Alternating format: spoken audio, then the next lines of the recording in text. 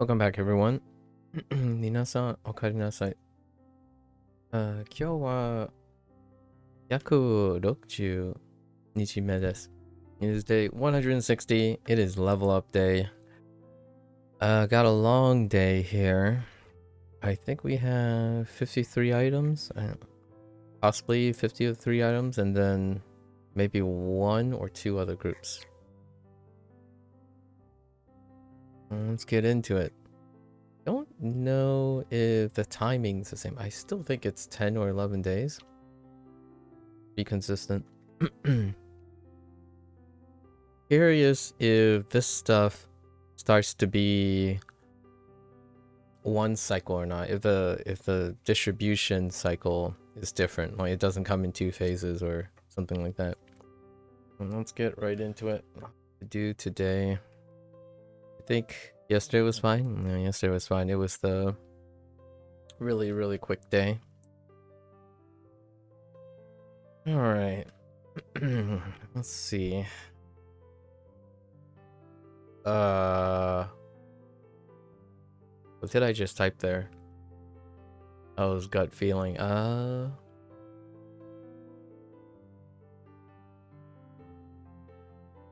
What?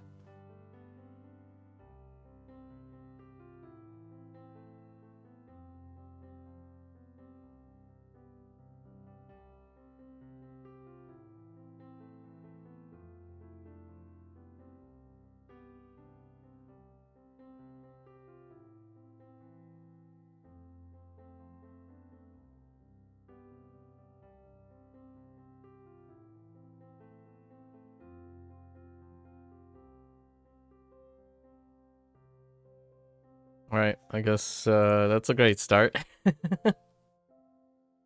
Okay. 期限後 Gengo.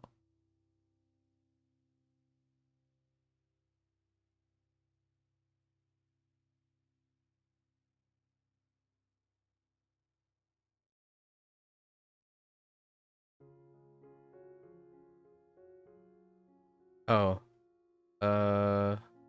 No.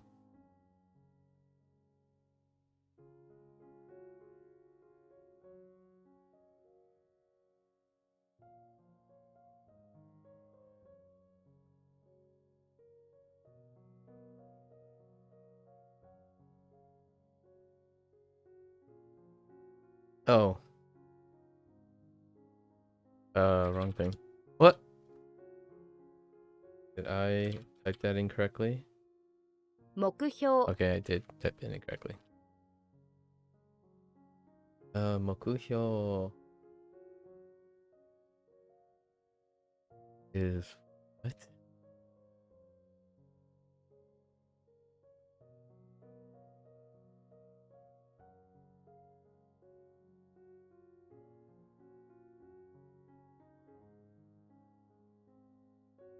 Can I get away with the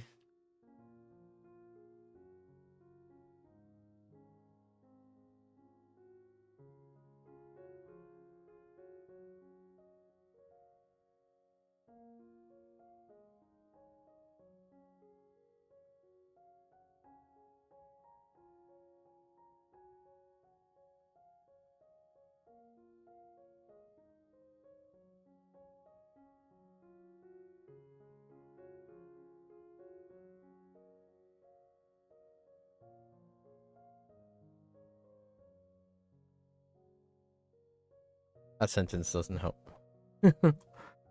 Mokuhyo. Oh, maybe like all right, we're skipping this.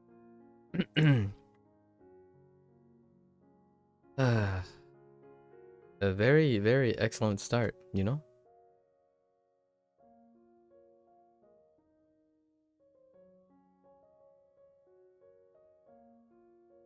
放題 All day. How's this phrased?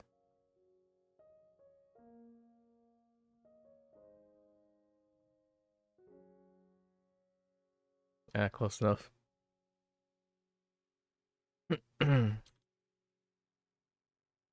What? Oh, I typed the wrong thing. 昨年、 Akune.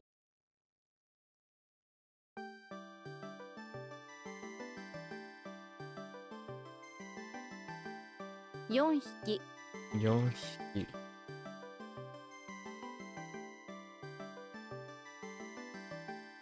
想定、想定。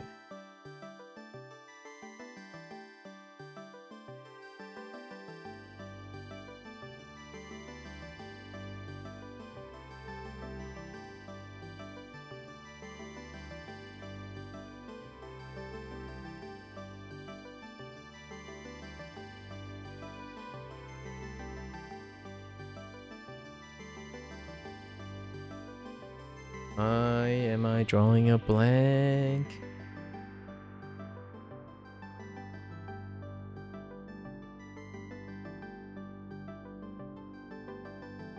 Drawing a blank.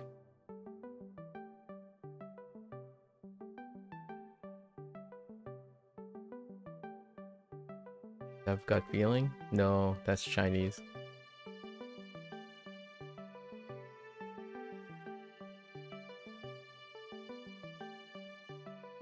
Uh, 毎晩 Mayban.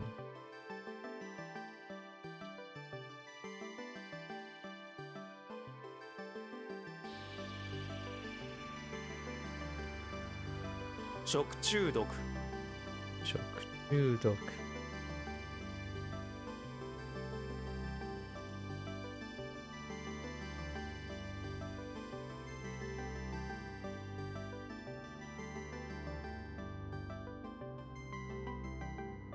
賞金賞金。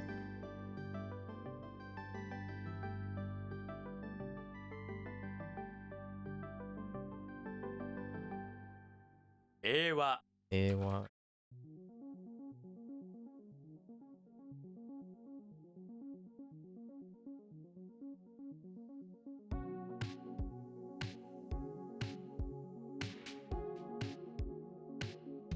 シーカシーカ。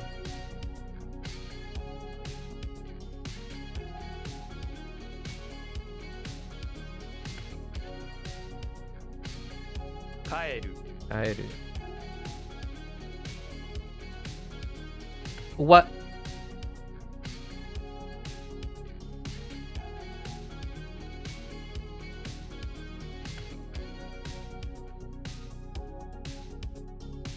世紀世紀。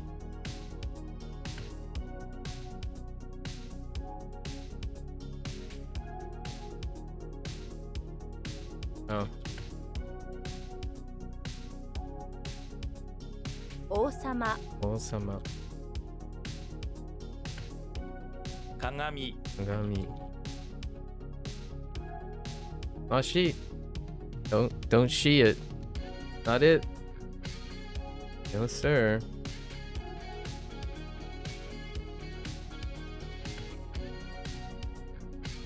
Oh, they're broke off. That's not she. Don't use she.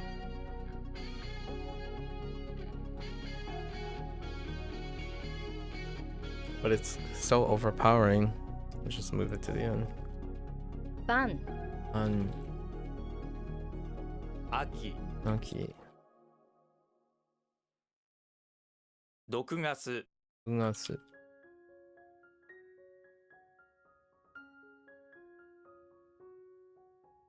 Oops. 特選 Oksen.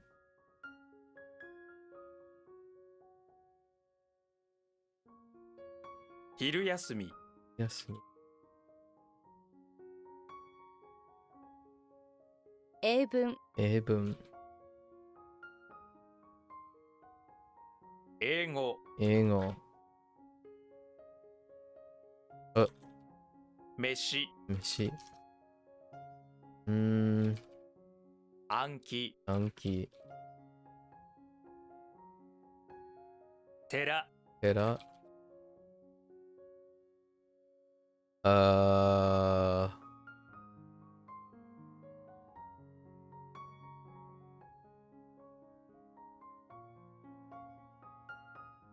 力士、力士。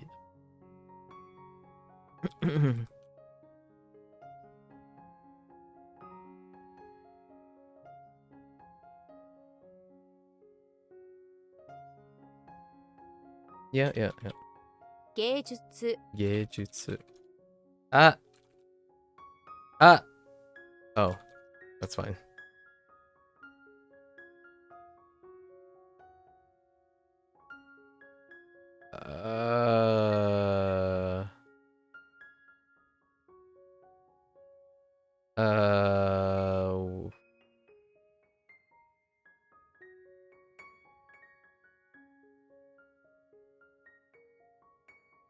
Alright, we're gonna...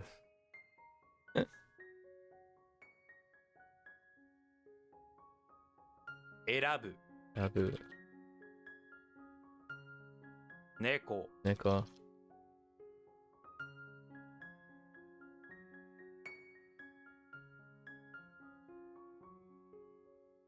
暗い、暗い。Hmm. No way. Yeah. No?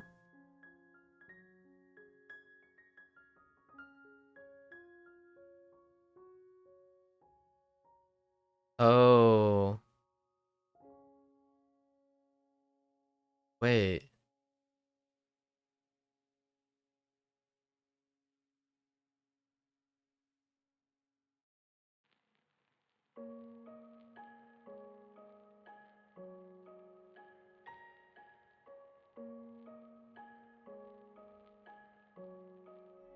No, I think I typed.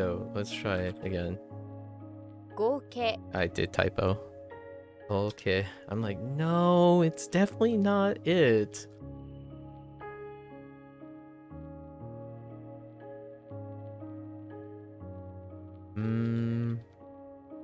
How does this one work?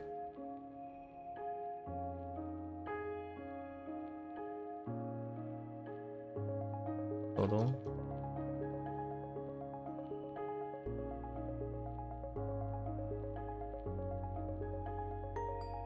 Starting to get into a habit of, if I question it, I type it again, because there's a very high chance I had a typo on those particular things. Like, I can't think of anything.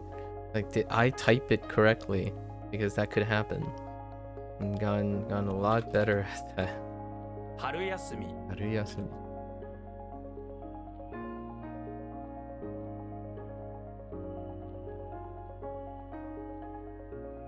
神様、神様。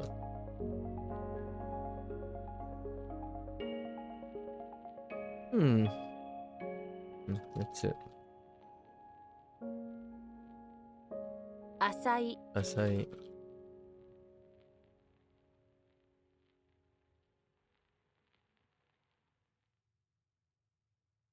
What am I looking at? YOLO.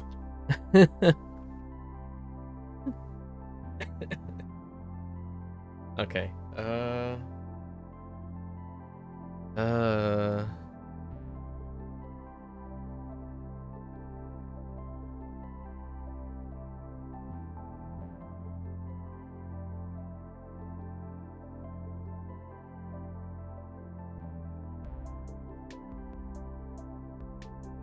詩人、詩人。Oh. 様、様。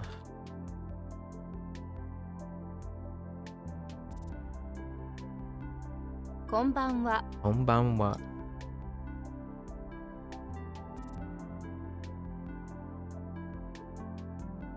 計算、計算。What?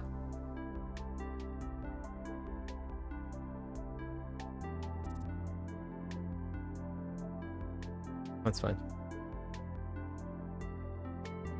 子猫、猫。What? 英国、英国。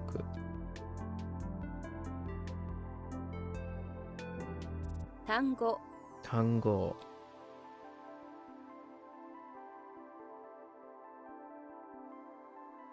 昨今、昨今。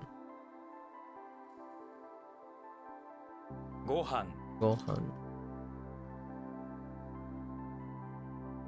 計画 Keikaku. That's probably the mix up with that one on Goku and Kaku. 軍人 Gunjin.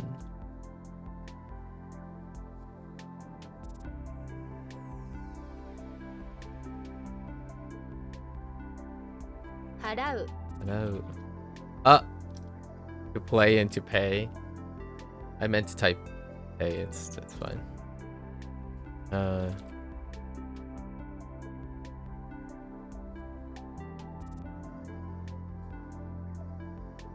自然 Shizen.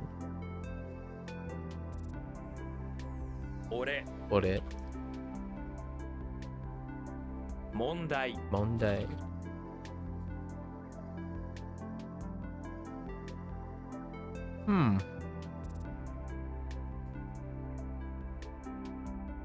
Oh boy. That like slip of the finger. 晴れ Hare. Hare? Eh?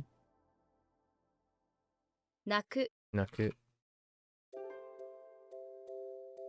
引き Ki.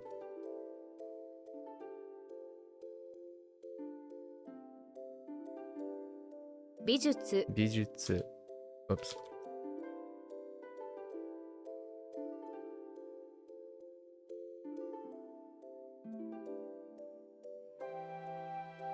What? Oh. し She. I don't want to talk about it. 列 Netsu.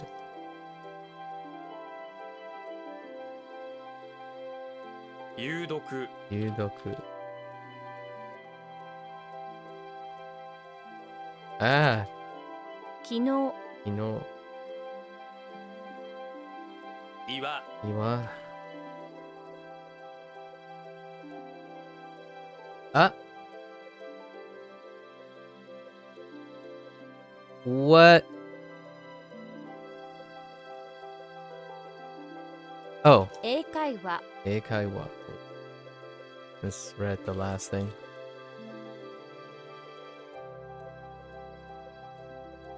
海藻 I saw.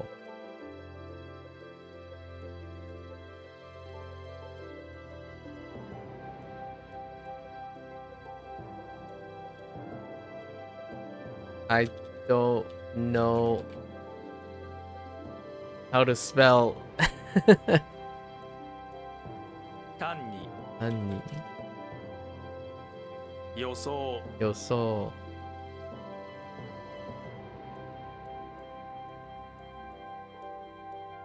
Wait.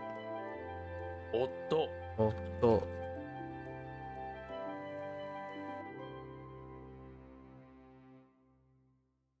軍 Gun. 全然 Zenzen.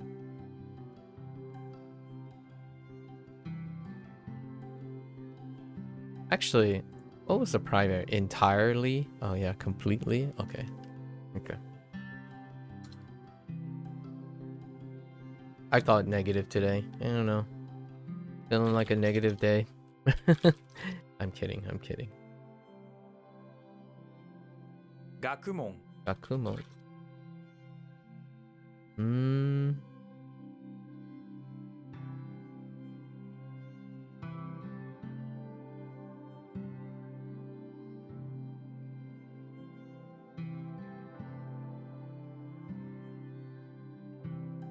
料金 Yoki. Sorry, I typed the D because of Chinese related thing.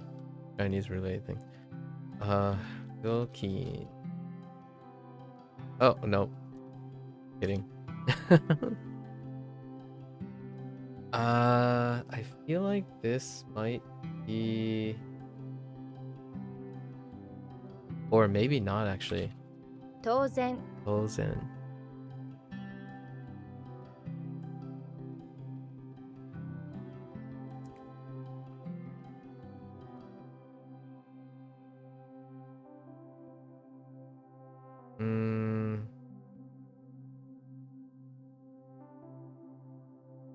Natural. That's fine.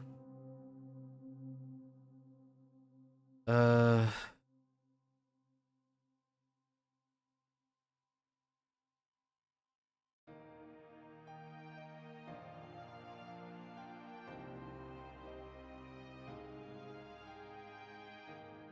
Oksho. Okso. No. Huh.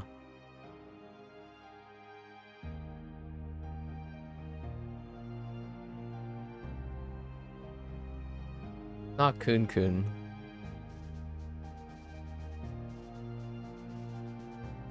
I thought it was.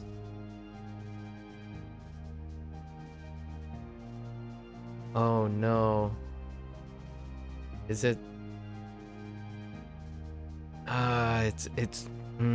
This isn't the first time I got stuck on that. We'll come back.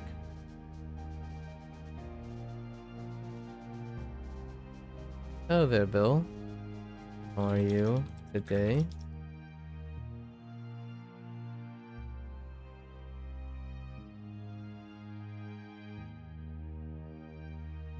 Senshu.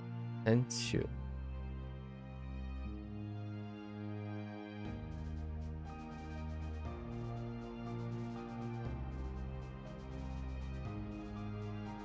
I can't spell athlete. I don't want to talk about it. Haru.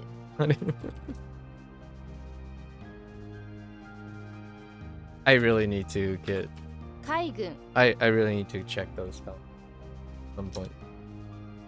Kaigun. 想像する。想像する.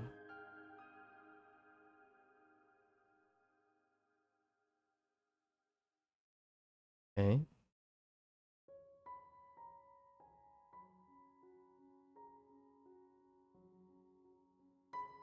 What am I looking at?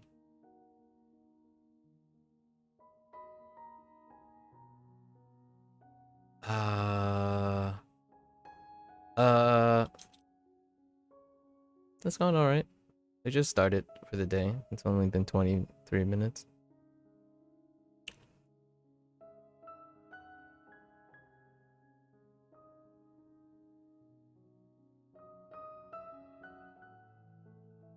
Random blank. Push it to the end. 上司。 Yoshi.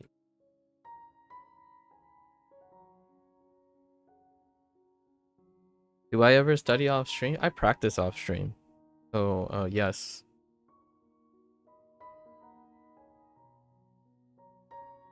Oh, non-stop.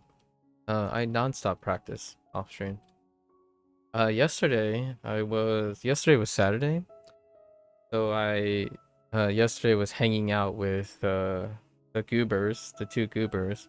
We finished up watching Disappearance of Nagato Yuki. But while that, it was like a meh, very mid show. But we completed that show, and in the process, we were talking about Japanese. One of the goobers started, thinking about Japanese, working around Japanese. So we spent some fun time looking at all the Japanese song titles that he had favorited because he's an Osu player. And we took guess, or I specifically took guess at what it could mean, and then that's something. So yeah, I practice Japanese all the time. Or I practice whenever I can. Studying is the combination of learning and studying. I mean, I just said studying is a combination of learning and practicing. And I spend more time practicing than I spend learning a lot of times, because I prefer to spend a large majority of my time engaging in output. So it is contrary to what a lot of people talk about when they focus on things. So like for language learning, right? we'll go over this. I think this is a very important topic to talk about when it comes to goals. So sometimes there are two types of polar opposites, but it's in a continuum.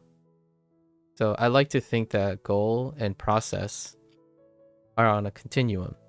When you start like focusing on goals, you're kind of moving away from the process because they're kind of like intertwined. So for me, my language learning is closer to the process side.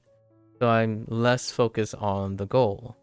And oftentimes one of the goals is the goal-oriented people, I would say more than 50% of the people who start learning a language, they think about their goals, as in, I don't know, how quickly you can get to JLPT 1, for example, in Japanese, right? And then for the how people, like, what am I going to do? What to do, right? And I'm not saying that I don't think about JLPT 1. The idea is which one is a little bit more dominant. So for myself, this also breaks down to studying. When you study, when you think about the study, you can think of it as a goal, or you can think of it as a process. So when you think of it as a goal, you're focused on how fast, or how fast you can get to it. And then you think about grinding. That's usually how the goal-oriented things are thinking, because you're grinding because you know what your goal is. And then you're grinding because you're doing the same thing, but as fast as possible.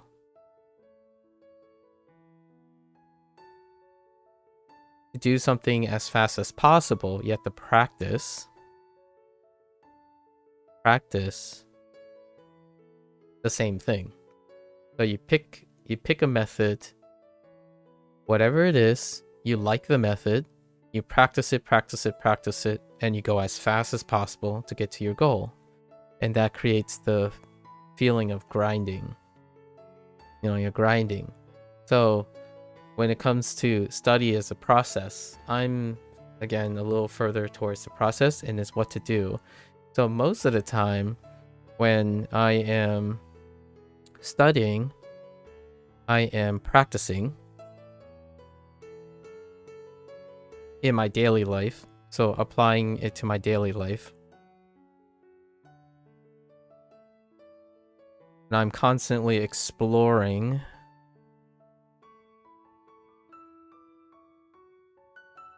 how to practice differently.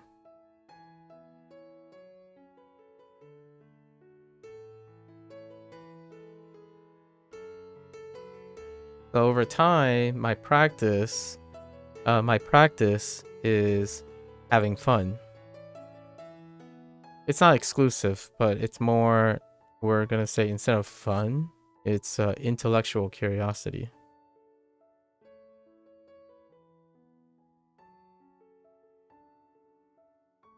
So there's a trade-off.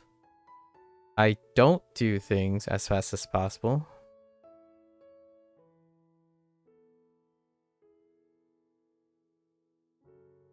Because I'm not working on the same skill set over and over again. And one of the trade-offs is that then things are not a grind. Right. So these represent like opposite ends, but most people are somewhere in between, you know, a mix somewhere. And I'm closer to this side than this side. I'm only talking about these types of properties, the ones that kind of counteract each other, or like they're not very they're kind of exclusive of each other, but you go back and forth, right? Over time you'll change. Sometimes like, all right, I'm not too concerned about my goals anymore. I've already reached one of my goals. Let's go find out what's a new way to do something. So oftentimes when it comes to people who are focused on goals, if they're healthy individuals, they will go into the goal, maybe encounter difficulties, to get to their goal because they're grinding too hard. Then they'll slowly go over to the process side and think about, maybe I need to look for a new way to do this. So they go and explore.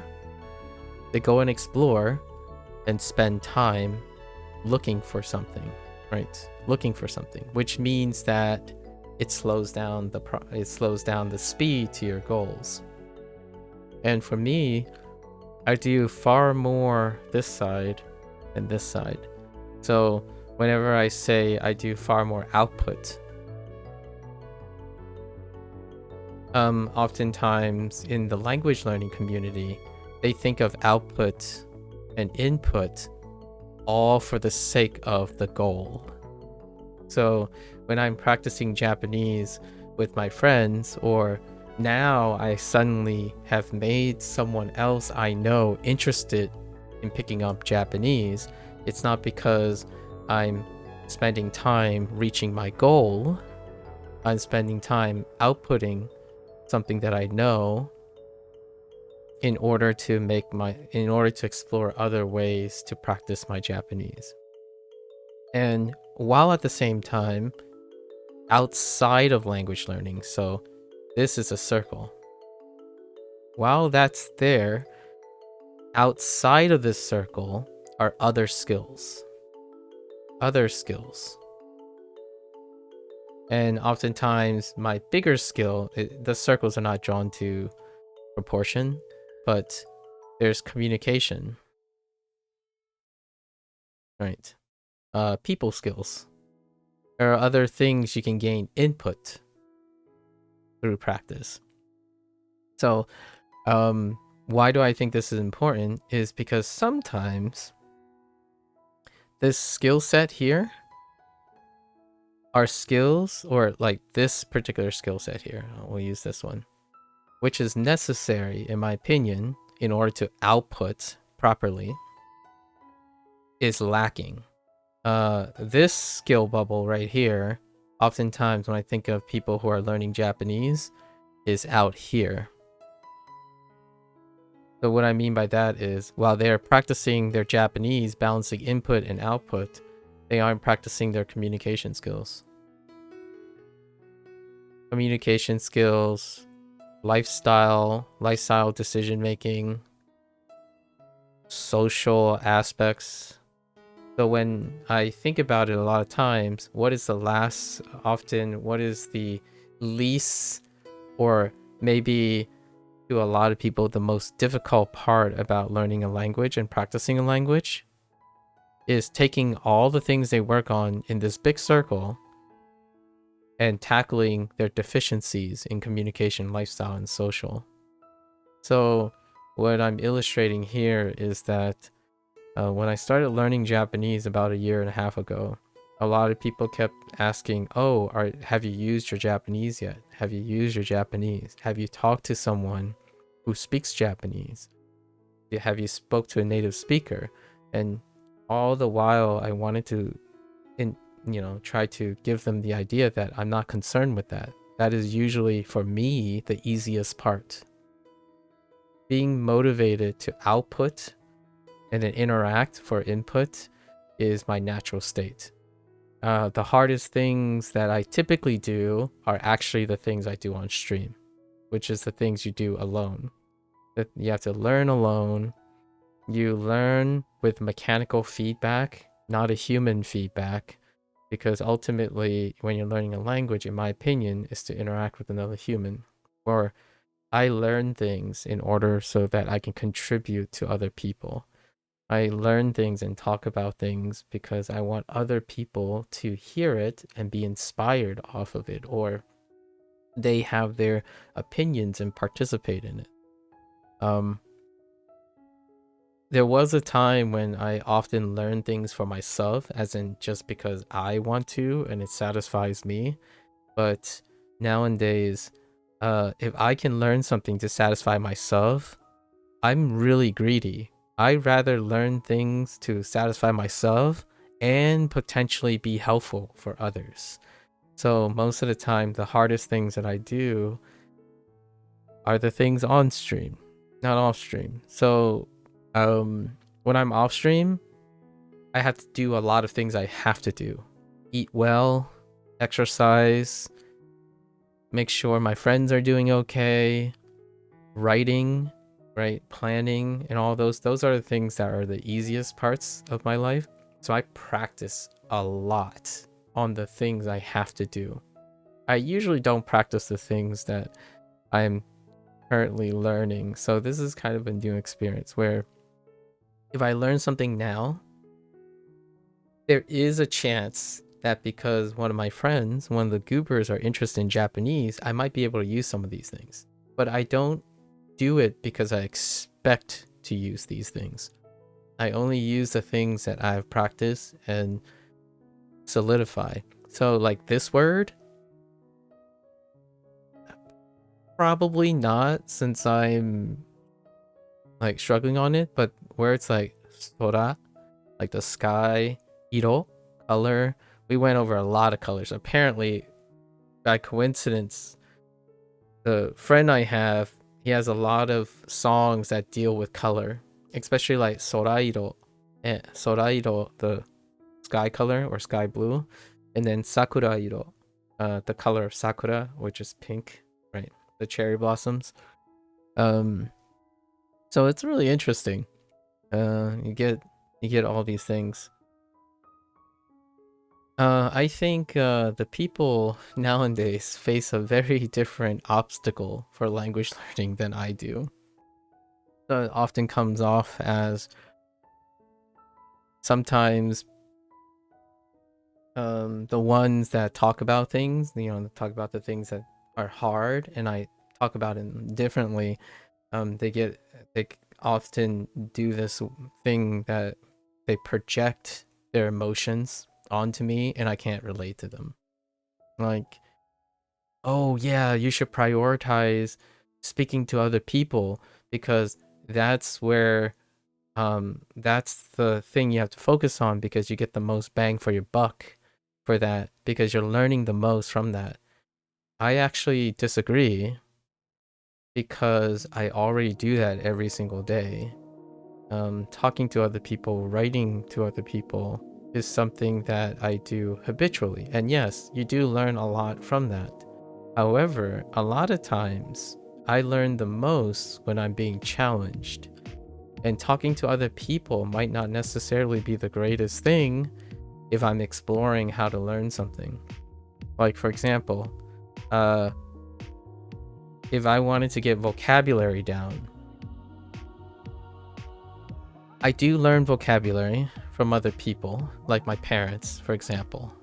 However, a lot of times when you get very great at extracting information and interpretation, you might get very sloppy at figuring out the exact vocabulary. So I do have this habit where when I talk to someone, I would summarize it in my own words. So if I classically summarize things in my own words, I would stop acquiring new words. And I understand myself well enough that sometimes even if I hear a new vocabulary word multiple times by someone speaking, I would summarize it and that word would be lost in the process. And that's something that comes from relying on communication. And that's not to say that I can't force myself to do so, which is what I'm doing now. So I'm kind of like combining what I learned from SRS and learned from Duolingo, like how they just drill the vocabulary words in your head. So I'm talking about Duolingo and I'm talking about WaniKani with other people, and talking about it allows me to practice what I learned. So that's kind of the method to my madness right now. I think I owe most of my retention because practicing is the easiest part. To me, practicing is the easiest part. But I think the people who are focused on goals as opposed to the process, oftentimes they spend more time exploring or needing to explore the process in a negative way. And most of my time is if I focus myself on goals, I usually feel that's a negative space. So the biases, like, and I'm not saying 0 or 1s, but like it's close. This is the general direction, and this is the general tendency. So what does that mean when it comes to that? When you're focused on goals, every time you think about the process, you think of a grind. And when I think of goals, I since I'm process oriented, when I think about goals, they're usually not as important, which is kind of like a grind. So if I have to keep saying, oh, now I'm you know, I started from 0 and say like JOPT 5. If I keep thinking about the goal, it's a grind, because every day I'm saying like, oh, I got 10% closer. Oh, now I'm 20% closer. Oh, now I'm 30% closer. Oh, now I'm 40% closer. That to me is grinding. Meanwhile, this is what a lot of people love. So I have to understand that kids or like younger adults who grow up on the internet and stuff, this is what gets them motivated. They love this stuff. Number go up, it's good. I keep doing the same thing, get faster, number go up faster, right? That's their motivation.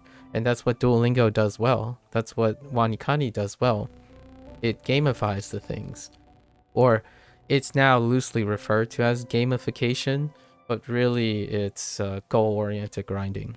To me, before video games and before internet, it's called goal-oriented grinding. You put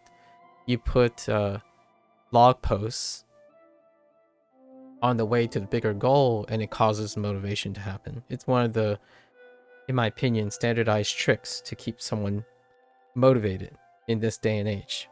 It's actually a technique that adults like me wouldn't do. So then in therapy and stuff, like, obviously I'm not an expert and this is not an expert advice or counting, but from my experience, this is the technique that if you encourage an old adult, like someone who's 40 or 50, to do this, set little goals along the way, it works really, really well, because they don't typically do this. A lot of times older people ended up focusing on the process, and there's a lot to it why it's focused on the process, like enjoying the journey, always seeking new things and exploratory, is largely when you get old enough and you have enough varied experiences. This might not be true for the new generation because of the internet, but the older generation had lots of experiences before they got to their 40s. And what happens is it's no longer about the goals because they're kind of been there already. Now it's all about enriching the process. But sometimes when they need to get out of their rut, like doing the same thing over and over again, think like a kid again. Or in this case, think like a kid in this day and age.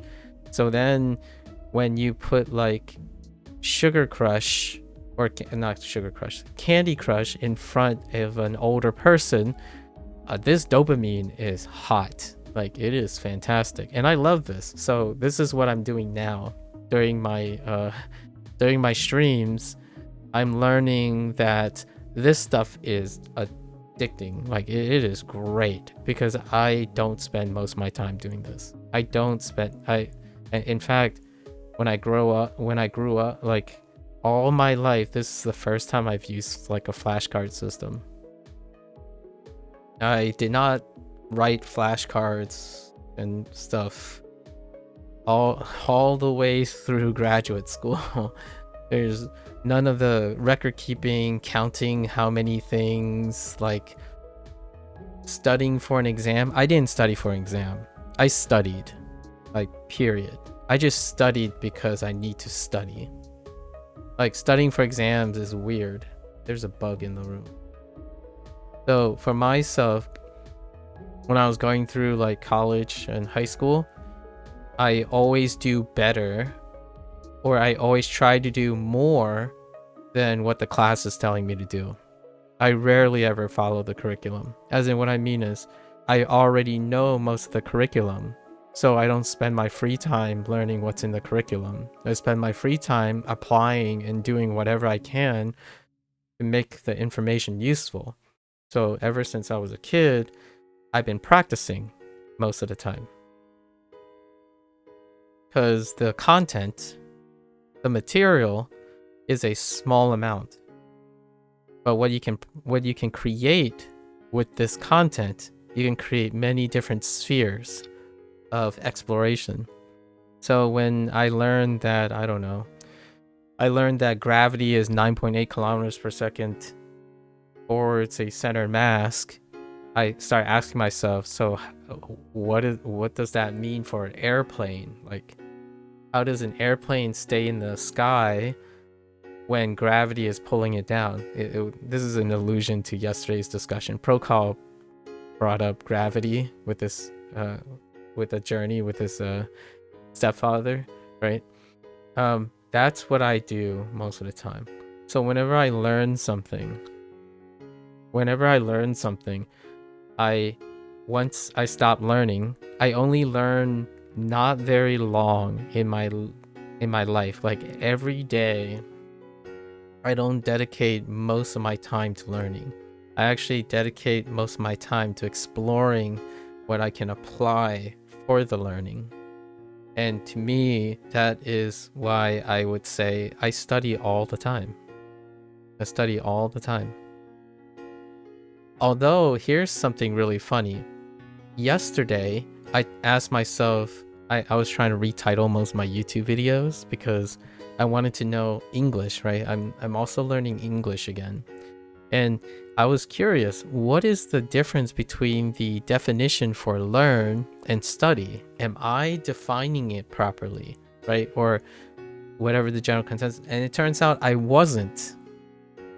So learning is often defined as acquiring new knowledge, right? So they did mention new knowledge, so that's consistent, but it's through study, experiences, and like, you know, semantical knowledge. So technically, the way I'm describing studying is what is being defined as learning, and then study is a little bit wider than that. Even that, study is talking about the investment of acquiring knowledge regarding a subject matter. So in a way, it's not quite what I was defining, but it's good enough. So studying means, so what am I studying right now? I'm studying Japanese, so I can make it work. So studying Japanese, so I'm acquiring knowledge about Japanese, and Japanese is separated into learning and practicing. So in a way, I can still say I'm studying Japanese by learning and practicing. But learning itself has both practice and learning has aspects of studying, getting experience, and semantics. That's kind of interesting. Yeah, this is me also working on the other stuff that's involved with streaming a learning experience.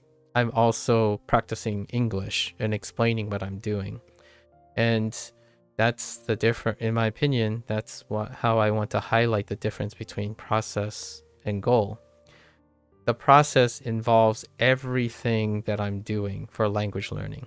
This involves streaming. Streaming involves explaining things, right? Explaining things. And then also sharing, sharing thoughts and whatnot. What does it feel like to be on the journey of language learning? What does it feel like to have a language learning journey from someone like myself? Unfortunately, in my opinion, that does not happen with goal-oriented thinking. What you get from goal-oriented thinking, though, is focus, metrics, Lots of metrics. And what I mean is endpoint metrics. You do get metrics in here too, but it's not quite, it's secondary. Endpoint metrics. Like someone coming to you and asking what level you're on. Where are you? How much do you know? While if you ask me, like, oh, how's it going? I'll tell you what I did yesterday, probably, which is what I'm doing right now. So the inception point here is going back to your original question. I usually study every day because I think every day is an opportunity to practice. And practicing takes the least amount of effort. Now, that also means that I practice a lot and use less effort. And the thing I often talk about is when you use effort, active effort. So if you're talking about active effort, if that goes up, learning also goes up. Now, it's slightly not as strong when you do effort. If active effort goes up, or where you distribute, right? Where you distribute, when you're practicing, it's a different relationship, in my opinion. When you practice, over time, when you place effort, effort actually goes down while you're practicing. What you do then is you try to make practice longer, oftentimes. And that's fine, because for me, the end result is you want to make the thing you're practicing effortless so that you can do it a long time. And then you can use it, right? So Japanese has to become effortless. No, I don't think fluency, in my opinion, I often talk about this when it comes to language. People define fluency as eventually becoming effortless. That feeling when things become effortless, right? And I focus on a different aspect of effortless. It's not effortless in the sense of knowing everything or knowing things. It's the effortless nature of doing things. These are two very different aspects because oftentimes knowing things involve a goal. There's a fixed amount of things you need to know. Doing things you don't know because you're just doing it. You're focused on the act of doing it. Your eyes are in the present. So oftentimes it's a balance of these, you know. Me, it's more like an 80-20 split.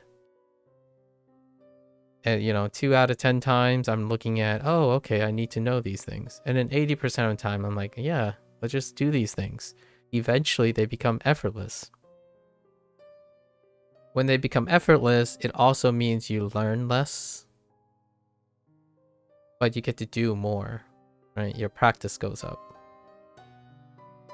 And then when it comes to learning, I usually put in the most effort at a specific time. So for language learning, my streams, right? My streams are composed of 3 languages, usually 3 languages. It's because most of my stamina, most of my energy is being used during stream.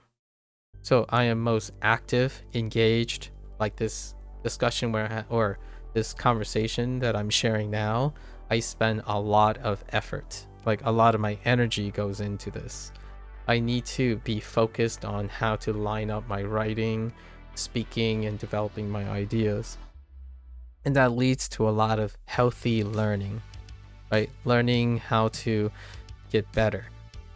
I'm actively paying attention. But when I'm with my friends, when the stream goes off, I'm still awake for like 8 more hours, right? 8 more hours, actually 8 to 14, anywhere from 8 to 14 hours, depending on the stream. Today might be an exception. It's one of the longer days.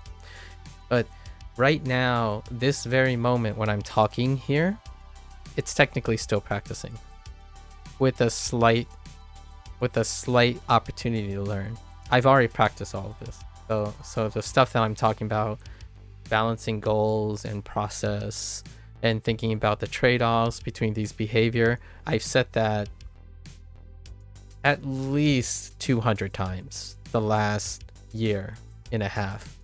I almost say it on a daily basis. So I give myself as much opportunities to practice during my stream the things I need to say. So then I don't sound like an so, but, like, you know, having problems filling out the concepts. So yeah, I would say in the long run, one of the TLDRs about my personal life is that it's probably easier to ask, when am I not studying?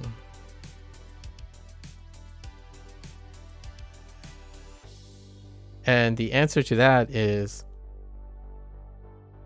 sleeping is a great example. When I'm sleeping, actually, sometimes I kind of dream that I'm studying, but will not.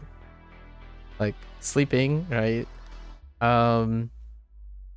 Enjoying something that someone else is doing. So like when someone really, really loves Lies of P, for example. I did watch Lies of P today, or recently, because the new DLC came out. Right? I know you mentioned Lies of P, so I want to bring back Lies of P to this discussion. I think it's called Overture. The DLC, it's like a kind of a prequel-ish to Lies of P. It came out recently, and one of the streamers, content creators that really likes this game, they actually think it's peak for the format, the character RPG format. And yeah, so that stuff is new technically because I'm not doing it. I have not the greatest interest in Lies of P. However, by coincidence, someone that I watch is interested in something that I am not interested in at the moment, and that produces a learning opportunity. So this stuff still happens. I use my friends and other people. So to interact with other people is my greatest source of learning. And it still is today. It's the effortless art of learning. So whenever someone says like, "Oh, have you spoken to a native speaker, right, to learn a language?" I'm like, I don't really need to speak to native language. I could just speak to anyone who knows something about Japanese, and I'll figure it out myself. I mean, it's fine if there's an opportunity for native speakers, but it is far more important to me that I know the person. Building like communication, relationships, and stuff on a task is it's in my opinion, a young person's game. But I have so many people around me in my life that being able to exchange and speak Japanese between them is sufficient for me. And then in my opinion, it might not sound like it, but I'm applying something that's very popular in language learning, which is CI, the theory of CI. And if I focus on the process of using the Japanese that I practice regardless of the source, I'll still get closer and closer to the comprehension in order to interact with a native speaker. So whether it's the goal-oriented nature, which is what people always talk about when they think about CI, they keep thinking of it as a goal. But generally speaking, I think applying CI to process is sufficient.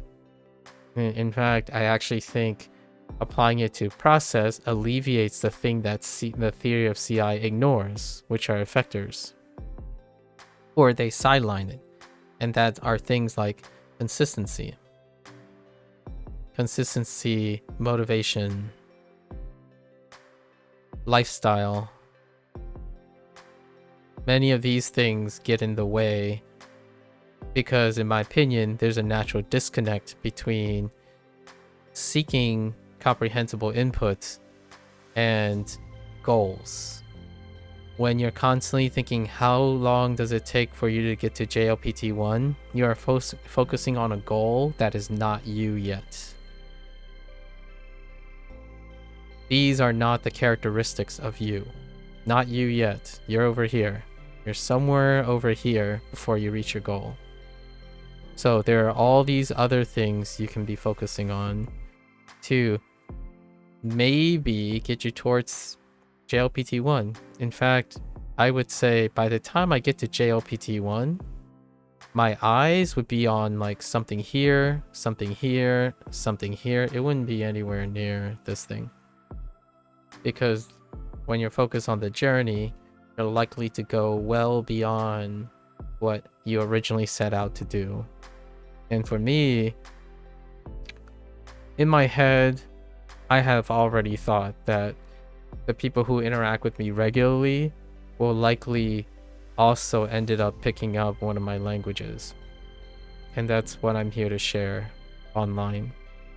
Or pick up a language that's completely unrelated to me, because I only demonstrate what it's like to keep on being consistent with language learning, not being concerned with only being rewarded when you reach a certain level. It's great. It's gonna be fantastic if maybe one day someone's like, oh, have you taken a JLPT 4 exam? And I'm like, you know what?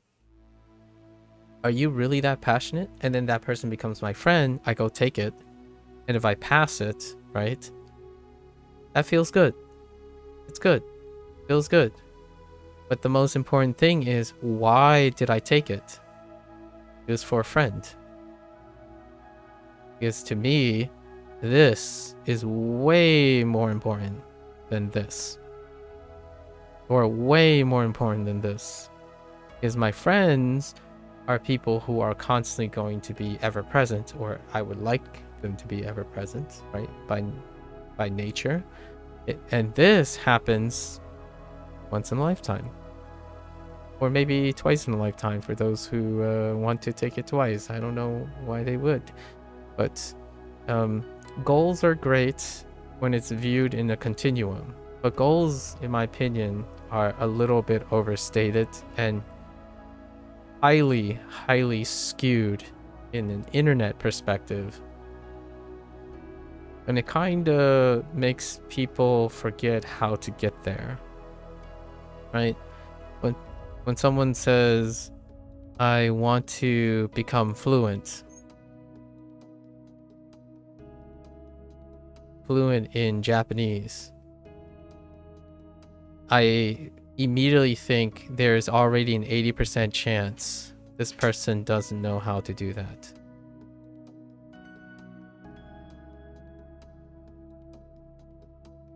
Right? So, I think 80% is kind of modest, but... Oh, actually, no, I'm okay with 80%. I might actually even be able to reason like 70% chance, provided that these people are people that they know what fluent Japanese looks like. Like, if they know what it looks like, then there's a high odds that they don't know how to do that. And in my opinion, a lot of times they would look to fluent Japanese for the answer to what they don't know how to do. So, yes, there is something to be said about people who are fluent that focuses on teaching. and getting to fluency. So those people are still focused on the process of getting someone to fluency. But that's an exception. That's a teacher, an instructor, your friend who wants to teach you something, maybe, perhaps. But most of the cases, I think a lot of times people focus on what it looks like, but not how to do it. And what does that look like to me?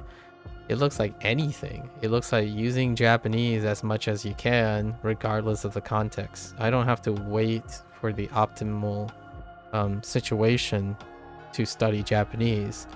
I do it as often as I can possibly manage. A lot of times when I'm watching anime, I don't even say English words anymore. And you might be thinking, well, isn't that the point? It's like, no.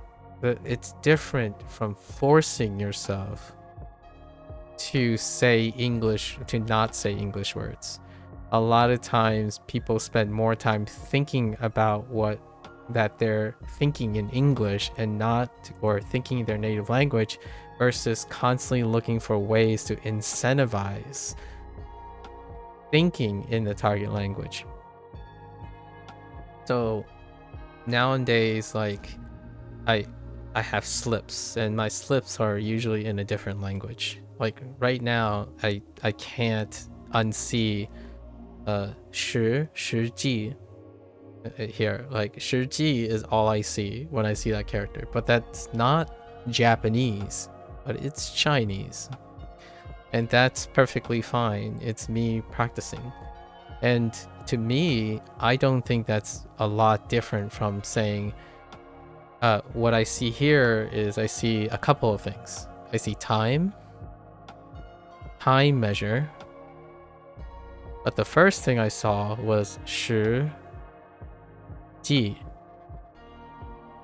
Not even sure if this is actually ji. I'm just thinking is shi ji, time measure. So I'm thinking of all these things.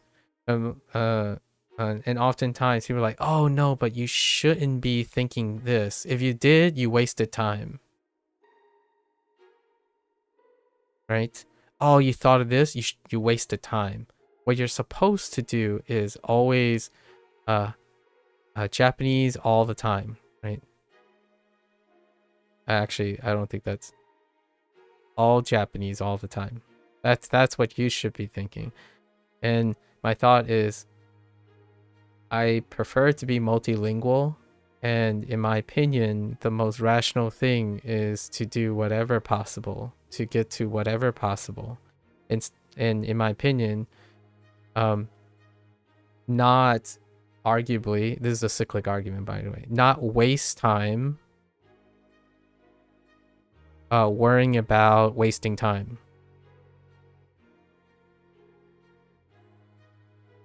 Now, it's a cyclic argument. So someone's like, well, you're wasting time thinking wasting time. It's like, yes, I'm trying to illustrate the idea that just do. Sometimes doing is great. Oh, and thank you for the question. I wanted to answer it in my own way. Studying is fun. Studying is effortless.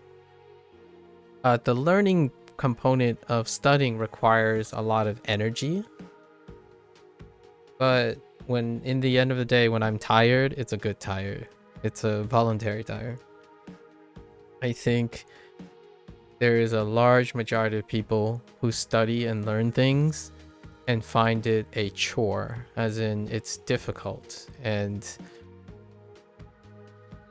I don't think I can relate to that. Like where someone constantly say like they're doing something for fun, but they think it's hard to maintain it. So like farming for a video game, like, oh, I need to farm this gold in order to get this weapon that I want. Man, farming is such a grind. It's like very boring and stuff. And my first thought is, so you're choosing voluntarily to farm in a game of which you keep saying it's not worth it because you keep thinking it's a grind, and then you're trying to convince yourself it's worth it because you'll eventually get that weapon in the end. And my first thought is, I like, quote unquote, I like grinding for that weapon. And by the time I get that weapon, my grind was far more rewarding than the weapon itself. But the weapon does open up to more grind, which I could mess around with. So if the grind is already bad, and I'm doing that most of the time, I is sure as heck not going to make it a source of negative thing. I'm going to innovate on that grind. And then you get video games that are streamlined from that consequence. Developers understand that maybe make your game less grindy. And how do you do that? You figure out and focus on the act and process of the grind. And in the end, you can have wonderful endings, but you can also have wonderful journeys. And I think puzzle games are a great example of how they have to do that. Because puzzle games, their rules are effectively, consistently grindy no matter what. Because puzzle games have to introduce rules that don't exist yet. So when you think about someone who loves process-oriented thinking, if you, like a great litmus test for me to any gamers out there or people who enjoy intellectual things, if you're already saying, nah, I'm not touching a puzzle game, then that's probably a great way to demonstrate my feelings towards learning something. A puzzle game is pure learning, but it's pure learning in your video games, in your choices. So if you don't like that, then that is the extreme end of process-oriented thinking. If you pick up a puzzle game and all you're thinking about is, what am I going to learn here? It is the sole reason of picking up that puzzle game. But if you're picking up on a game and you're like, oh, I like this stuff. In fact, this reminds me of 2 or 3 other games. Goal-oriented thinking. Because you're already focused on if you're going to like it or not, based on things you've already done. So the odds of you learning something new is mitigated in the exchange of having things familiar to you. So you're closer to goal-oriented thinking. So you're making a decision based on prior experience, not whether you're going to engage in that and figure out if you like it, right? And that's the current state of the internet. And in my opinion, because of the current state of the internet, that's also how people think about when they think about studying. They only study for the sake of getting to a goal. I study and practice for the sake of figuring out what I can learn from it. So, no, I didn't expect that my friend and I would spend the last 4 hours last night talking about Japanese songs and then going through Osu, because the Osu category, a lot of people title their songs Romaji. And I remember I told myself a year and a half ago when someone told me, oh, Romaji is a waste of time. Like, you don't need to know Romaji. You won't even use Romaji in your regular life. You need to learn kana. And in kana, just throw kana out as much as possible and focus on kanji. And yesterday, I got humbled and sobered up because my friend, he plays Os. And Os tends to categorize things in English and Romaji. And every time we went through this bootstrap to practice, he would ask me, hey, what does this title mean? And I'm like, and then he tries to pronounce it right. And I'm like, okay, that's not enough because he and I are in different places in Japanese pronunciation.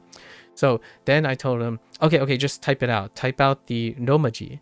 And then I used the IEM in Windows and typed it out again in Romaji, and it converted into kanji and kana, and then I interpret it from there.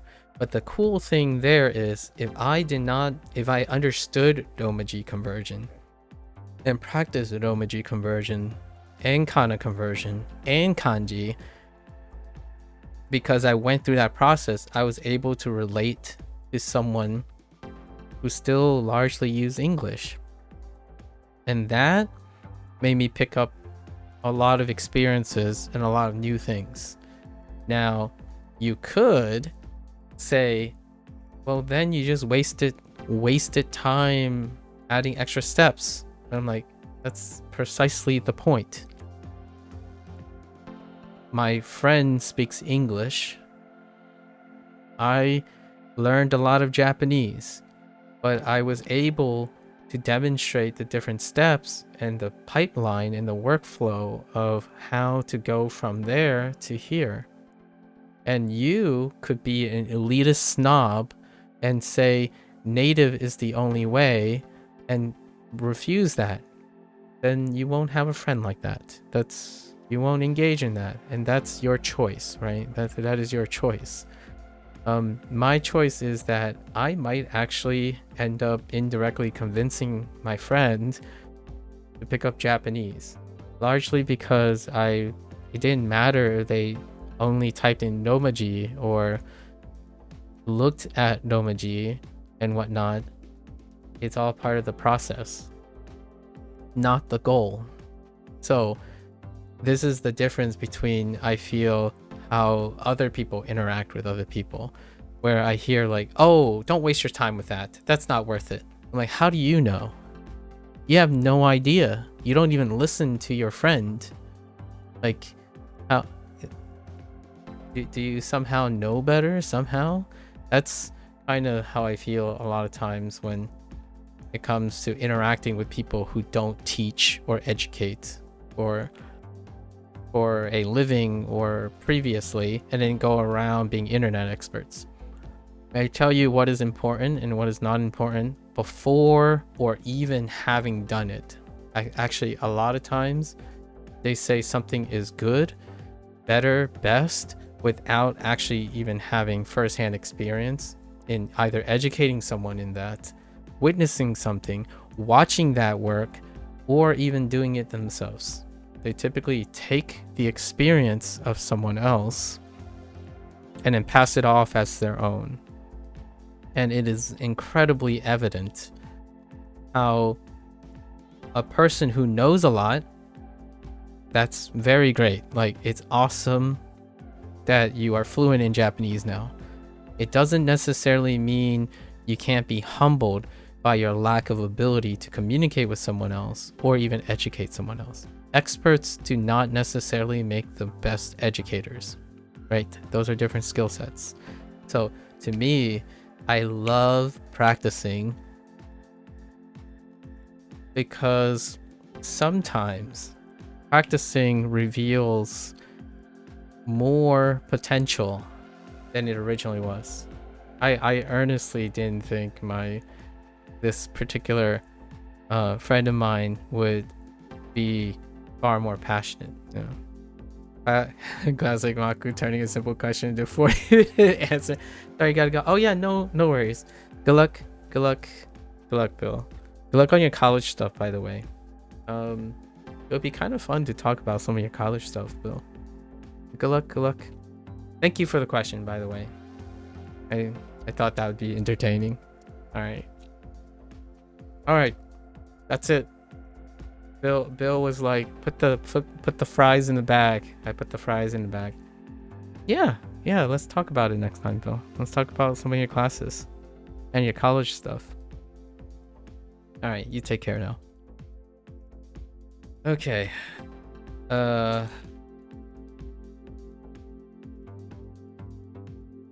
What is this though? It's probably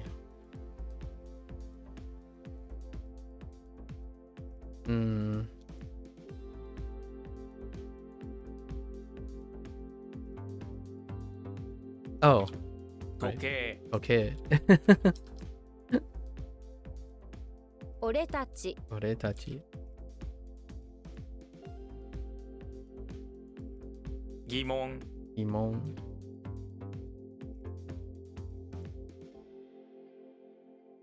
Did I remember the late to the one thing that I skipped?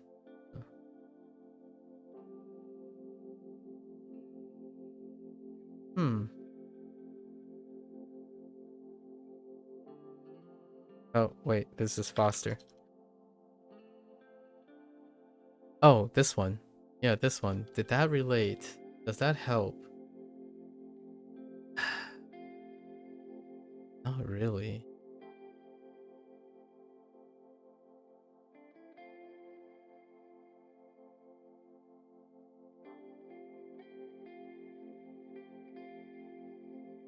Could have sworn that's D. It's clearly not. I typed that like 4 different times. Alright, let's think about this. Hope, reason. Right? No, it's not. It's not. It's oh,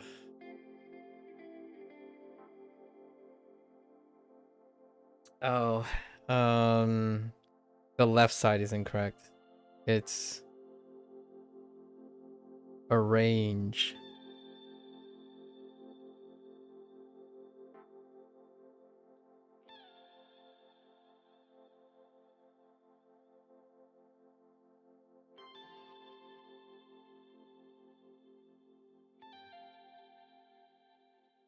Drawing a blank. Let's go. There's still 6 others.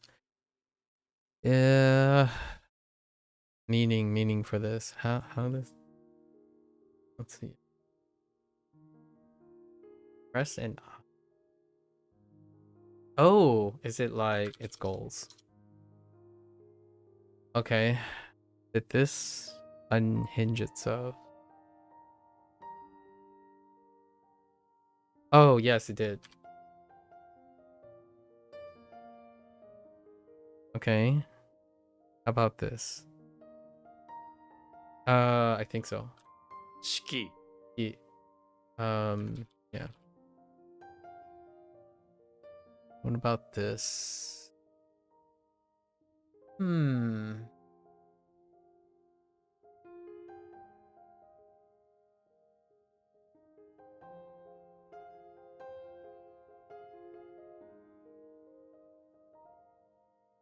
Oh, it did. Okay, we're good. How about you?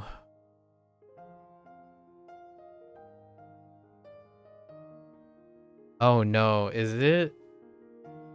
Oh no. That's a different word. Just kidding.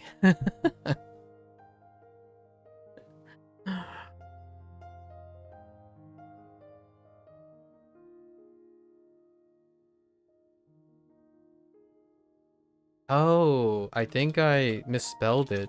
Oh no, I didn't. Wait.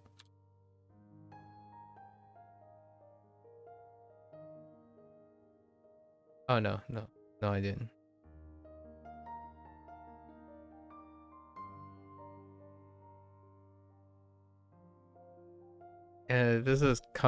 This came up multiple times already. And I don't understand what is it that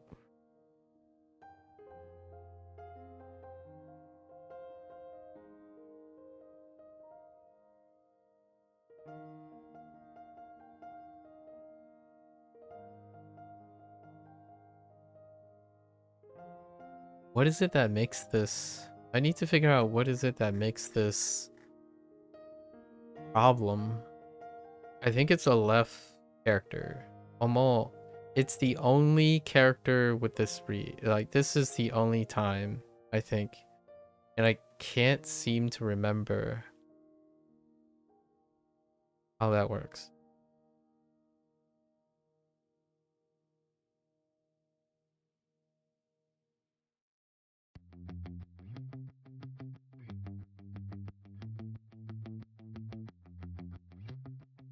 What if I... Bro, no, that's not it. Takes so long.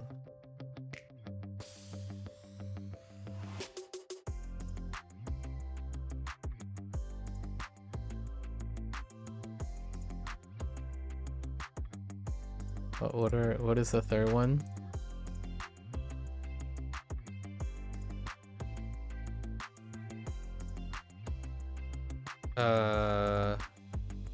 Wadai. Wadai.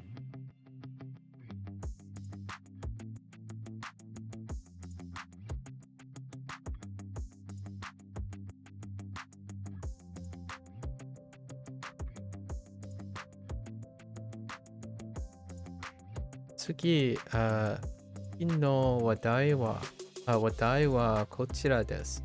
That doesn't help. Oh, wait.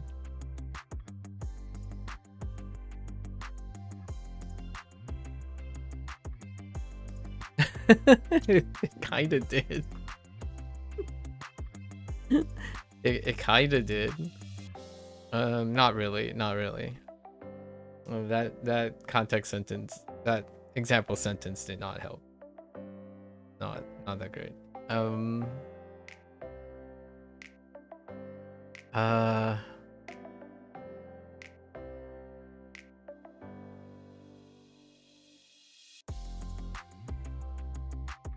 Does this help me out on a range? Yeah, wait.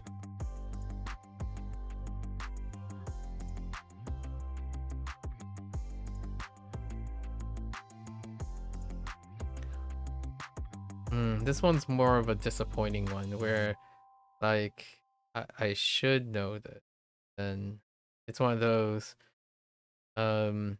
every so often I forget it. Oh, no, wait.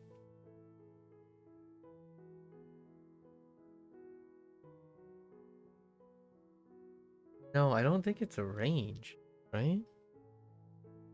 Why do I have a feeling it's se? And I have no idea why it's se. It is a range. Why is it se? Oh, you arrange your saber things. Seri. Seiri.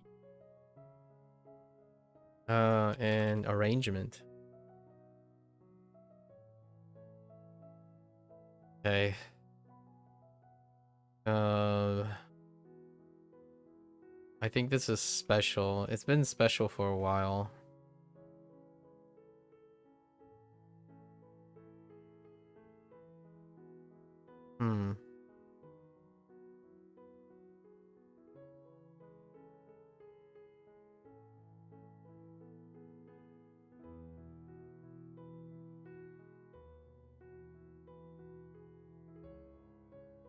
Me staring into the oblivion that is my brain. All right, if we go around. This is the problem with this one is it's the one of the few moments. Oh wait. Oh no, maybe it isn't. No, it is. I think it's currently the only existing example of the on for this. And what do I think about? Oh wait, I got it. Shiso. Shiso. You think about sheep. Shiso. And what do sheep? It's an ideology. That's okay. We'll let it fly for now. Shiso. Alright guys, we've leveled up. Ooh, only 5 radicals to learn. Dang it, you can't auto level though. You can't auto level. Because it's always 3. 3 max, so it's 2 away. I really dislike how this works out now. Like, instead of half and half or something like that, it's too shy of the level requirement. Because this would be 30. These 2 columns, they're columns of 15. So there's always 2 left. So it creates this really weird balance. For my scheduling, of course, for my scheduling. where I just do all the lessons. So let's get into it, right? Courage. Courage energy, that's fine. We're getting into it. Yuki. Yuki. Yuki. No changes. We're good. 勇気 Yuki. Oh, and I 変 don't think I'm gonna be listening to all these reads now Yuki. because we're gonna hear it during the lessons. So, and then we already have like the pitch pattern to rely on. So, don't really need that anymore. Strange. Again? Into change, into strange. Now this is more like Hanza Hero, but without the mnemonic system. And that's a little strange, for lack of a better word. The kanji and the word are exactly the same. Excuse me. Oh, it's the alternative meaning. Okay. Yeah, that's a little inconsistency right there, but that's fine. The kanji are exact. That means they share the same meaning. This is more the strange meaning though, not the change one. As in, yeah. As in you... strange cat. Or you strange something. Right. That's supposed to be cat? 変 Hen. Oh, yeah, it's hen, of course. Yes. And 変 it's the same thing as yeah, that hen. It's fine. 変 We're fine with that. Attach. This is retroactive. Moving right along. Weekday makes sense. Yo. I don't know if you watched the series, but have you seen that Invincible is getting a game? I have, and I do watch the series. It's actually probably one of my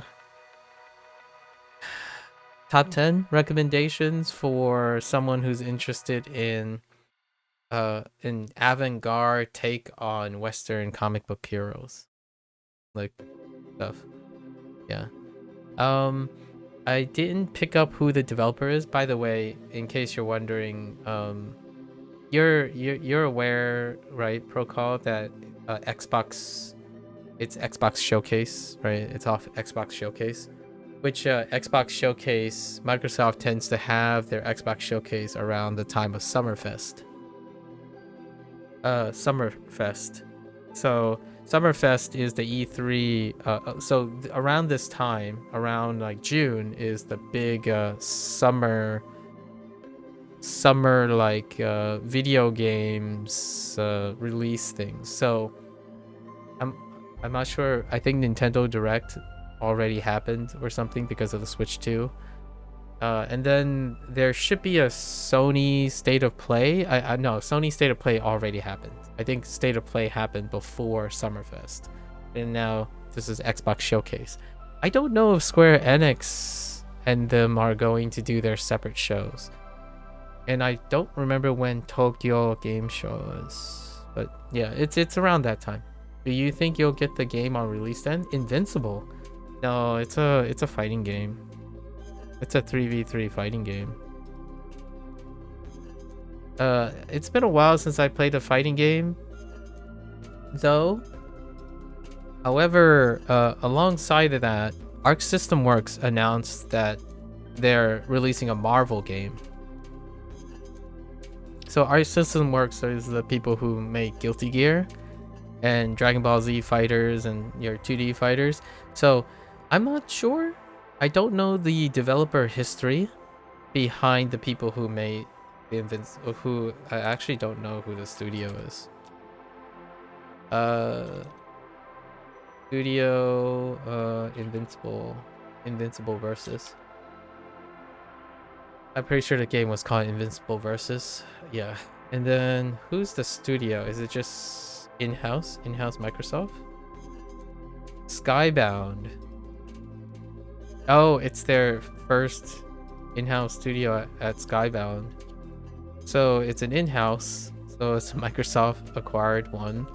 I am not familiar with any of the people behind it, so it would be a possibility. Like, what I mean is, if by the time it comes out, I'm looking for like a spin on 2D fighting games. I started one of my earliest next to platformers fighting games with my next biggest. It's been a long time kind of situation, so I wouldn't mind playing a fighting game.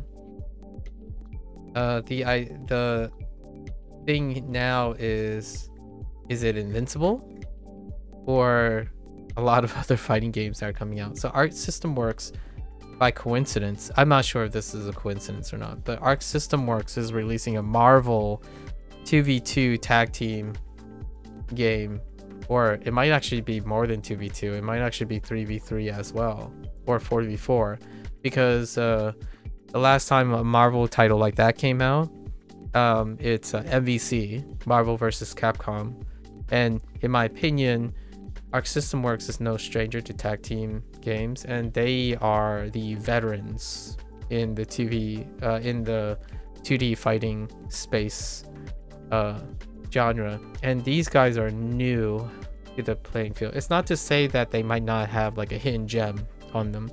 I saw the trailer. Now here's the thing about fighting games for me. Fighting games are mechanical games. I like watching the movie, I like the shows and stuff, but I continue to watch the shows because those things don't exist in the video games very often. In fact, one of my favorite fondest memories of Street Fighter is actually the animated movie, Street Fighter 2's the Street Fighter animated film. Heck, I even watched the Street Fighter's live action films. For me, if it's a mechanical game, I'm looking for different. I'm generally looking for different, and a first-time developer in-house at Microsoft will probably play by the rules. So if they play by the rules, then for myself personally, it's not mechanically interesting enough. Like Liza P, for example. Bill asked about Liza P the other day. Liza P's is a mechanical game, and I was describing this, by the way, literally in real time. That's why I was late today. Describing like what type of behavior that makes me really different from my friends. I hang out with two guys. One of the guys is closer to me than the other guy. And the other guy is having a lot of maybe specific gripes about not finding things interesting anymore. And I like to keep my side of the things separate.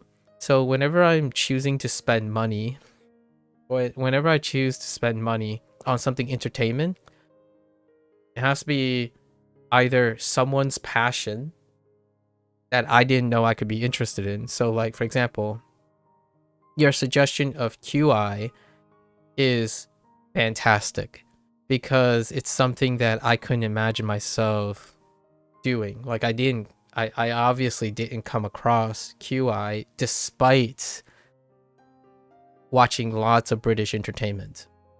And I couldn't have talked to you about QI if Gecko didn't introduce me to Taskmasters.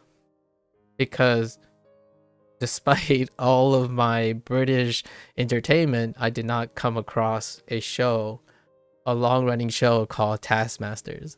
So that's kind of well here's the thing, right?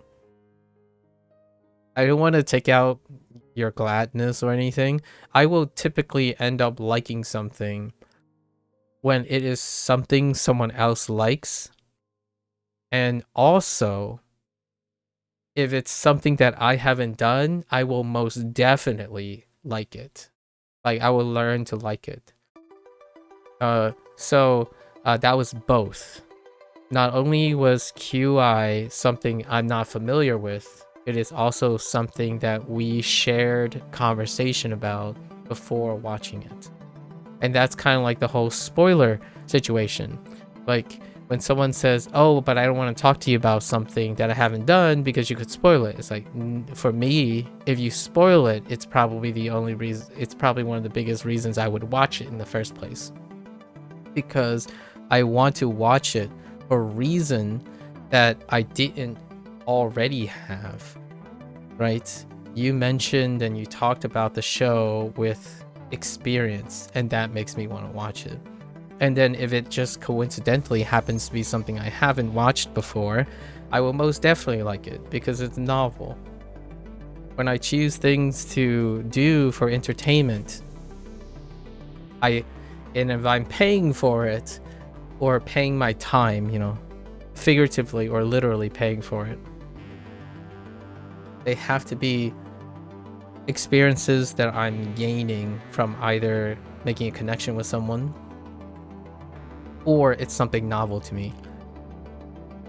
The reason why I do that is because a lot of times I'm doing things I have to do, and those are the things that nah, just keep them the same. Like, work on the same things. Like, how do I get healthier each day? By 95% doing the same exact thing I did yesterday, and then keep on chipping away at that like 5% of things so I can slowly, steadily improve. When it comes to video games and like entertainment and stuff, it's got to be more than that. I don't want to waste my time. Like, you would say waste, but let's not talk about waste. Let's more like, I'm really greedy. I'm extra greedy with my free time. So the more people like something, and this sounds like a trend chaser or something, the more people like something or fight over something or what have you, I'm more likely to be interested in it because it maximizes my actions to do something. So, and it's not about quantity of numbers. And so when I say the more people who are interested, or it's not like, oh, 6 million people bought this game, that's more interesting. There's still also the counter where there are 3 friends I like that like this game and no friends like this game or interest in this game, then that's 3 is still greater than 0. So we have to keep in mind that it's not one metric. But at the same time, I think Invincible sounds like a gigantic risk. That trailer protocol has a lot of concerning red flags for what I understand the fighting genre has right now. So there are a lot of gold standards currently, and Invincible did not hit on most of those gold standards. And that's a little concerning. Concerning in the sense that I don't think it will be very popular when it comes out. Compared to, surprise, surprise, Arc Systems Works, Marvel's version of it. You should check that out if you're interested in Marvels. I know you play... I know you have some interest in Marvel stuff. Not Marvel Rivals, apparently, right? Because we talked about Overwatch. But Arc System Works is like... It's very difficult to deny them as the gold standard of animation and fighting games. So if you had to pick a superhero game, right? Or a superhero-centric game with an active tag-based system, Arc System Works as the... Like, I really do hope, I think they're called Skybound or something, they knock it out of the park and like demonstrate that fighting tag team games can look different and immediately violate all the standards in their announcement trailer. However, if they don't, I hope they continue to be funded by Microsoft, because Microsoft has this habit of just axing the the game studio right after like failing to hit marks and whatnot. I don't know how Microsoft handles nowadays. And here's a hot take. There is even a chance that the game gets canceled before it gets released. That can happen too nowadays. And the timing is kind of inauspicious as well, largely because Arc System Works also announced a superhero game, and I forgot who is paying for it. Hello there, H1. Oh, you changed your name? Okay. Jasonator? Is your name Jace? Or some part of you identify as a Jace? Jasonator. Let me see who's forking Art System Works Marvel game, like who's publishing it. Arc System Works is not indie developer. Yeah, Sony is putting out Marvel. So and Sony is part of the Marvel, like Sony properties, they have their hands already in Marvel properties. So comparing Marvel Tolkien to Invincible game, that's kind of a tough ask. I'm still rooting for the underdog, but generally speaking, I usually pick whichever one resonates with more people, and Arc System Works and Marvel is there if it comes to fighting games. But fighting games are purely mechanic, in my opinion. They focus on mechanics, and if someone said, hear me out, if either Arc System Works, which I know they don't do this, or that Skybound, or that studio that's coming out from Microsoft, if they announce like, we're gonna take a chance, this is a narrative story-based 2D fighter, I would buy it in a heartbeat, because they're doing something different with this with the genre, or they're taking a risk with the genre, and at Microsoft's dime, I would buy that in a heartbeat. Whether it disappoints or not, I'm interested. In this case though, all the trailers showed was that it's a 3v3 tag team thing. So next to, if you look at the trailer for Marvel Tolkien and Invincible Versus, it's like oh, I have a good example.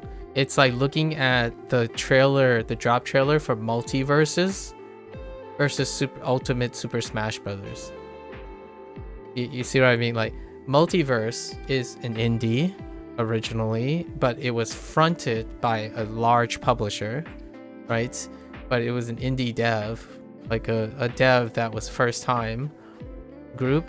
And then you compare it to the giant that is the Nintendo Super Smash Brothers team, and it's like, oh, here Multiverse is coming out.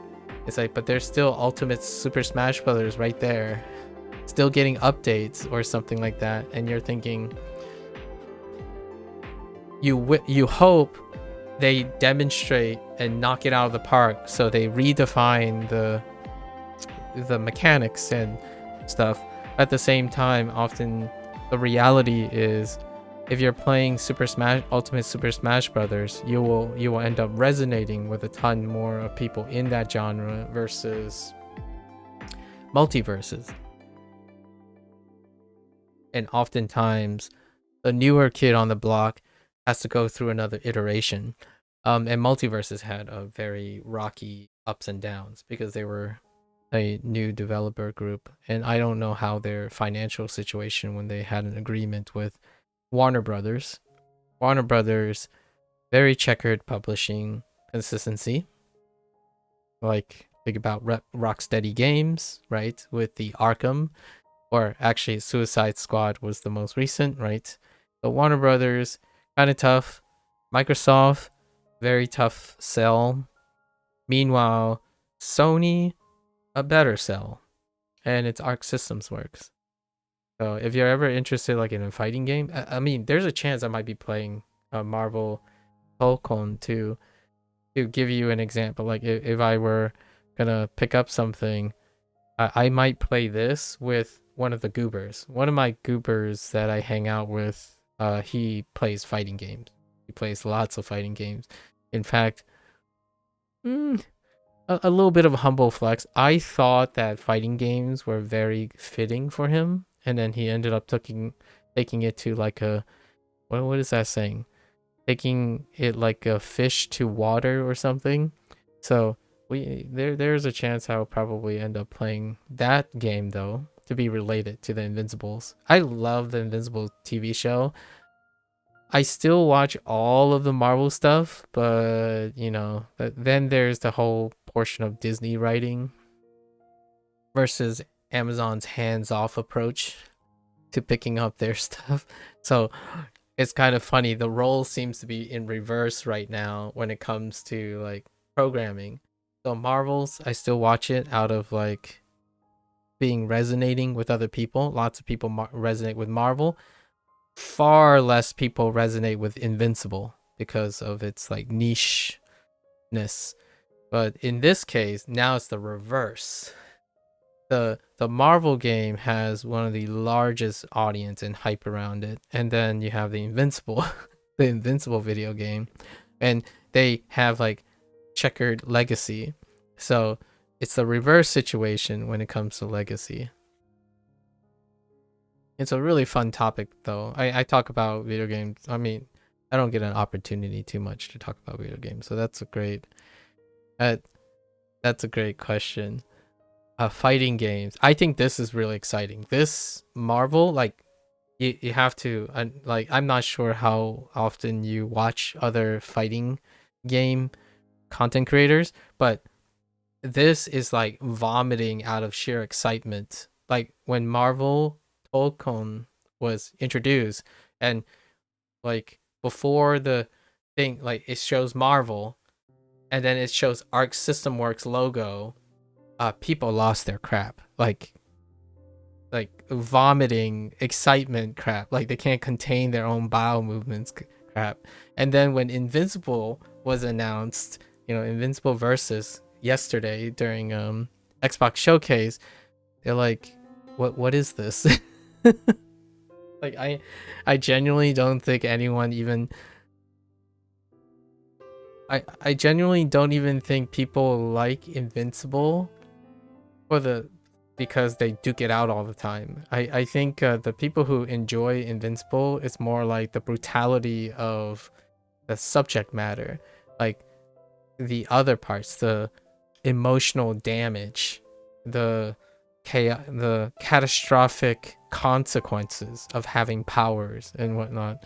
While Marvel, yeah, it's about duking it out. It's about beating each other up with inconsequential things. It's just duke it out and punching bag. Meanwhile, when I think about an Invincible video game, honestly, I think of it more like an action, like a Insomniac. So here's my pitch for Microsoft. In my opinion, Sony already has this locked down. So Sony already has Insomniac Games making Spider-Man games.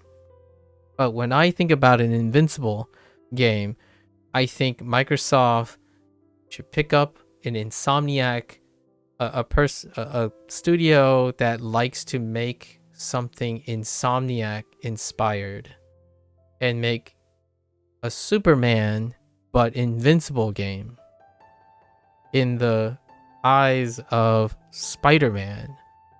So, you know, have Invincible flying around the I forgot what city they modeled Invincible after. Well, there were multiple real cities, but like I'm sure there was a Detroit. Yeah, Detroit was in it, right? So that, in my opinion, would be a great way to experience Invincible, because it also offers the creative writing liberties that make Invincible shine so much brightly and different than Marvel. I think what makes Invincible incredibly compelling, and you know what's even greater about that?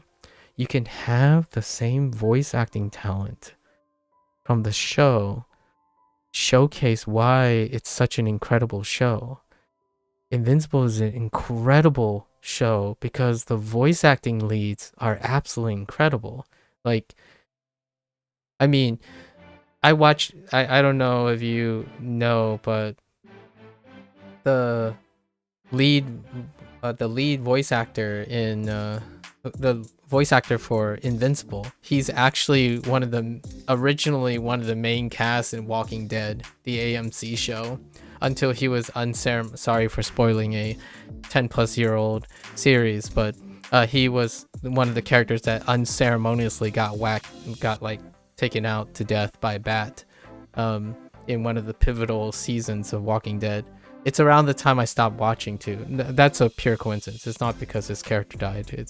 I stopped watching Walking Dead in general. But he's one of the characters. And when I heard his voice as Invincible, it was really great. Like, I think the Invincible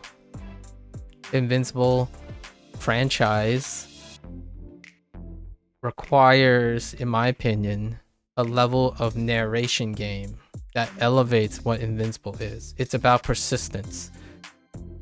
Invincible is a persistence consequential superhero game, or a superhero show. And fighting games do not capture that. Fighting games actually, quite literally, as a mechanical limitation, the format of a fighting game legitimately trivializes the consequential narrative of video games. What is a great example of this, despite pouring millions and millions of money into actors, mocapping, and story writing? Mortal Kombat. Despite pouring millions of dollars into that situation, the fighting format of a game mechanically comes at the cost of narrative and consequences, right? The narration is often completely detached from Mortal Kombat, so like the game. So the game itself, despite having narration, writing, and all that stuff, it comes off as lore. And one of the long topics that I talked about Clair Obscur, and like the difference between a character action game and a JRPG game and a classic RPG game, is that oftentimes character action games, which also includes fighting games, like in that overlap quality, is that the characters represent their lore, but ultimately the most important thing is the continuity of its mechanics and not the continuity of its characters or its narration. So when it comes to like Street Fighter 6, they tried World Tour. Where's the Street Fighter 7? Street Fighter 6. They tried their World Tour mode. People don't even talk about that. Right? It's a barely noticeable, a blip. There was the Mortal Kombat Conquest mode, and then all of Arc Systems Works' bigger lore, like Guilty Gear, has a lot of lore, but technically it's presented as a narrative, but it's often considered a lore because it's a character game, as in you are excited to play the fighting characters because they have lore behind them, as in lore outside. It's an augmented reality situation. And for me, I like Spider-Man and watching Spider-Man games like Insomniac because it's about Spider-Man. Like, Spider-Man has a story, it has a narration. When Spider-Man is placed into a fighting game, it's Spider-Man. And it shoots around. It's characterized by its mechanics. So like how Spider-Man plays is the main focus, the mechanics of it. And for me, I don't think fighting games have fundamentally spin the mechanics in a manner that I would suggest super exciting. But I would totally play a game where the studio is a veteran and they know how to make all the characters not play like each other. And that would definitely be Arc Systems Works. Arc Systems Works games are so inherently complicated that each character requires like a level of dedication that is much quicker to play the one character and know its meta game than playing multiple characters, because mastering multiple characters can be very complicated. When I saw the gameplay, or whatever they demonstrate for Invincible Versus, I almost feel like it's going to be a second coming of Injustice. Which is not to say that Injustice was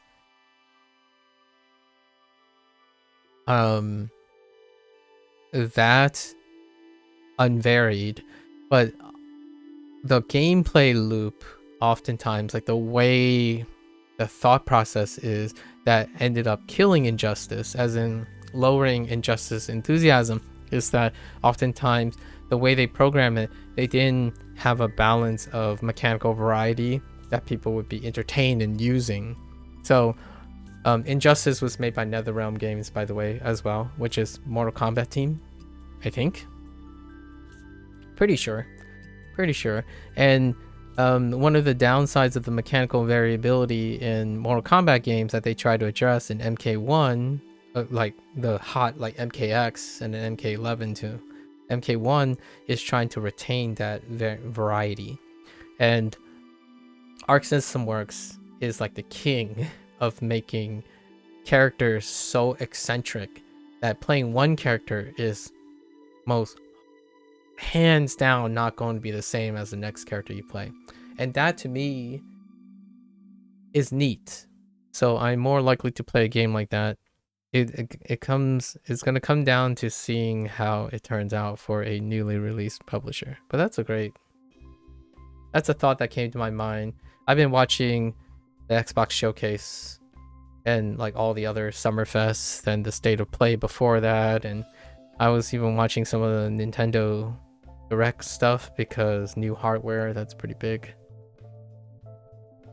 What? Did you watch the Invincibles Pro Call? Not the Invincible, but Invincible. Oh, and then we should keep going with our lessons because then it will rope around in 4 hours. But yeah, do you watch Invincible? I enjoy Invincible a lot. Yeah, the recent season, it had some like putting, a little bit dipping, but then it just knocked it out of the park when it got to the end. Like it spiraled back up. I really like Invincible. It's something I don't feel is particularly part of Marvel's brand. Marvel does not have that brand. I think the closest thing to that Marvel brand is probably Daredevil, but not that Daredevil. Maybe like Moon Knight, maybe, sort of. It's one of your favorite animated series. It's one of my if I had to narrow it down so I'd be a little bit more okay with it, it's one of my Western superhero animated series. Western superhero animated series, for sure. I tend to add like a little few modifiers so then I can be okay with it. Like, if someone asks me, what is one of your favorite animated series featuring Western superheroes? Invincible. Like, I can rarely even think of another example. So it might even be argued as one of my maybe five animated series featuring superheroes, Western superheroes. Yeah, for sure. Like, then you can ask, like, here's another example that kind of deals with superheroes. What is your favorite animated superhero but featuring mechs or transformers? Voltron. Western related productions. Voltron. That's pretty. And then you can think of superhero in a different way. What is your what is a nice Eastern inspired Western production powered individual television show that's animated? Avatar, The Last Airbender. You know, that universe. And then you can go to like CG. What is a CG one with power and stuff? Troll Hunters. Or you can be really specific and ask, what about Western fantasy and like D&D properties? Vox Machina. So lots of series. Or you could make an argument, but what about 2.5D hybrid animated things? Arcane. And they're all animated, you know, all of those are animated series. They just happen to be gold standards in just enough subgenre that I can limit their subgenre, so then it doesn't conflict with other comparisons. Like if I think of a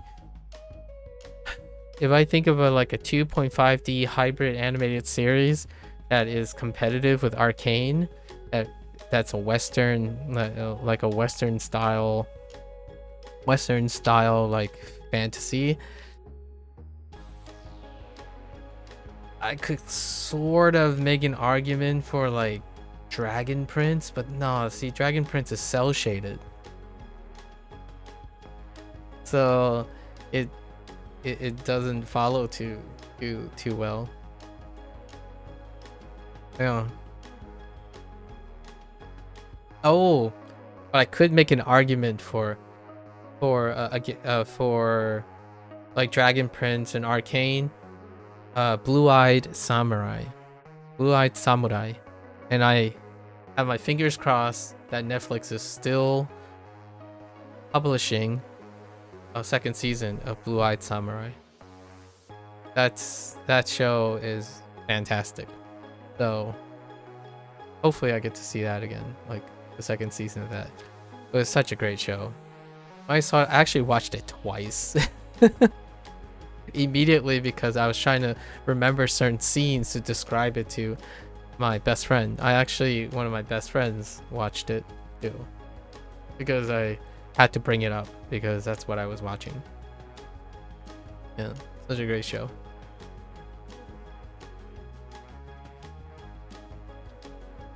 Okay, so this is just dull, but why is this so complicated? Oh, I don't think we need this mnemonic, largely because you need this to talk about the day. So it's do. Oh, yo. Oh no. Oh, sorry, that's yo. Do like doyobi and stuff. Actually, yeah, just the first one, yo. Sorry, I was thinking of Saturday, doyobi. And we're good. We're just gonna move. Eccentric. Strange person in eccentric. Oh wait. What do they go with here? Heinin? Henjin. Okay, that's fine. Wear strange pants. We're fine. Lately, have there been video games that excited you? Like super excited you? Was that one of the games that excited you? The Invincible Versus? I was in a rant before getting on stream today. We were talking about the video games because we talk about video games a lot. And I was having like a thought process about why these game shows and stuff may not resonate with me. And the only way I find interest in these showcase things is to relate to other people.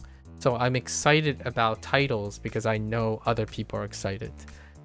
Generally speaking, the things that pique my most interest are usually indie festivals, like festivals where, because if I had to pick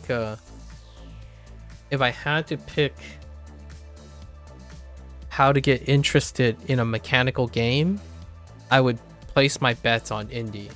Like, what I mean is, indies can risk it. They can take risks. They don't pander to current trends, because once they get something that is new, then they can create a trend out of it and then move into like double A's and triple A's, not by like budget but by philosophy.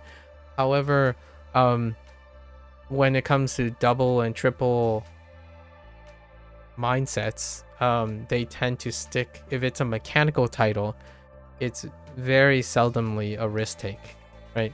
Because of the financial investments required.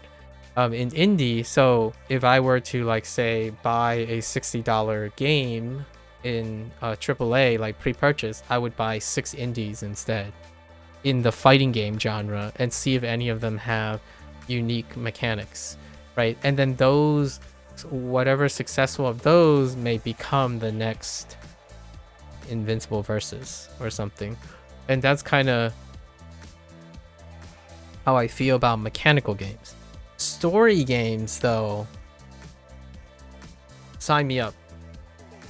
When the narration is put forth and it isn't a silent protagonist, Legend of Zelda, or a action character RPG, soulless games, I've come up with a new coin term for them. Not to the discredit of FromSoft, but the protagonist is soulless.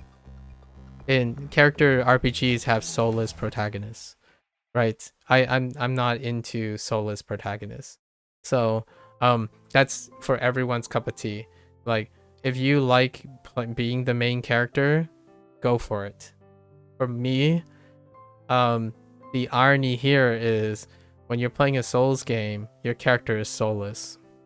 It is you that provides soul, and I'm not looking for that. I'm not interested in what I'm interested in.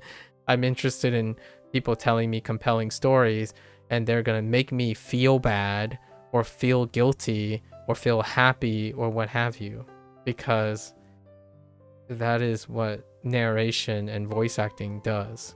I think Clair Obscur has spoiled me in a way, just thinking like, why do I want to play this game? Because I want to see what happens to these characters. These characters smile, they squint, they make jokes at each other, they cry together. Like, that's something that I do feel is what I mean by character action games and character RPG games. They're soulless. The characters around them are great, but the character you play is soulless. There's no soul other than my own, and I'm not that interesting. Like, other people, sure, might find me interesting, perhaps, but I'm not that interesting to myself. I'm not interested in myself. So whenever I think about fighting games have lore, and the characters you pick is a representation of yourself oftentimes. You like to play a character because the mechanics represent you. Like, you resonate with the mechanics, and then they become an embodiment of you. There's nothing in the game that perpetuates how you should feel about the character, other than like maybe a 5-second cutscene or something with static dialogues and portraits. For me, I want to play a game when it comes to those types of nature, like types of things. I want to hate my character that I have to play, love my character, feel sorry for my character, and even like have different emotions. So I want to be part of that character's journey. And oftentimes, if it's a mechanical game, it's got to have novel mechanics. If it's a story game, it's got to be novel from me.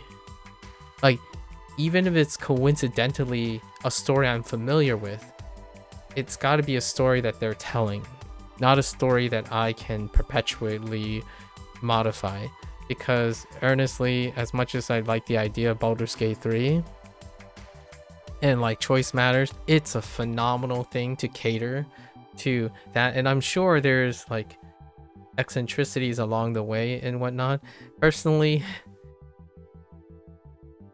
if stories don't have choice, I'm all for that, because it also means that the developer has all the liberties to guide my feelings. Invincible game announcements didn't really excite you, but you're really excited for Subnautica 2? I will be playing Subnautica 2 on launch though. Yes. Speaking of potential voiceless games that... So technically Subnautica has somewhat of a soulless character, but to me, the gameplay loop is something that is almost destroyingly emotional. So I have a very unimaginable negative relationship with being underwater. So why not do it in a video game, right? That's kind of how I like my video games. I like to be discomforted or like have some semblance of feeling. I think feeling like myself or playing a game that the developers deliberately made thinking you would like this. Like if I'm the target demographic, for example, this might be a self-defeating argument, but we'll take it with a grain of salt. If someone made a video game thinking that this is the video game that I want, then I'm less likely to want it. If someone made a video game that says, I don't care if this is popular or not, I think this game is what I want to make, I would probably play that game. Now, the problem with that type of mentality is it is inconsistent and it's terrible for business. So it has to be a compromise.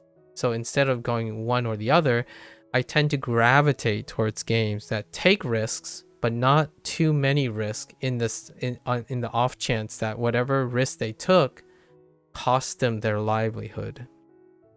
So in no way do I ever demand that a developer takes all the risk in order to cater to a minority of people. The most inconsistent people are the people who don't want to get what they want. Like, the most consistent thing about my likes and dislikes is me. So if they cater to me, then they would make a consistent game product. But I don't want that. Like, I want to be excited, as in there's a chance I can be disappointed. There's a chance I can be pleasantly surprised. That's what makes excitement. I don't know what I'm getting. Now, you could argue then when you buy Invincible versus Marvel Tolkien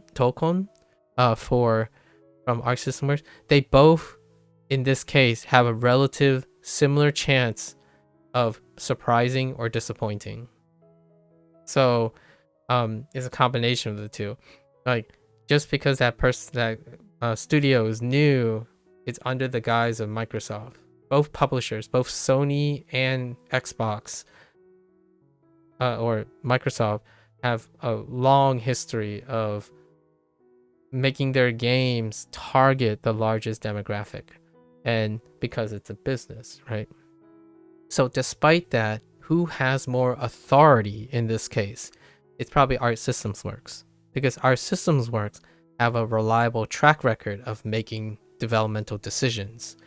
A newer game studio, especially an in-house game studio, will less likely be in commercial conflict with their publisher, largely because their publisher is in-house. So like, it's in the same, they're in it together. So I would say more likely that Invincible Versus will take a cue of what's already existing, while Arc System Works might make a novel introduction. Do you watch their Q&A video posted earlier this week about Subnautica 2? No, I haven't. I didn't follow, I didn't pick up on most of the things on Subnautica 2. I tend to wait until the launch and then see what the post video stuff are. But player on, I mean, it's unknown sorry, not player unknown. Unknown Entertainment, I think. Unknown Entertainment or Unknown World, something like that. Unknown Entertainment. They have a somewhat of a rocky start on their a rocky history on their development side of the group, but no, I haven't seen the Q&A video. I think I like seeing interviews about like a hosted interview with was it like a hosted interview, or were they answering like player questions? I think when developers answer player questions, to me it's less interesting than having someone who is passionate, the host, and asking questions to the player, to the developer. Like having someone who's already really invested to it. And I'm not suggesting that the players don't have an investment, but oftentimes the medium doesn't allow for like more nuanced questioning. It's often like, will Subnautica 2 support 3-player co-op? How will the co-op, like that kind of thing? And usually those things play the game. I know I sound a little reductive, but playing the game would answer those questions. The questions that I would typically be interested in would be things like, so what is your inspiration for the newest environment in Subnautica 2? Has any of your mentalities on the way progression works and discovery and exploration work for the sake of adapting to a multiplayer game? Like, how does exploration become a shared communication strategy for multiple players compared to a single player experience?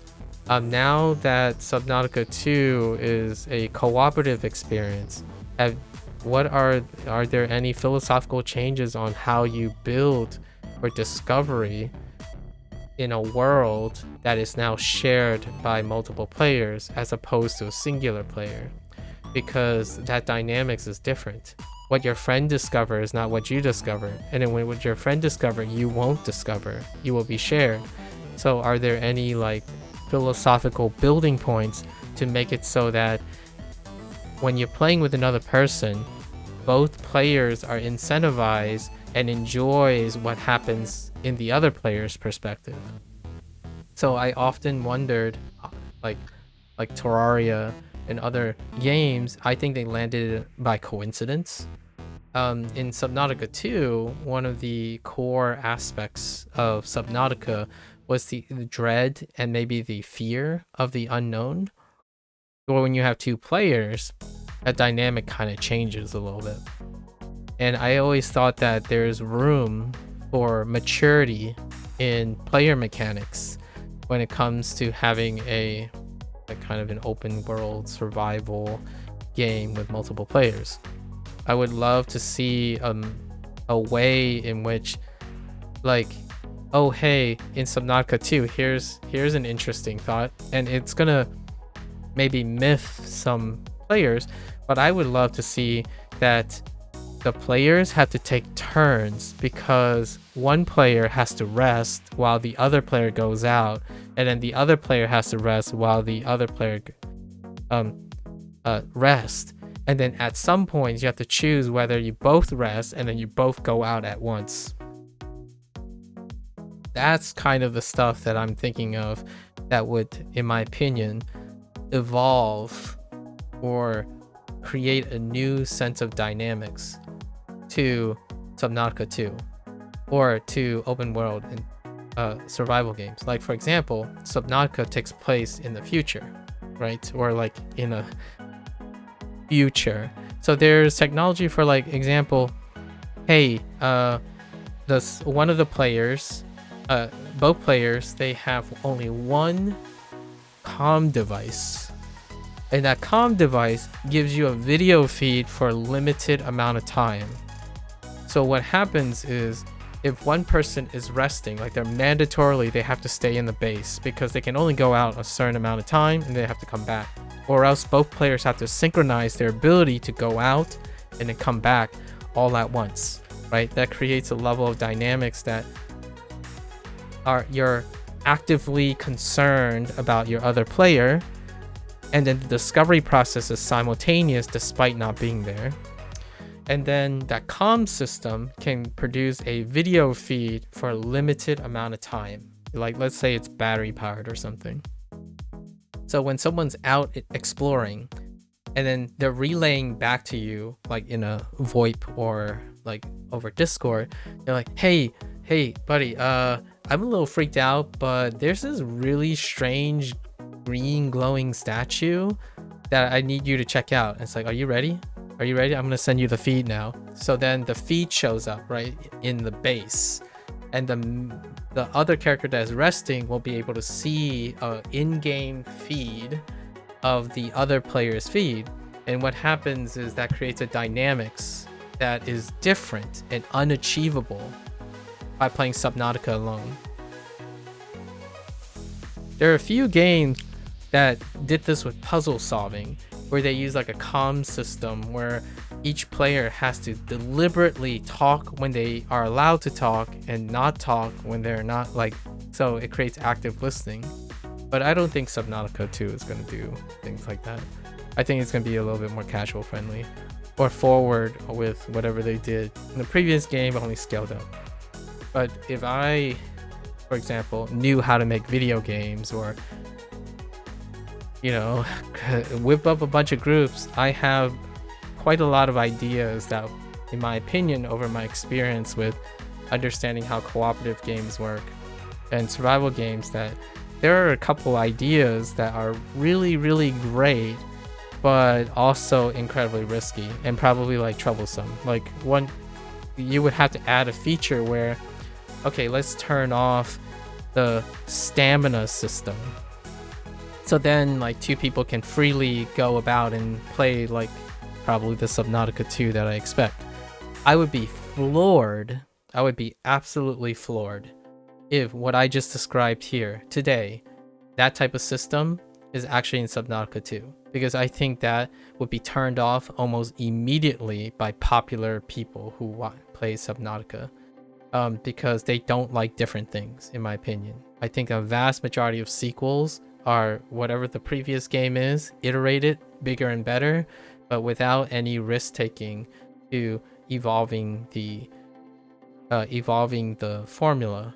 And I earnestly think it's the context of Subnautica that makes me love Subnautica. I don't think Subnautica's systems are that remarkable, but very, very well executed. It's incredibly well executed because it's a time-tested gold standard, I suppose. But I really do feel I'm looking for the true, in my opinion, a true innovation in survival games. And oftentimes, where does this idea come from? It comes from strategic simulator games. The idea that I'm describing is not new. It's an adaptation of survival games that aren't first person. So like when you're playing this War of Mine, for example, the same character cannot go out every single day. You are not only the main character. In a cooperative game, there are more than one main characters. If you have speechless characters, each character is occupied by your player's soul. So when you go out, there's a consequence for going out. If you go out for 4 hours, you have to come back, you have to rest. That's part of survival, right? So I have yet to encounter a borrowing of open world survival games where like, and I know it's probably going to be unpopular because some people will say, well, that's boring sitting at base. Like, I don't want to build things and do crafting work. I just want to go explore and stuff. It's like, yeah, that's true if you're Superman and you play a character action game. But to me, it may also make people appreciate that, hey, there is something you have to do at home. You have to make sure your stockpiles are good. You can craft things, and someone's got to do some crafting. I mean, someone's got to take care of the base. So, in my opinion, making it part of the game experience is neat, because now you're actually acting like a group of people, as opposed to watching like a group play Valheim. It's basically, you know, a bunch of people willy-nilly going about doing whatever they want. They basically are solo queuers in a survival game, like, in my opinion. And that's not bad or good. It's a video game, so don't take this too seriously. But like, a plane crash lands and you have a whole plane of 40 people who are solo queuers. All of them are gonna die immediately, like within days. All of them are gonna die. The ones that last the longest are the ones that are most self-sufficient, but they're all solo queuers, right? But in Subnautica 2, it's not a PvE game, it's a PvE game. And honestly, in my opinion, you could push games like that, can push the envelope with quality features. You can turn off those things. But to me, like the drinking, hydration, and food, that's great. But what about when you have two people? What if one person gets injured? It's up to the other person to help the one person. Other games simulate this, but they don't have like the literally going out stuff. So like War of Mine, and one of your characters get injured, they can't do the stuff anymore, right? So you need to rely on the other character, the other player in this case. So I would love to see if Subnautica ended up integrating that type of feature, where like, oh, this person did something goofy, now they have to chill for a specific amount of time, but they can do other activities while doing that. And that would simulate survival. It would create such a, in my opinion, a greater tension of consequence. Like, yeah, you done goof. Glad to see you're alive, but you done goofed. And then the other player's like, okay, we only got one player left. So let's go out there, and then the other players are incentivized to keep a lookout for the existing player. So then you're always constantly involved in each other's activities, not just be like, I'm a solo queuer, you're a solo queuer. Let's just go do whatever we do. Despite playing a game together, we're playing the game like it's a solo game, but with two solo players. To me, that is what reflects the internet. Most people play cooperative game like they're solo playing, in my opinion. What's a great example of this? Night Rain. And if you're thinking, no, you know, you watch those content creators playing Night Rain, it's like, that's their friends. Those are their friends. Have you ever seen a solo queue before? Like, play Overwatch for a little bit, and maybe you'll see that the most substantial common playground is that everyone acts like they're solo queuers. Like, getting people, in my opinion, at least more than 50% of people trying to play like they're not just playing for themselves is incredibly rare. Much rarer than the majority. But cooperative games, now there is a chance. If Subnautica 2 is fantastic, I would love to see. And that, I don't know, the Q&A, like you said, did I watch it? Did you watch the Q&A video? Like, did it have any of these interesting questions? Because I would love to hear, what did the Subnautica 2 developers place into the game that highlights the idea that it is being played by more than one person? If not, what did they do to enhance the solo game, I suppose, at the expense of it? But personally, the most exciting thing, like most people, the most exciting thing is you can play with another person. But I would love to see designs that would make playing with another person a centerpiece.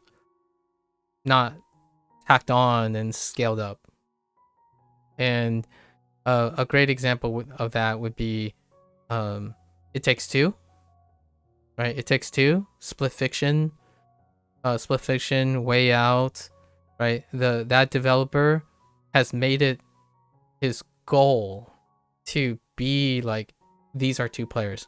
Portal, right? Valve, Portal, puzzle solving games, literally design things that it's not possible for one person.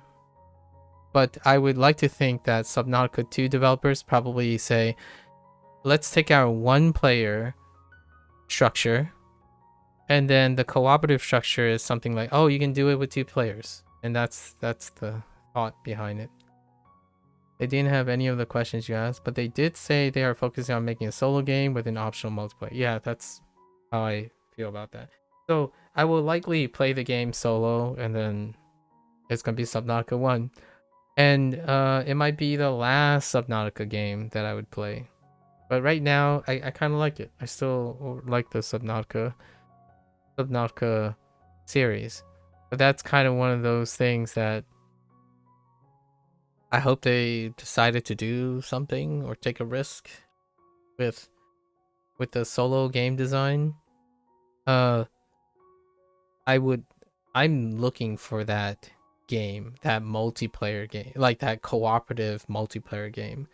All the questions I asked, those are like my built-up questions. Like,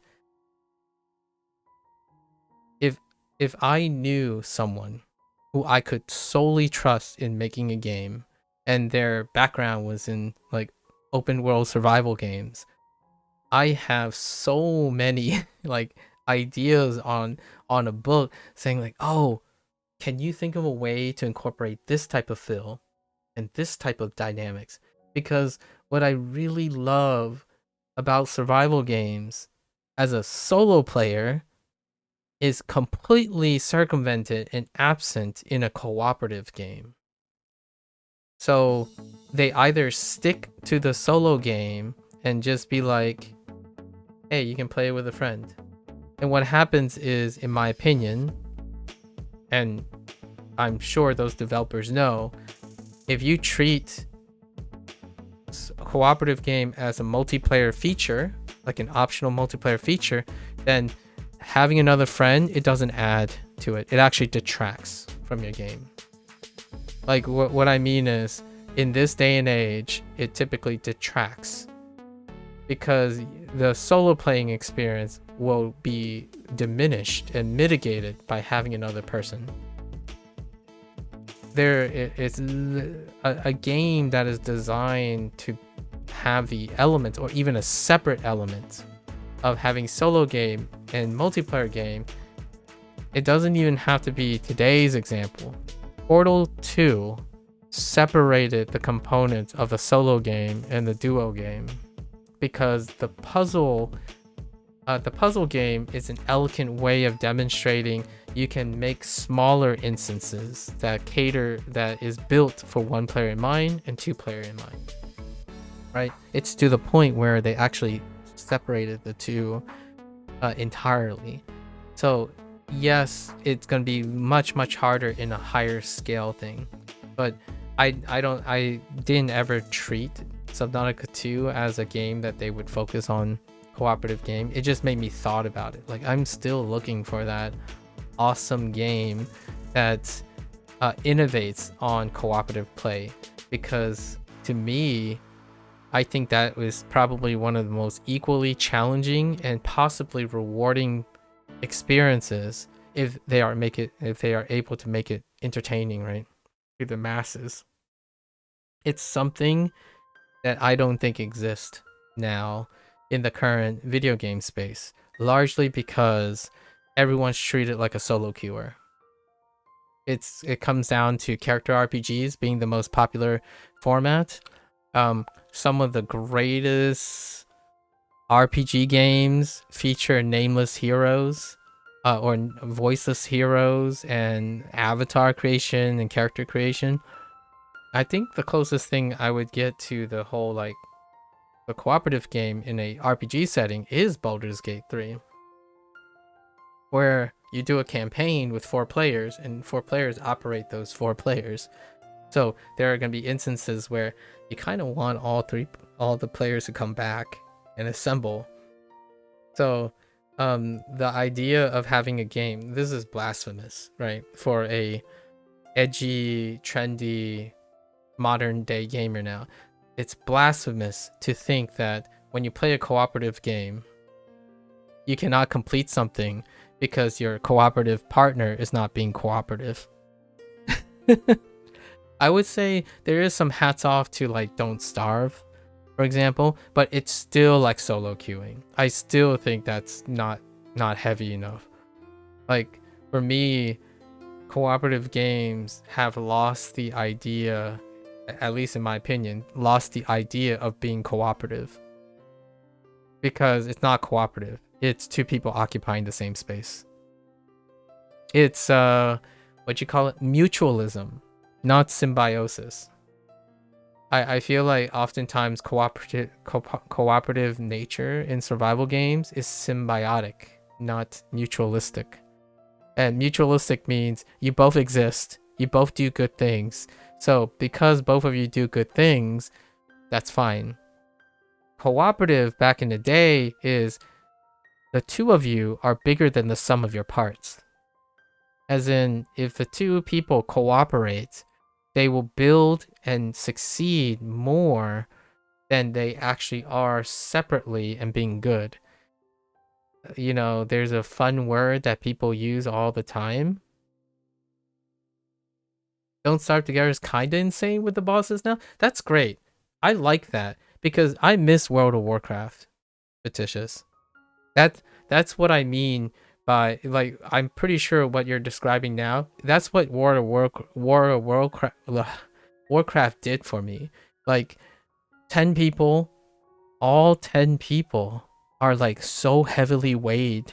Like you want everyone, like it's almost mandatory to make sure that everyone, like you're looking out for other people. That's what the cooperative nature is.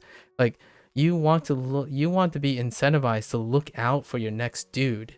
Like it's kind of like want to care for your friend. Like, hey, oh man, your friend didn't show up to work today. Like maybe I should go and visit their home because we need them. Like we need our buddy to help us out and we got to make sure they're healthy. So that type of cooperative game has like, it's only in indies, in my opinion. Like I miss having people equally care about a like teamwork. Like teamwork has lost its meaning now. Teamwork, in my opinion, maybe this is a huge digression, but teamwork has become more of a, is your interest the same as mine? Okay, we just happen to have common interests, so let's work together. But you're not really working together. You just happen to be working on the same task.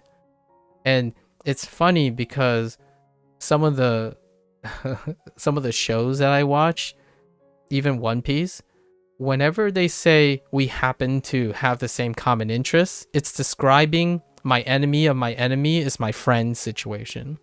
That is not a friendship. Like it's so hilarious how often that comes up in anime and people watch this stuff all the time and they act like they don't, like when they go to play video games and stuff, that doesn't translate into any like observable, oh, this is weird. Because in video games now, it's, oh, you're killing this boss, I'm also killing this boss, so we're cooperating. It's like, no, that's not cooperating. That's just existing with a common interest. Like you're not, like when you're fighting this boss, are you looking at your side's like, oh, they're about to take a hit, I should protect them, or I should warn them? No, you're just doing your best attacking the same boss. And then if the boss goes down, you just happen to share in the loot because you guys worked together. So to me, yeah, I know I'm being a little critical here, but I want to illustrate why it's kind of difficult for me to play games with another person. Not because the mechanics are not too complicated or the game is not challenging. I kind of just miss playing a game where you're playing with your friend, not you're existing with your friend. Like, a lot of times co-op games, because of that lack of dependency on each other, you have the most common fallout of games. What is the most common fallout in a multiplayer cooperative game? Oh, my friends went ahead of me and now they left me behind. I don't want to play this game anymore. It's like, oh, I think my friend is really slow, so I just went ahead and now my friend doesn't play anymore, so we're not like game friends anymore. Because there are, in my opinion, most cooperative games are not cooperative games. They are non-competitive PvE games. As in, whoever's ahead, it's not stopping them. It doesn't matter if your friend gets left behind. It doesn't matter if part of your group, your weakest link is not the weakest link in the group. And then every game that still features that haven't innovated on countering or making it exciting again. Like, I play Neverwinter. It is not incentivized. Like, the weakest link, what you do is you kick out the weakest link and replace it with a better link. And that better link happens to be sharing a common interest. You don't know that common thing. If they start to underperform, you kick them out and you replace them. Overwatch, League of Legends, any form of competitive matchmaking, rarely the commonality is to foster long-term play. It's who's the best of all. Like, it has to be coincidence. So like, you don't invest in people to play together. You coincidentally encounter someone to fill in the gaps in your skill set. So that, outside of cooperative games, that's also why I have fallen out of playing multiplayer games as well, especially multiplayer team-based games. I cannot emphasize how unfortunate the world we live in now, where you can have a popular team-oriented game, and every time a developer, it's not from without trying. I think there are plenty of developers who try to be like, hey, we kind of want to make our games a little bit more dependent on each other. And the moment they institute some of that type of design, they get humongous backlash and they just backtrack on it. The moment you have a team-based game, like an actual team-based game that requires cooperativity, it gets so much pushback that over the course of its development cycle, it gets stripped down of all the things. It's no longer something that people like. Oh, and the fictitious, when you say like, you're not sure if it's too hard now or too convoluted now to set up and actually kill. It's interesting though. I kind of like that they would try to get people to set up things, because there's still a little bit of cooperative nature in that. Like, hey, can you grab this resource? Can I grab this resource? Okay, you can start building on that and I'll start building on that. I still think that's more than most survival games do now. Like, I had my fingers crossed a little bit for Sons of the Forest, and that's not it either. Sons of the Forest, Valheim, like all those, like everyone just goes off and do their thing. Like, it's so disjointed most of the time. Like, oh, I see you did all that. Okay, I guess I will do my own thing too. I suppose. So I really miss games where like people check up on each other. It's like, hey, I'm gonna hit this now. We kind of need you. Like, are you available? Like, we need your help. Like, your skills, you know, your skills are important to us. We got to make sure. It's like, hey, do you need any resources? Because I see that some of your skills, you're not getting enough XP or resources. And then the other person's like, oh yeah, I see that I have extra resource here's yours. So instead, oh, what is a good game that I saw? Night Rain. Night Rain is a great example where, you know, you run, and then you do this. It's like, oh, this suits me. Here, maybe this suits you. I don't need this anymore. Just plop it down. And when you're playing with randoms, immediately you drop down and 3 people just go in opposite directions. Instant fail. But the nice thing I would have to say, I would give my hats off to FromSoft. They've made the game scale so hard that they kind of had a vision that, ironically, I think, or not ironically, but coincidentally, and maybe a little bit ironically, that it almost forced the 3 players to be synergistic. But then, in order to account for the backlash, right? The backlash of, why can't I do this solo? Why can't I do this duo and playing only with video games? Is like, yeah, that's what happens. So they backtrack, and then now everyone can do whatever they want, right? They can play with their other solo style friend who barely communicates with them because they're both really, really skilled players. I'm not like taking a jab at if they're good or not. I am fully confident that the vast majority of people who play Night Rain games, like right now enjoying Night Rain, they are far better than me as a solo player. But I don't play a cooperative game to be a solo carry. Like, if I'm gonna play a cooperative game, I want to play a game that forces me to be cooperative with the other player. So if I were to play a cooperative game, you, as sure as heck, what's a game that was announced recently that I actually would want to play with another person? Lego. The next Lego game. What is it called? Lego Worlds? I would play Lego Worlds with someone. Or like the sequel or whatever was announced, where 2 players play as individual Lego blocks and they have to cooperate with each other to traverse the world. That's pretty much what split fiction is. It requires both of the players to understand each other, and I absolutely miss those games. The downside is I don't know anyone that likes to play those games anymore.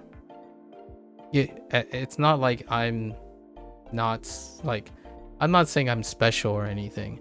I'm saying it's uncommon. It's very uncommon to find another person who's like, oh yeah, like I would like this game, but my friend, he just sucks at this game, so I don't like the game as much.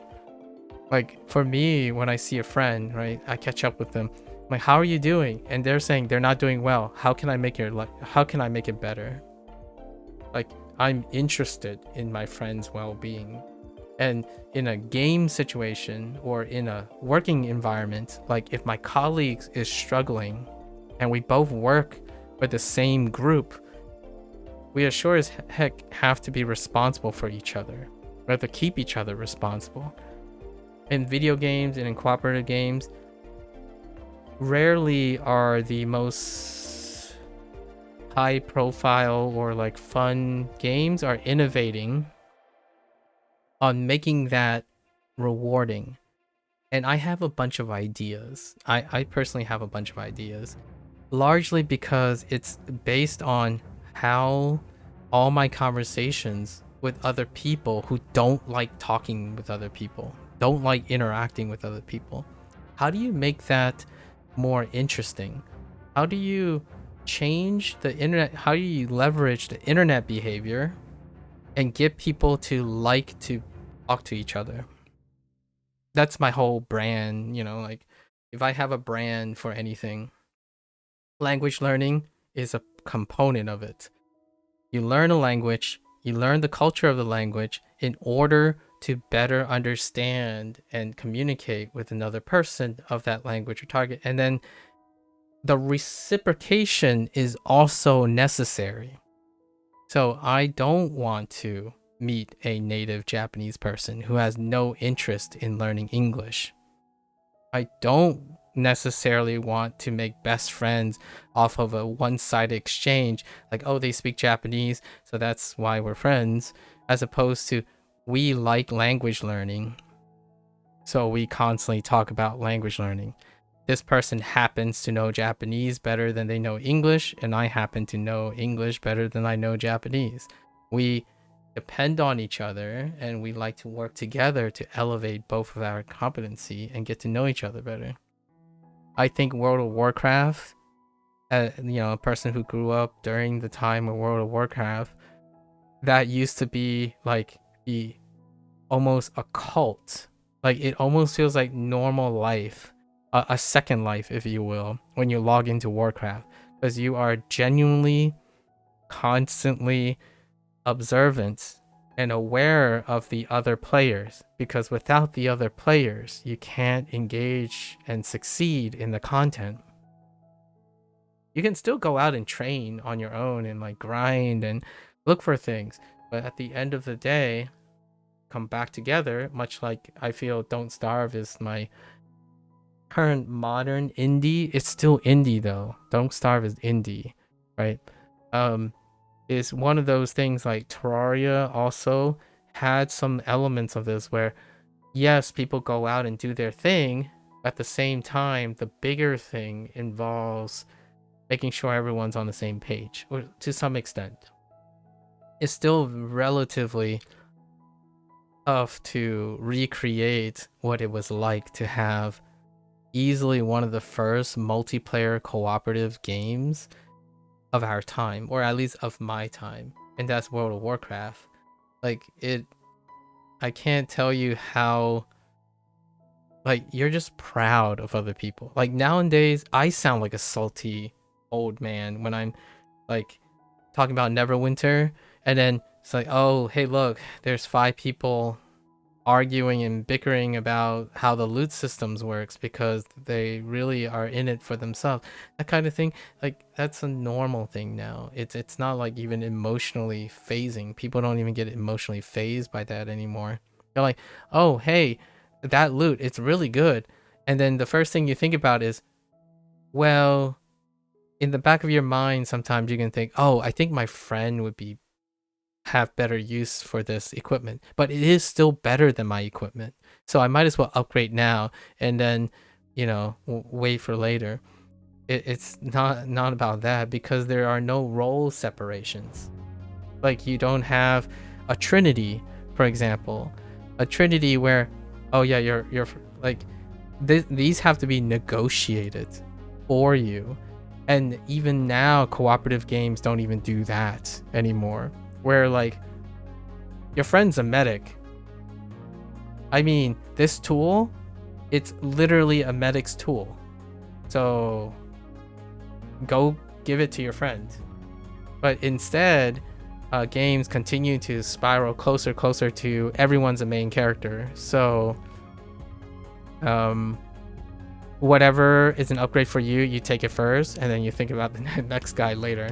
Like, if your friend died, it's not your fault. It's because they suck. Meanwhile, you think that hoarding all the loot is acceptable behavior because your friend fell behind. And it's like, oh yeah, your friend fell behind because they don't log in as much.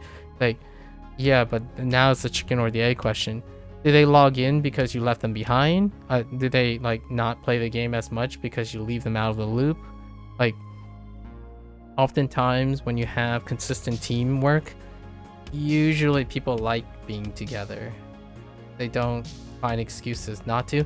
Now, mind you, that is perfectly fine if, real life things happen. But we're talking about a situation where 2 people really like to play this co-op game, and they purchase it. And there's, in my opinion, there's rarely anything in the game that incentivizes and reinforces the feeling of playing together. I think most games that are cooperative in nature actually have very little to incentivize cooperative play, except very exceptional cases where literally the brand of the split fiction developer is to have 2 players. Like literally the game has to be built entirely around it for players to accept that it's the norm of a cooperative game. So in my opinion,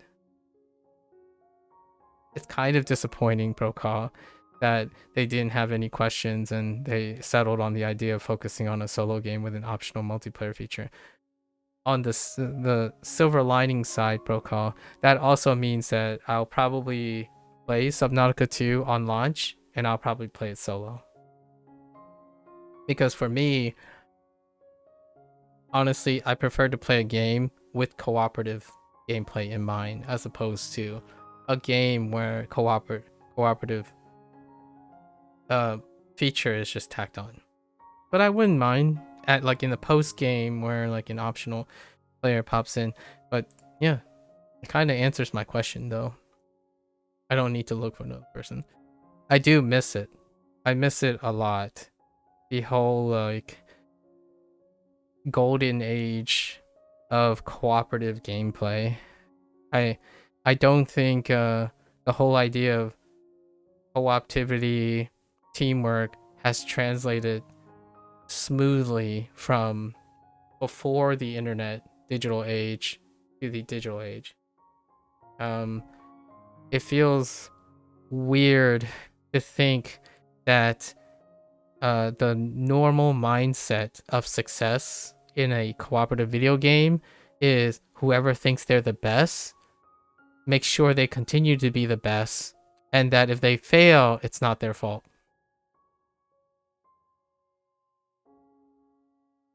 Like nowadays, playing an MMO in today's age is like saying, hey guys, our healer is slacking. That's their fault. They're underperforming because we do all the work. And meanwhile, in reality, they're the ones that got all the gear and they didn't help out the healer with any gear because they already got what they want, and they just shift the blame to the person who is part of the team the whole time. And then when they start failing, they're like, I don't know, I'm doing my part. Like, no, you're not doing your part. You're not being part of the team. And I might be a little bit biased. I chose the healer and the damage dealer relationship, but it in my opinion, if the damage dealer doesn't do any damage, the healer would do the same thing. The healer would point like, dude, can we get some damage here? Right? Like, where did the damage go? Meanwhile, the healer is not being attacked, being kept safe. That means the damage dealers are doing something. Or then you're going to say, like, no, the tank's got it. And then meanwhile, the tank's dead, dying. Is like, dude, where are my heals? It's so weird. Like, there was a time in World of Warcraft, right? You do a 5-man dungeon. This might be anecdotal, so it might be a little biased. There was a time in like a dungeon, the tank goes down, and then, you would pause. You would stand in front of the entrance of the dungeon, and the other players would literally ask the tank, so what happened there? Like, is there something we can do to, like, what happened? What took you down? And is there something you can think of that we can do to prevent that from happening again? Like, that was the type of dialogue. Like, okay, like, what should we be looking out for that we don't see, that only the tank can see, right? That's the type of conversation that used to have. Like, and then the tank was like, hey, can I, like, if you are able to have enough time, can you make sure during this particular time that your attention's on me, and then you can go back to... So those are the type of conversation that used to happen. Nowadays, the common conversation is like, when the tank dies, a pain giver or like a DPS would say, like, what happened? The tank died. Oh, okay. So it's the tank's fault. That's all the communication that would be available. It's like, okay, well, you kind of suck as a tank. Do you mind if we just kick you and find a better tank? Because in my opinion, how they met and formed the party, they probably didn't even know each other anyways. And they could care less if they make someone angry because you'll probably only see them in that one run. And that, in my opinion, is how I describe the Night Rain situation in the most recent FromSoft game. Like, cut your losses. It's like, nah, let's just requeue. It's fine. Or never have to queue into a random person. But in my opinion, even when you have friends, I watch people, play with their friends. It's not the experience I'm discussing. It's 3 friends who know each other well enough that they expect that they just do whatever they want to do. I mean, there are, exceptional examples, but boy howdy, those exceptional situations, so fun to watch people like that. Like, in my opinion, it's fun now because it's uncommon. It's so crazy when you watch a team play well together. And I think, I'm not saying that nowadays those solo queuers can't appreciate good teamwork, but they prefer to watch good teamwork and not be part of good teamwork. And where do I say that's the case? Because people prefer to watch professional sports or esports, and watch and awe at how good the teamwork is in that case. But the offset here is, when they watch that team, they often focus on a singular team member because they identify with a singular team member and not necessarily with the entire team as a whole. So it's interesting when you ask someone, it's like, oh, hey, like, you like watching, the LCS, right? The League of Legends champion series. Like, so, what draws you to that? And someone's like, oh, I really like this particular player in this particular role. It's like, okay. What do you think, what do you think makes them a great team? It's like, it's because of this one player. Like, which player? And then, another person would say, like, nah, this is the superstar of the team. Like, if I had a dream team, I would pick like 5 different team members, the best team player in multiple teams, and create a fantasy team, and then know that fantasy team will do well. That's not true. That's absolutely not true. That's almost not even the norm. Usually the team that exists and like could end up excelling past the team of superstars. In fact, there's an idiom for this, right? Too many leaders in one group, or like too many egos, right? Like, if you put a whole team of egos together, you have the natural state of cooperative games online. And I would say, I don't even know if I'm going to act like that. I personally think maybe I'll probably end up acting like that too. But it's been a while since I played a cooperative game. Alright, now I'm just going all the way back to Pro Call about Subnautica 2. Like, I can't even say I would act differently anymore. It's been so long since I played a cooperative game. And what I mean by that is, I really do mean it's been a while since I played a cooperative game. I kind of lied though. Okay, there is one exception. Yesterday, I played a Battlegrounds duo with one of the goobers. And that is what I love about it. I think Battlegrounds duo on Hearthstone, that's still really awesome if it's a friend. Like, but what makes it interesting to me is I'm playing with a friend who don't play this type of game. So what I mean is, I'm the card playing guy, and this person is not the card playing guy.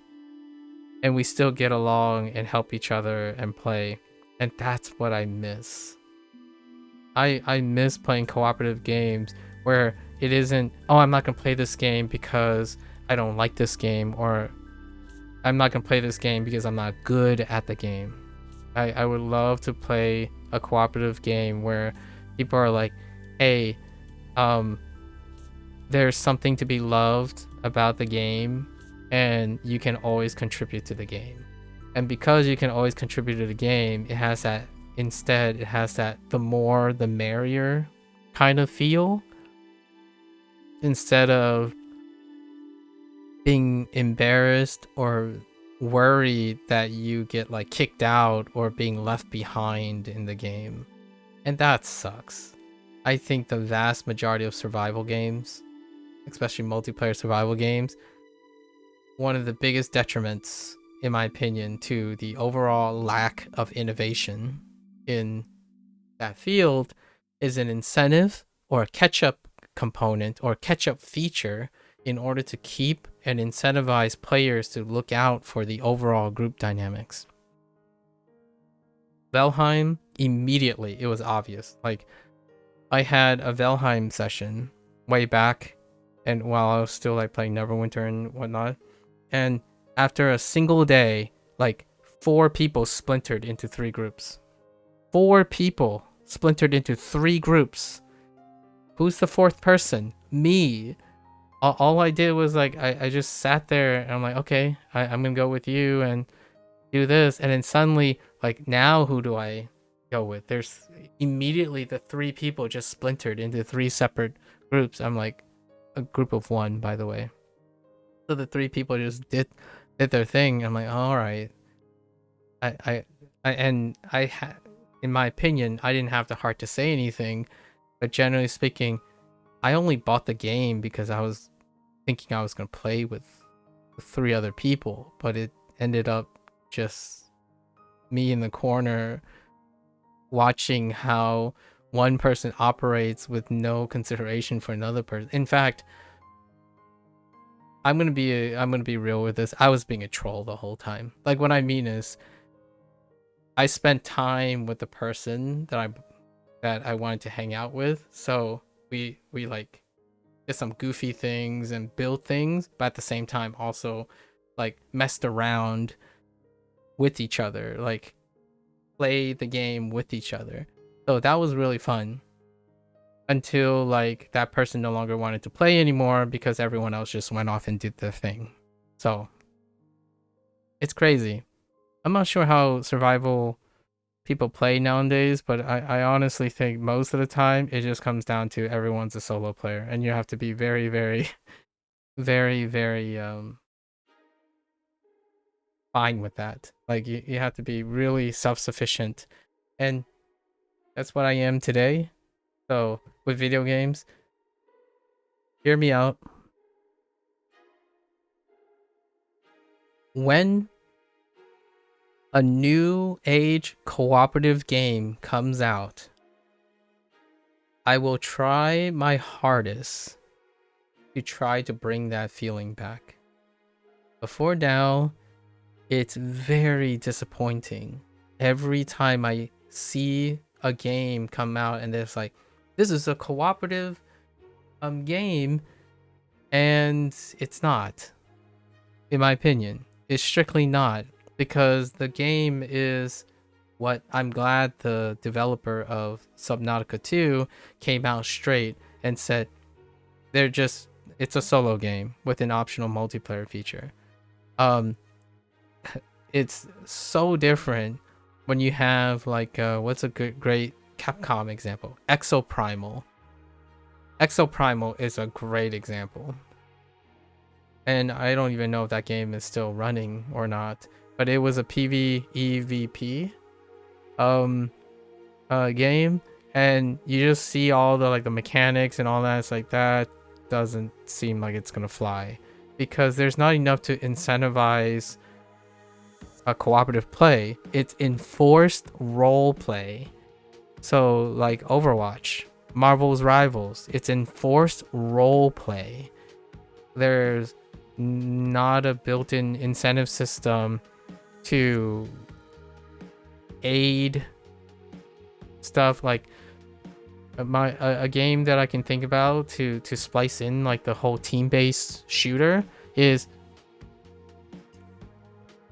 bonuses for blocking, intercepting an attack, or saving someone because someone else is aiming at another person and you save that person. Like, there's no incentive to encourage team play in a mechanical way. It's all dependent on the player's behavior and personality. And I think in this day and age, most players do not have the natural inclination to find that rewarding. There's no reward to let someone kill something. But you see, even in League of Legends, you still have that aspect if you are playing with other people that play as a team. Like, for example, setting up a kill for your lane member. When it becomes beneficial for the overall game mechanics, you can almost enforce that type of thing. But if you're solo queuing, kill stealing is a thing. It's weird. I don't know. There's so many great ideas from board games. Like, there's so many great games from, like, great game ideas from other genre of games that can be applied and recreated with a creative touch to other genre games that are solo. Like, a solo game managing multiple people is a great platform to introduce that element of satisfaction into a cooperative game. And when I think about it, that's when split fiction comes into focus. Like, all the like techniques, all the things I saw when I'm watching people play It Takes Two and split fiction, the idea is like those exist in other genre when a single person is playing.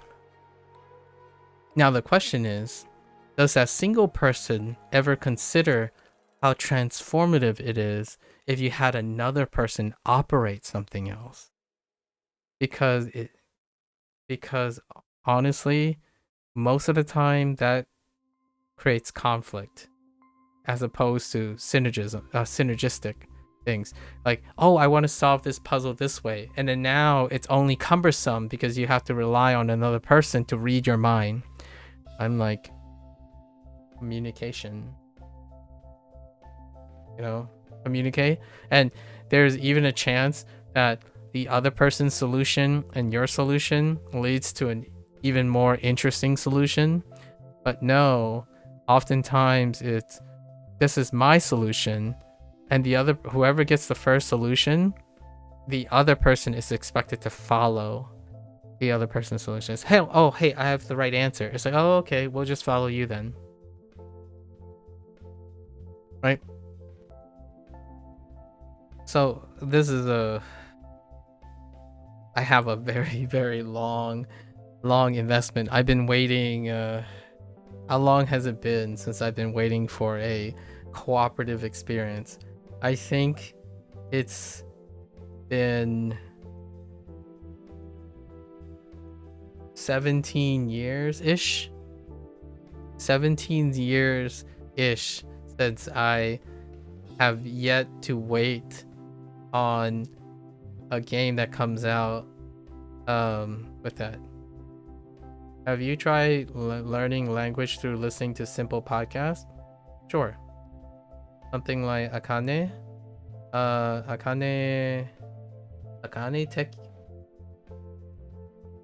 Akane about Nihongo Kyoshi or Kyoshitsu.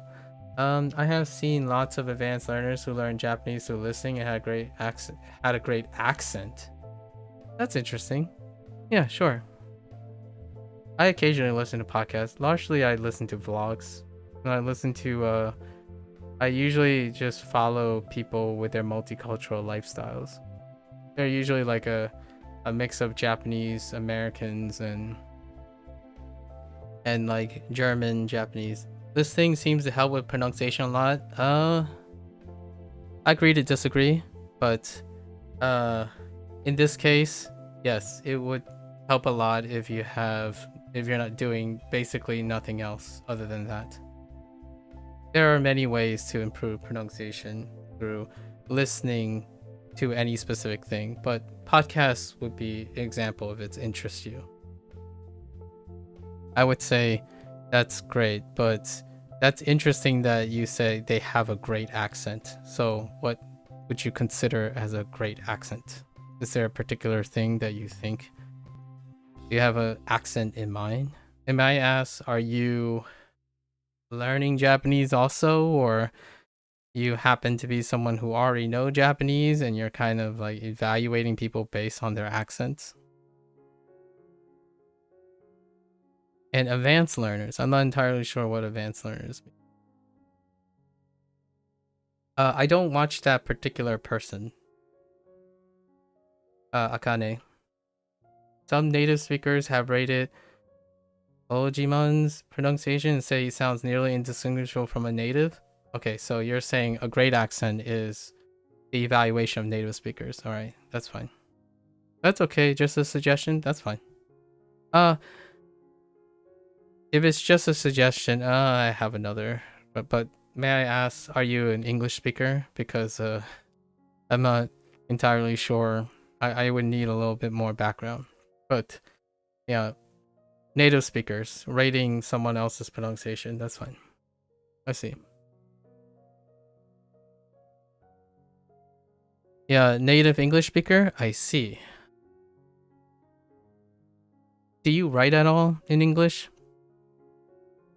Kind of curious. And that means that you're also learning Japanese, I imagine then? Did you try doing this yourself? Is that coming from personal experience? Not really. You don't write English? Okay. That's fair. Are you listening to podcasts? You're a Japanese learner? Yeah, so what kind of podcasts do you listen to? I watch anime. I have time for anime, so I watch anime. Last 4 months, I guess 1114 episodes of One Piece is what I listen to in Japanese. So that's what I listen to. It's part of my lifestyle. I occasionally listen to podcasts, but I typically do not resonate with the topic that people talk about when in those podcasts. You started with simplified podcasts and now you watch regular Japanese YouTube. What is regular Japanese YouTube like? It really helps bridge the gap from knowing nothing to being able to understand a lot. Knowing nothing, you mean like Japanese specifically? And then being able to understand a lot of Japanese. Okay. What is regular Japanese YouTube? I'm not entirely sure what regular Japanese YouTube is. Like you enjoy Kinniku TV Second and Redoruto. There are gaming channels by Japanese people. Oh, I see. I'm not familiar with either of them. On YouTube, most of the type of stuff that I watch are people who dev streams. I usually mostly watch dev streams. Sorry, the first one is a fitness channel. Oh, that's neat. A fitness channel would be something down my alley though. I haven't watched a fitness person. I watched someone else. I believe the person is Finnish. You can personally vouch for podcasts. That's fine. Weirdly enough, listening to them even improves your reading. That's cool. I watch vlogs, so most of the time I'm learning about culture when I'm listening to him. His language is quite hard though because he uses science terms. All right, that's fine. I might look for a different fitness channel then. That's okay. I would say it's hard to say podcasts, or just video content, just listening to video content, right? So most of my content that I listen to in Japanese is about Japanese culture and cultural exchange. So instead of like specifically simplified podcasts, I simply listen to the things I'm interested in. So yes, maybe I should say we all three of us do similar things. I don't do them on stream because in my opinion it's considered restreaming, so it's a personal integrity choice. But yes, I do listen to other content that is spoken in different languages. In terms of accents, I'm gonna be direct with you. I think that's irrelevant. I think the whole idea of accents is against my core principle of being multilingual. When people rate people based on accents of a reference material, you want to also be coincidentally the reference material that they have. Like, for example, if I would say, do you have a great American accent? An American would say, where?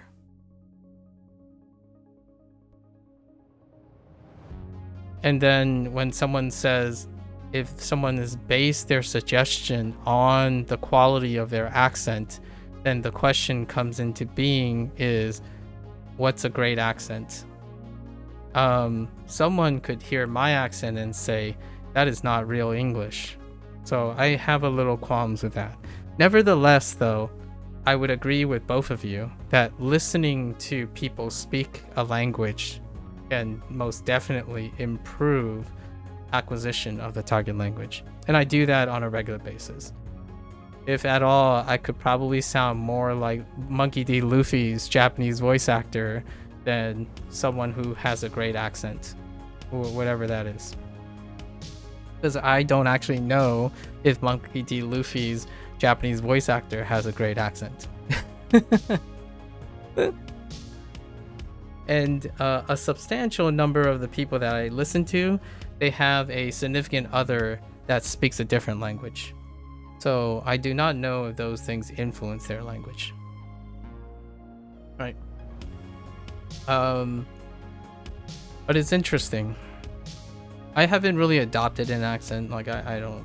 It's irrelevant to me, honestly. And one thing I do have to keep in mind is I'm not entirely sure if sounding like a Japanese native is something that appeals to me either. So I wanted to be a little clear about that. Podcasts are okay, depending on the content. Go around people.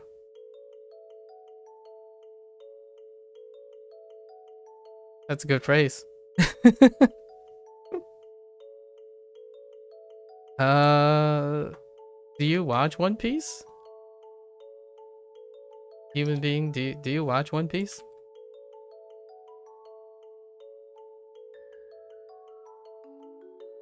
Honestly, that's not what I'm referring to, but you read the manga? Okay. Obviously, that's not what I'm referring to, but yeah. The man who will become the Pirate King, right? I was talking more like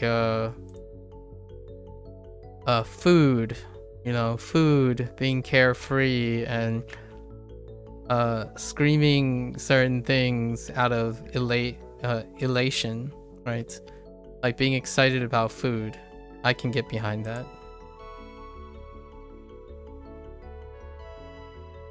Maybe not so much picking the most esoteric example, cherry picking the most esoteric example to contrast and maybe trivialize a little bit, being an eccentric person.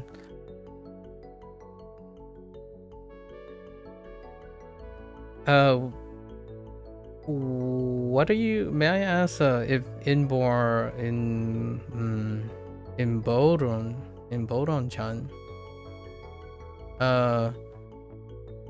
what are your motivations for learning Japanese? as an English native speaker, I suppose.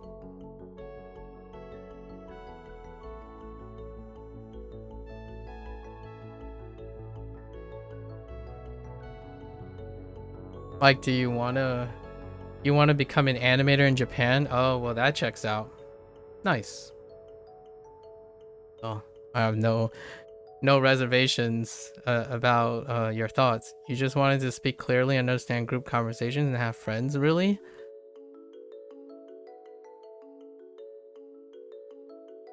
I mean, that's fair. Yeah. Speak clearly and understand group conversation, have friends.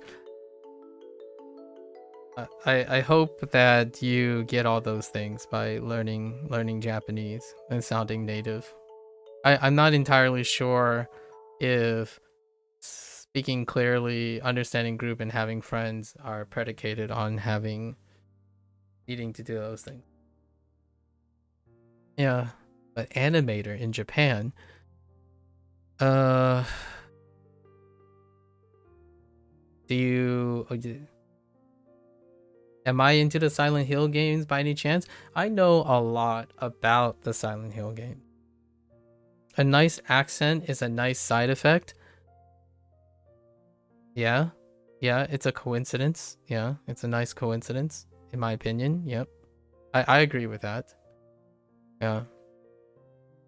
My accent is probably gonna sound like my accent in a combination of things. I think my accent tends to be the combination of whatever I speak. So probably not a native Japanese speaker, but it's probably gonna be a combination of all of it.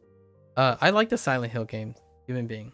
I follow most of the Silent Hill games, and Silent Hill F was recently teased, the one that takes place in Japan, or like a Japanese environment. And I watched Silent Hill 2 remake playthroughs. I don't usually play them myself, largely because of time constraints and whatnot, but I like the experience of watching other people play Silent Hill games. Silent Hill 4, there are some very potentially forgettable Silent Hill games, though. And I'm not even entirely sure if people know that those Silent Hill games exist. Like Silent Hill Homecoming. That those are some lower depth times. But perhaps the most recent resurgence of the Silent Hill remake by Bluepoint was, or Blueberg. Oh wait. What was the it's Blue something. Is it Bluebird Team?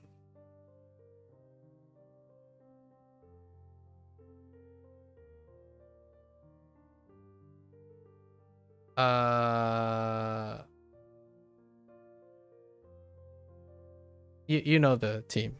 Blue Box? It was something like that. And I'm excited. I'm excited for Silent Hill F. How they're gonna go about it. I think it's still the same team. May I ask, are you going to school for animation, or are you just gonna go into animation somehow? Oh, it's a different developer. Huh.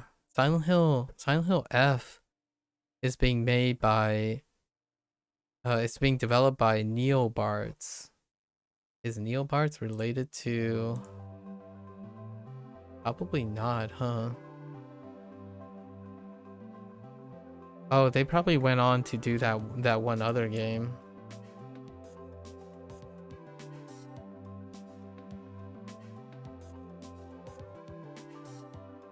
Bluebird, yeah. Bluebird team probably went on to only make that one game that was announced recently.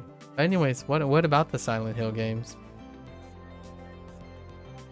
Oh yeah, Chronos. Chronos is the new game. Yeah, Chronos the New Dawn is what they're making now. So Bluebird is not part of Silent Hill F, so I don't know what Silent Hill F is gonna be like. It looks interesting. I'm not sure how much inspiration they're gonna take off of Bluebird's interpretation of Silent Hill 2. You went to a regular state school for art. It didn't really help since the professor were focused on abstract art and installations. Now you're just trying to get freelance work through Twitter? Huh. And I imagine you finished the state school, right? I'm kind of curious what kind of requirements are necessary to be able to be accepted as an animator in Japan, and what type of background that they have. I don't actually know. I think in a very dorky way, anime about being animators. There are quite a few anime about animators like that give me the impression that there might be quite a lot of standards that are required to be that. Yeah, you're needing it out right now for freelance work. You don't need any qualifications other than skills, but to get a visa, your degree will help a lot. I see.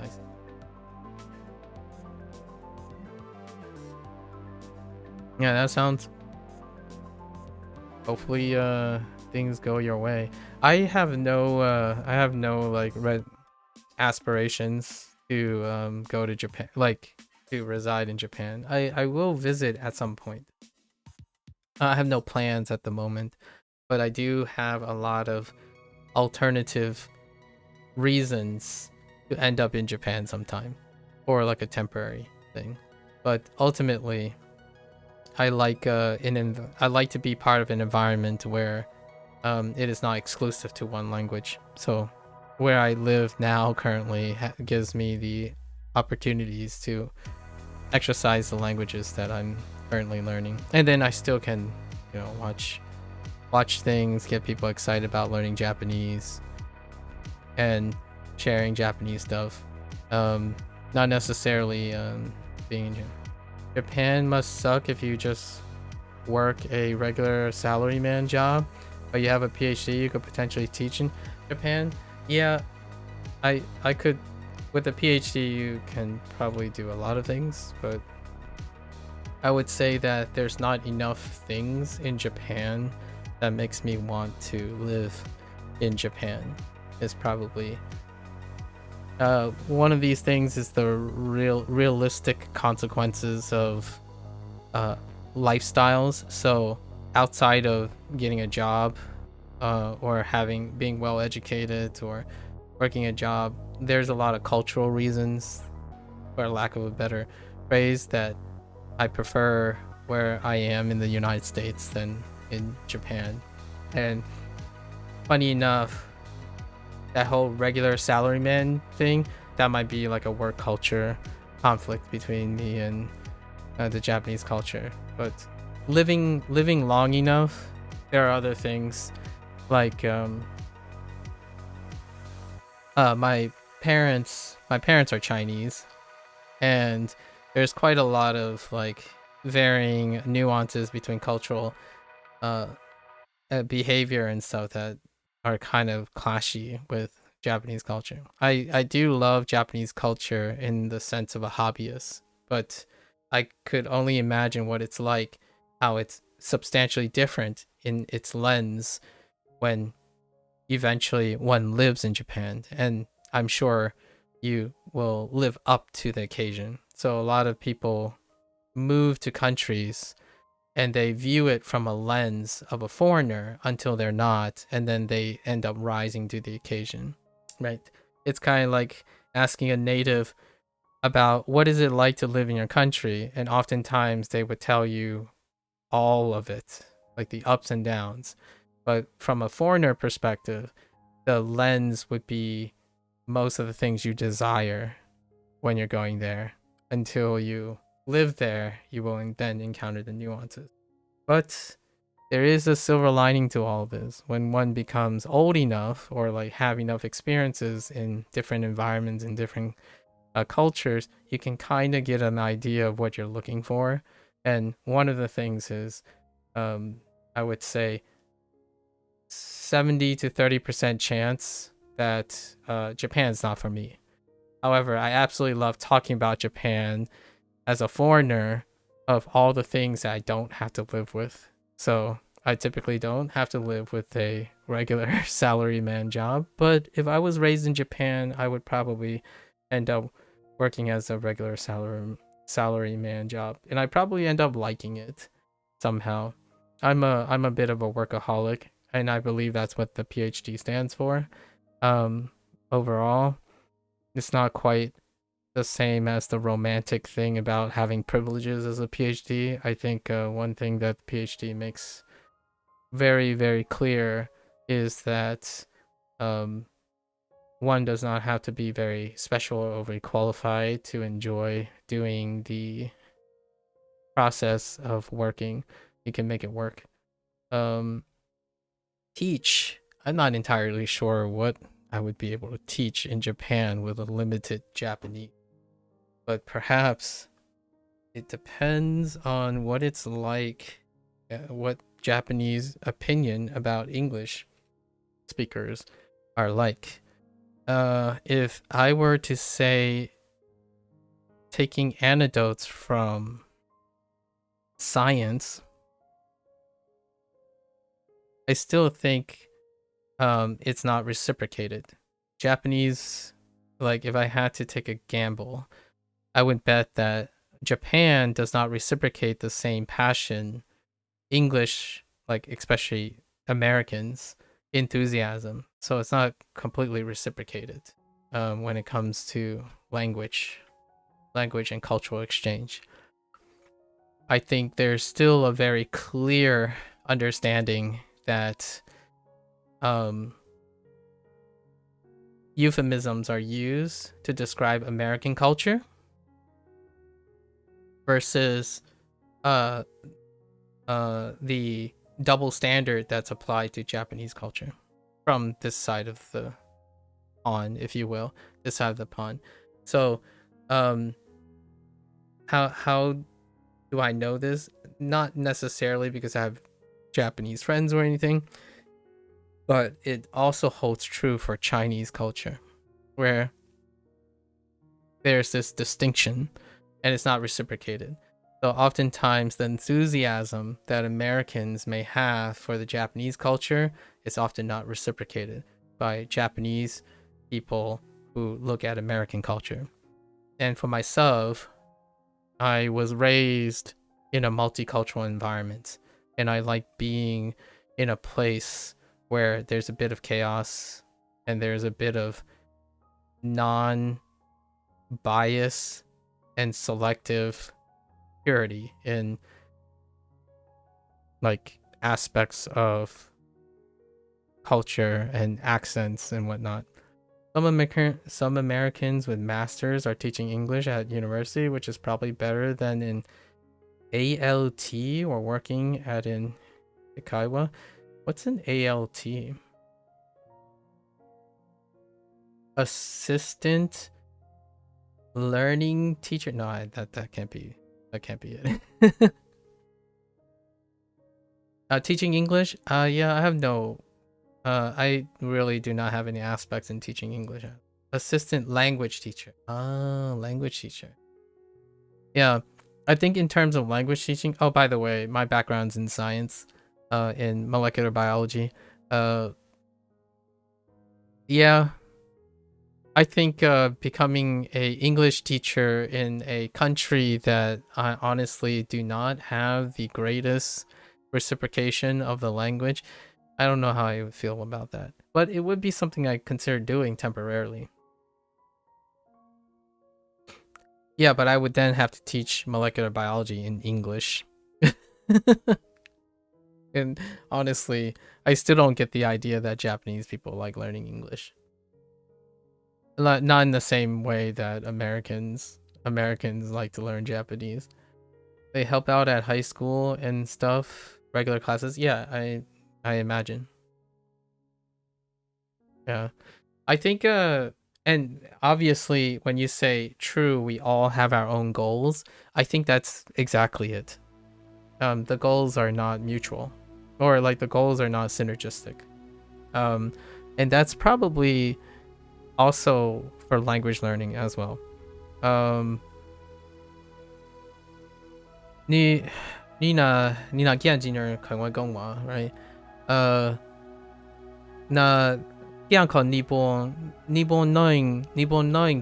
不能你大爷跟一个关人中国人 right 中国人你能没人约你我那讲话在日本话听人英文能你讲话 so most of the time, even though despite using different languages, oftentimes you would kind of supplement and go back and forth between them. And when I think about accents and whatnot, it really does kind of lean me into being a little bit more pushy back when it comes to accents. Because oftentimes, no comprendo no comprendo japonés, but most of the time, I feel like one of the interesting things about accents when it comes to speaking more than one language, I feel like it comes down to the idea that you kind of just speak in your comfort zone over time. But I think that's a mindset that me and a lot of people don't share too much.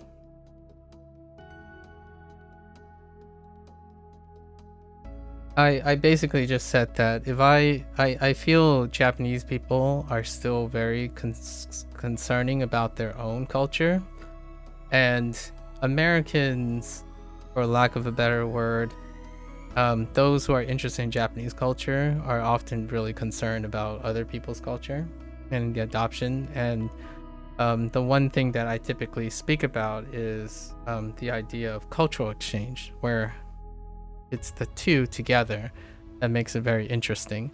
And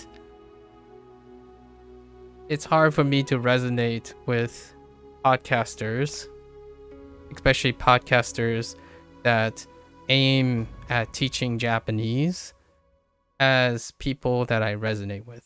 So I typically listen to podcasts from the very first thing. I typically listen to podcasters who also share American culture. So like a very, your couples who like one of the couple is American and the other couple is Japanese, and they would talk and exchange conversations in a way that involves celebrating the idea of both the cultures interacting. But when you get to Japan, I earnestly feel like it would be one of those things where you really, really are going to assimilate as opposed to culturally exchange. I'm not entirely sure how open Japan is to seeing an expression of multiple cultures. And I think that's probably the thing that I tend to emphasize. So don't mind me if I feel a little bit dismissive. I might sound a little bit dismissive when other people are incredibly passionate about it. I hope that your passions drives you to be an animator in Japan. I've heard, despite what you might think, animators have a really rough, they're very studious too. Like, I'm not entirely sure if working as a regular salary job isn't all that more suck than having an animating job in Japan. So that's probably one of my takes on the Japanese work culture. I'm not entirely sure if it isn't going to be brutally taxing. It's a bit stifling sometimes. Yeah.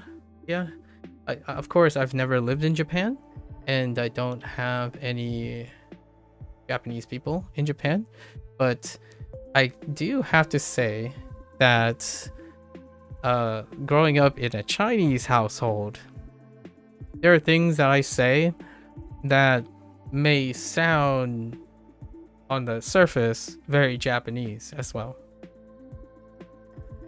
But with the animation, you already have some production assistants reaching out to me for work, so it seems like the fastest way to make an income with art for you. Oh, that's nice. You already have a connection. Yeah, yeah, yeah. That is definitely very pragmatic. Yeah. Like, one thing that I probably would say that my parents definitely illustrates quite a lot is that, especially in a Chinese household, is that work culture is something to be experienced, and oftentimes work culture is underestimated. And I would say it's probably the same true for Japan. So if I went over there to teach English, for example, and or teach molecular biology, I probably learn to love the increased work culture. Also, in case this wasn't too clear, usually for me, in my cultural upbringing, the harder you work, the more you like it. So it's kind of counterintuitive to suck at your job or be good at your job and also like your job. Like for myself personally, like one is good at their job because they like to work hard at their job. And for myself, I kind of liked my job a little too much and I kind of burned out at the job. And that's something that does happen in Eastern cultures a lot. True, you do love art. You've been drawing for almost 10 years. You hope it'll be enjoyable. Yeah, I hope you get like all the like super positive stress, you know, positive stress. Like you love drawing, and going to a country that basically, you know, draws on that love for passion to become sustainable. I think one of the things that are a little uncommon, like hear me out here, I do know of a couple people who did move to Japan. Like, not personally, but anecdotally, like reading the stories and history, because I listen to vlogs. I listen to vlogs of foreigners going to Japan because they also speak English.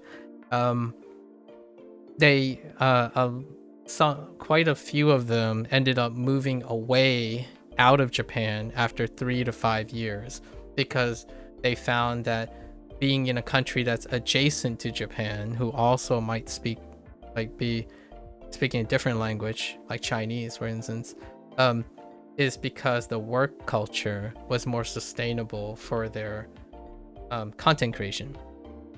So, like, what I mean is, these couples ended up becoming together, and the couple ultimately choose to move away from Japan to the other couple members in order to promote a more balanced lifestyle, because one of the things that happen often is the unexpected work culture, and it's not like a bad relationship or anything. It's the understanding that one of the members knew about what it takes, like what the work culture is like, and then the other person knew what they required, and they agreed that it was a lot more manageable for two people when they're away from that work culture. Although, with all that said, you couldn't convince my parents to take a vacation even in retirement. They're not Japanese, but they're Chinese. So you hear a lot of stories like this. You just try to shut those stories out of your head, but you really do burn out. But if you really do burn out, you'll try to figure out something. 10 years of drawing. I think you got it. 10 years of drawing and how often you draw, that sounds like you got you know, your 10 years is a long time. I think nowadays people burn out after like 2 years. Yeah. Very nice. How far are you into your Japanese studies? Is it soon? Like, are you going to Japan? Is this soon? Happening soon? I was married to science. I was married to molecular biology. Like, I think even after it's been 6 years since I took a break from molecular biology, 7 years. And before that, you know, when I was 30 years old, right? When I was 30 years old, I spent like more than 80% of my life dedicated to science. So nowadays, it's kind of more of a chill thing. I'm not even entirely sure if I even need to work if I move to Japan. I don't think I need to work.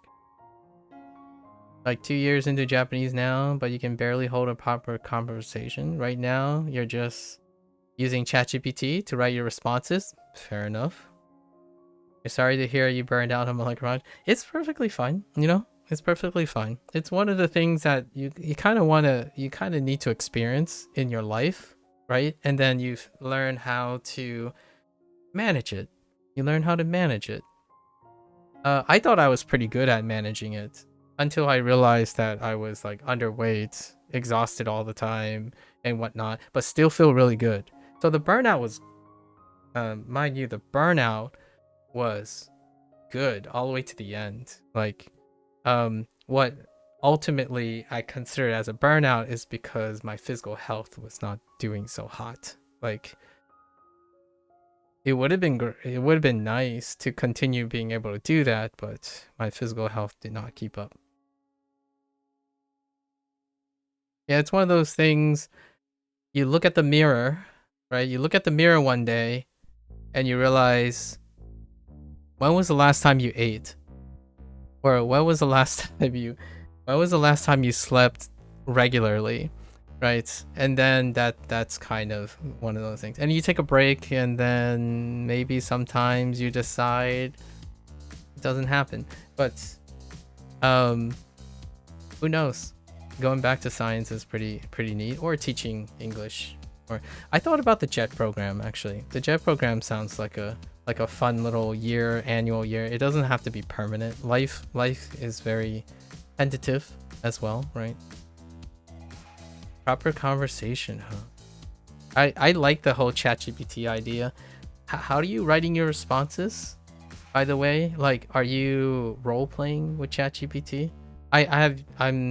That's a phase of Japanese that I'm going to show later down the road, but I'm actually starting it with Chinese first. Because Chinese doesn't have like a particular complement or something. Yeah. Or Spanish. Spanish can be fine too. You write a response, then you have ChatGPT revise it. If I don't like it, like if it's too formal or stiff, you'll re-ask it. Interesting. So you write a response to what? Are you getting ChatGPT to ask you a question first? You're really afraid of business language Japanese like Keigo? I can imagine. Actually, I can really imagine, yeah. So, are you getting like ChatGPT to ask you a business language Japanese response? Honestly, you know, that's kind of interesting thought about the Keigo.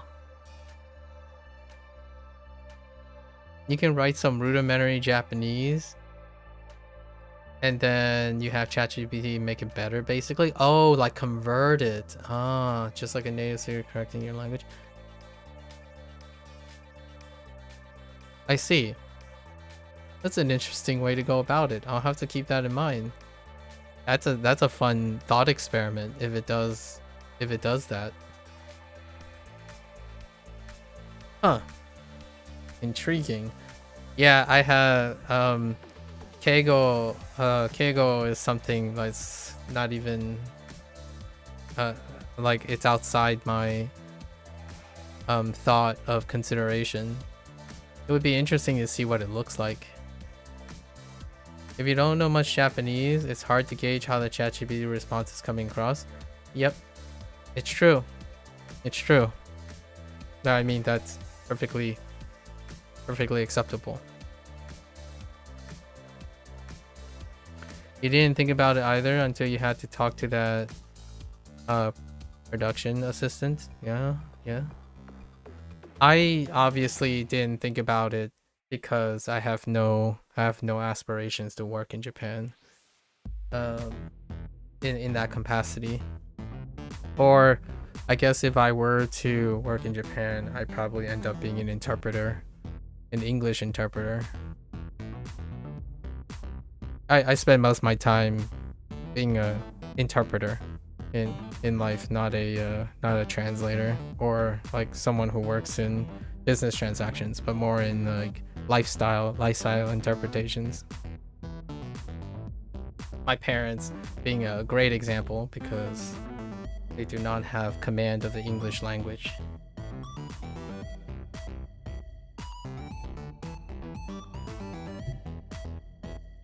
It's kind of funny when you think about interpretation. I think translating is hard, but interpretation is easier, largely because, and you know, experience, right? Like what you practice makes it easier than the things you don't. So when it comes to like translation, let's just say I get my butt kicked by, you might be thinking, nah, this like Duolingo kicks my butt. Like I still use Duolingo, but Duolingo kicks my butt because it works on translation, and interpretation is not the same as translation. When you interpret things, it doesn't ask for like it does this grammar. It asks for capturing the feeling of something. So when I'm learning Japanese, for example, and I'm watching anime, a lot of times when I'm practicing Japanese, I'm interpreting. I'm not translating. So oftentimes I need to do something like this, like vocabulary, straight up vocabulary and like grammar books and stuff, to offset my diligence, my lack of diligence when it comes to translating. I think translating leads to a lot of structural things that someone who constantly listens to a different language may overlook. So when you mention like I guess human being, also mention vouching for podcasts, improving your like maybe your pronunciation and your accent, I agree, and your comprehension to some extent. But I think something that does fall by the wayside a little bit is interpretation. So what I mean by that is to do that, you will enter the realm of interpretation quite a bit, and that can create loose grammatical things when it comes to reading. But apparently human beings reading improved, so that's an interesting expectation. I haven't considered if that's a possibility, where your reading comprehension and your reading and writing improves from listening and hearing things. For my most of my focus is on reading and writing, as opposed to listening and speaking, because it's kind of funny because most of the time I'm reading as opposed to. It's the real-time aspect of interpretation that scares you, but you can see where you're coming from. Translation requires high-level writing skill, especially for academic books. Yes. Yeah. Translation, like, it's funny, but hear me out. It's not a bad thing. I like working hard. When I'm translating, I'm working really hard, so I get to learn quite a little bit. Interpretation, there's a lot of lost grammar, like a lot of lost things that you forget or like you don't use out of native tendencies or something like that. So for example, when when the doctor when the doctor explains something to my parents, right? Like they say, "Oh yeah, don't worry. This is situational. It's probably a natural consequence of getting older." And my interpretation to my parents is based on, "Hey ma, you're getting old. So this happens." But I said it in Fujianese instead. Like 你老了喎，仲安攞3等於你咯喎，莫講白啊，佢老啊，你老了，就仲安把先仲安大嘢。So, the way to quote unquote naturally say what my doctor said in English is not similar to like the way I'm compelling the same feeling that I am in Fujianese. So you end up inherently not using certain words and stuff, even though you have to learn them. And that creates heritage speakers. Heritage speakers where like when someone asks me something like, "Hey, do you know what this is? Like this mic?" And I'm like, "No, I don't know what it is." I usually just refer to this as knowing, gong wadi knowing. And that all what I actually said was, "Oh, this is a device that records voice." I didn't say mic in I didn't say mic in Fujianese. I described this as a device that records voice. So now, is that the word for a mic in Fujianese? I don't know. I actually don't know. It might actually be because in Chinese, much like Japanese, when you're interpreting an English word like this, right? It's always gonna feel like this. Like it's not gonna change, which is kind of funny when people say it does change or it feels like change. It's more like you abandon this or you become okay with it. So, like for me, this is anecdotal. So when my parents say like, "Oh, 这内没对里内," it's like saying hen person. It's a weird person. It's a person that's acting weird. And in English, you could say eccentric. It's an eccentric, but it's like I'm not sure if it's any formal or less formal, but it would just be like, oh, it's weird person put together in Chinese too, like, or in Fujianese. It's like weird person slapped together. So it hasn't ever changed in that nature. And I don't think the translation has slowed down the interpretation. So I'm not entirely sure if you're going to have that same experience or if human being is ever going to have that experience because our life experiences are very different. I interpret on the fly as acquiring the language when it comes to reading and writing. And it certainly makes for terrible grammatical errors. Your theory is that you got better at automatically understanding the language once you started focusing more on your listening skill. I see.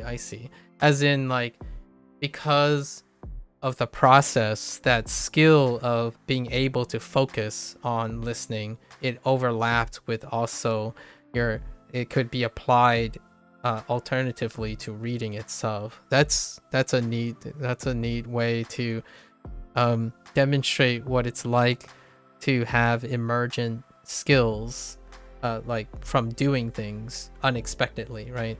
So yeah, most definitely I'll try to look at fitness podcasts, honestly. Or no, you know what, I would love to see a fitness, you know what would be a fun one? I think from Inbo I would like to do like a fitness Japanese channel. Like they just do fitness routines and I would like count in they would like count and like, okay, now time to do a squat, and then they would say the word for squat and say, oh, this is what a squat is. Oh, okay. And then, you know, all right, time for burpees. And then I would just hear the word. I'm like, oh, now I can describe a fitness routine routine in Japanese. That's probably what I would do. That's how I go about acquiring listening comprehension. I can't speak very well because I have not really practiced speaking, but reading is a different story, right? Like, and I do most of the time reading because this is what I do. Streaming, usually most people will be typing in Japanese and whatnot. Maybe one day we'll exchange Japanese stuff. So 2 years of Japanese. How did you go about your 2 years of Japanese? I don't actually know how long human being has been studying Japanese. Squad in Japanese is skewato.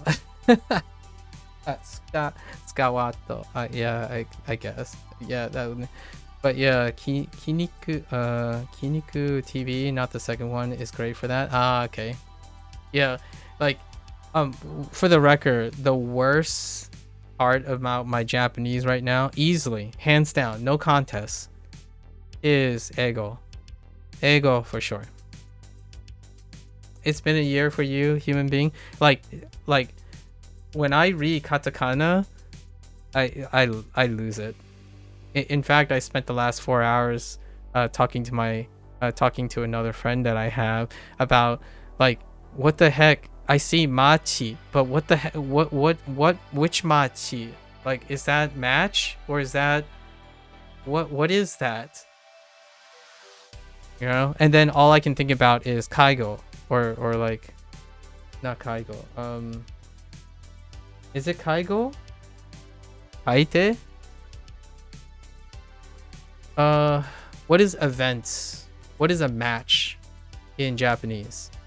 I'm messing up the right kanji is not correct in my head right now. What up? If I see it, I know, but I'm not producing it practically. Oh, shiai. Shiai works too, actually, but that's not the one that I'm thinking of, but shiai works. Like, I would probably recognize shiai, but I don't know if machi has anything to do with shiai. Is it a match, like a lighting match, or like English becomes a little problematic. It isn't, probably. It's not dealing. It's probably the lighting match. Hold up. What's a matchstick? Oh no, it's not. Yeah, see, I don't know. I don't know. The person who taught you Japanese is Ojiman. He has a small YouTube channel on here, and he also liked Trenton, who does great videos on how to learn Japanese through listening. Ah, okay. String of katakana. Ooh. You know what's the craziest thing about... Here's a great example. Right, these things. When there's a string of katakana, it's like, what happened to the spacer? Like, what I mean is, a lot of times when there's a string of katakana, my immediate thought is, why does this not even look like a Japanese sentence? Because what I mean is, sometimes the katakana would be stringed together, right? And you're like, where's the break? Where's my particle? Where's the imaginary pitch accent pattern that I can feel? Like, it's screwing everything up. That's what I feel like. I panic when I see a string of katakana. Henjin. I'm saying this not in a really negative way. I just think it's funny that that's what happens whenever I hit a katakana string. I'm like, what happened to the particles? The particles are gone. I can't visualize where the words break up. Like, where does one end and where does the next one begin? What's a great example? Like, heck, I trip up on compound words all the time. So like, ice cream is still kind of tough. Like, whenever it's blended into a thing, I'm like, oh, ice. Wait, ice cream? Oh, ice and then cream. Like, all right, cool. Those are two separate words, but they're right next to each other. There's no break between them, so I can't tell if they're two words or one word. Learning to listen to Japanese is like that because it's like a long string of hiragana, no kanji to break things up. It's hard. Listening has different parts, but yes, I would sort of agree with you to some extent. When you're listening to Japanese, you're listening into the format of a sentence. So they all have pitch accents. All the pitch accents break up all the words. So if you're listening to pitch accent, they break up all the words. So it should be inherent to you over time. Your ears should, in my opinion, accommodate the flow of the sentence. So it does break up all the words when you're listening to Japanese. Japanese is broken up due to pitch. At least in my opinion. So when you're listening, like it's kind of like Chinese. They're all broken up in tonality. So even if there's no like actual literal words that are broken up, the sound breaks up all the words. But sometimes they also slur sounds when speaking first, so it's kind of balances out. That's a thing, slurring words, but slurring words is also an act of breaking up things. So I would say that works to breaking up words. When people slur, it's also breaking up words. So like words that are slurred together are commonly slurred together. So you know that that's a compound word. So slurring is actually even a different element of speaking. So in its way, it will also give away certain things. Like coulda, woulda, shoulda. You know, coulda, woulda, shoulda is slurring words together, is contracting words in English, but they're always the very specific slurring. So when you listen to someone, it gives away what words they were slurring. So woulda would not be anything else other than would and of, would have. So I think that's okay. But yeah. Speaking and listening are like reading, writing versus listening and speaking, definitely on the same coin but different sides of the coin, and that's why we learn language. It's fantastic.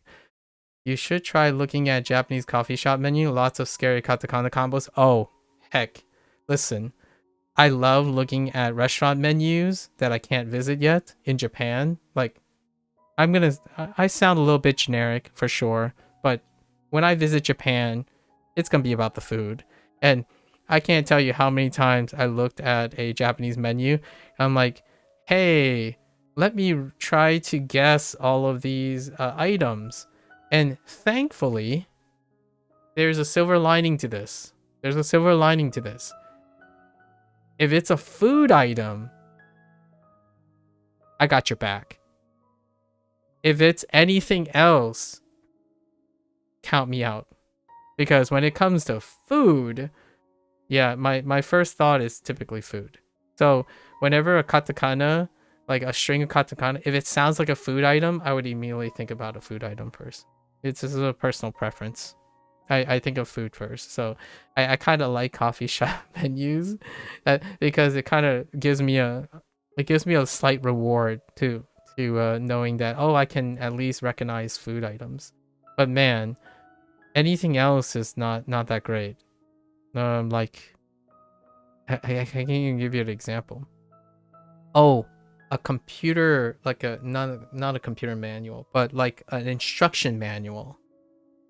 When the instruction manual involves items that are in katakana, like you can buy things and you don't really need to follow the instruction. Like for example, if you buy like a Japanese product, right, and it has labels and it tells you how to operate them, occasionally like is that an English word or is that, I don't know what that is.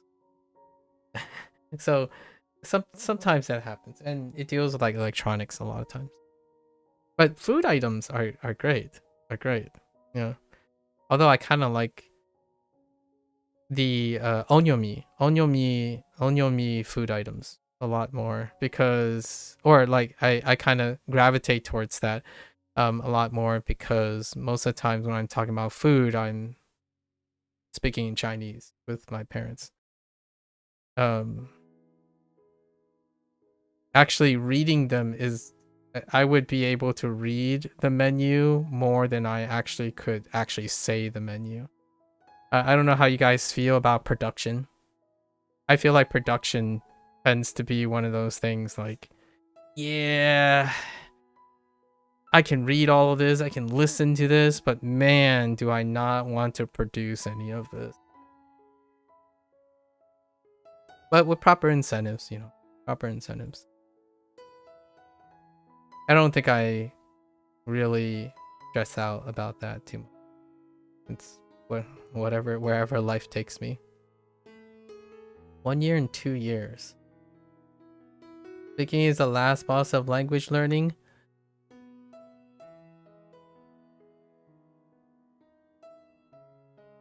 I can agree with that when it comes to language learning. You know, like language learning itself. I think hear me out. I'm a little bit of a, I kind of step out a little bit more here. Language learning, communication is the end boss, or making friends is the end boss of language learning. And unfortunately, making friends and communication often doesn't overlap with a lot of the skill sets you learn in language learning. But at the same time, I also keep it as a process of the end boss of language learning. But it's more like the fruits of language learning. The fruits of your labor in language learning is having the opportunity to making friends, right? To going to a country and interacting with their culture. And I hope that's a rewarding one. And hear me out. Have you ever played a game where the last boss is like a victory lap, as opposed to the last boss being the hardest thing you've ever done? Because in my eyes, that's kind of how I feel about language learning. The last things you do are like your victory celebration laps. You get to use the language. Like speaking is tough, but also it's fantastic. Like writing messed up Japanese sentences and getting someone to correct it is like the best part about learning a language. Like you finally get to produce the language that you spent so much time investing in. And for me, that's where me and a lot of language learners do conflict quite a lot, because they are like, for you, for example, you did express it a little bit. You are very concerned whether you can speak clearly or correctly, and you know, the business thing, and that deals with the whole professional side of things for sure. However, I think before you get there, oftentimes you can be celebratory. Like, I say a lot of wrong things, but I'm also learning.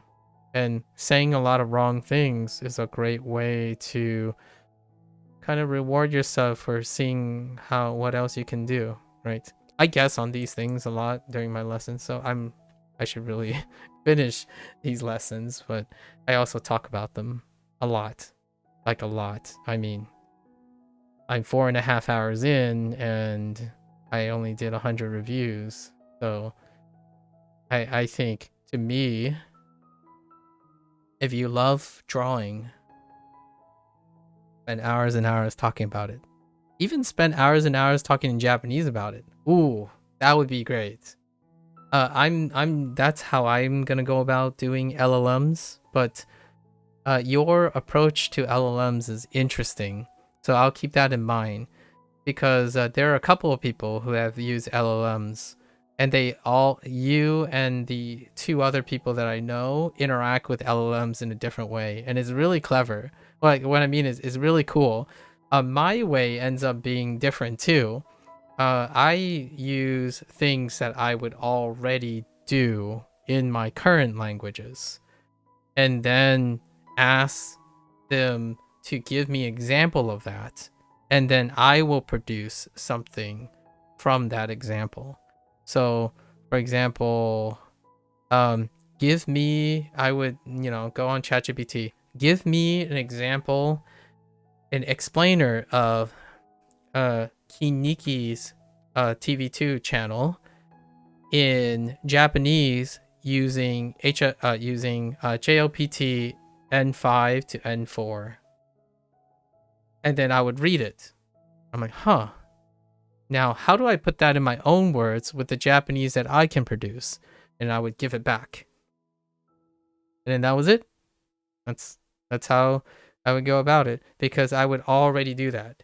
So then in the future, when, not a native Japanese speaker or a native Japanese speaker, or like maybe human comes on by and asks, how am I doing? And I'm like, hey, I practiced this thing. I can describe to you what I'm doing recently in Japanese. I'll describe to you this channel that you have introduced to me, and I'll say it in my own words in Japanese. Not that it is native, nor is it correct or like spotless. The idea is I took something that the LLM produced within my given comprehension range, and I rewrote it in my own words, and that's interpretation. So I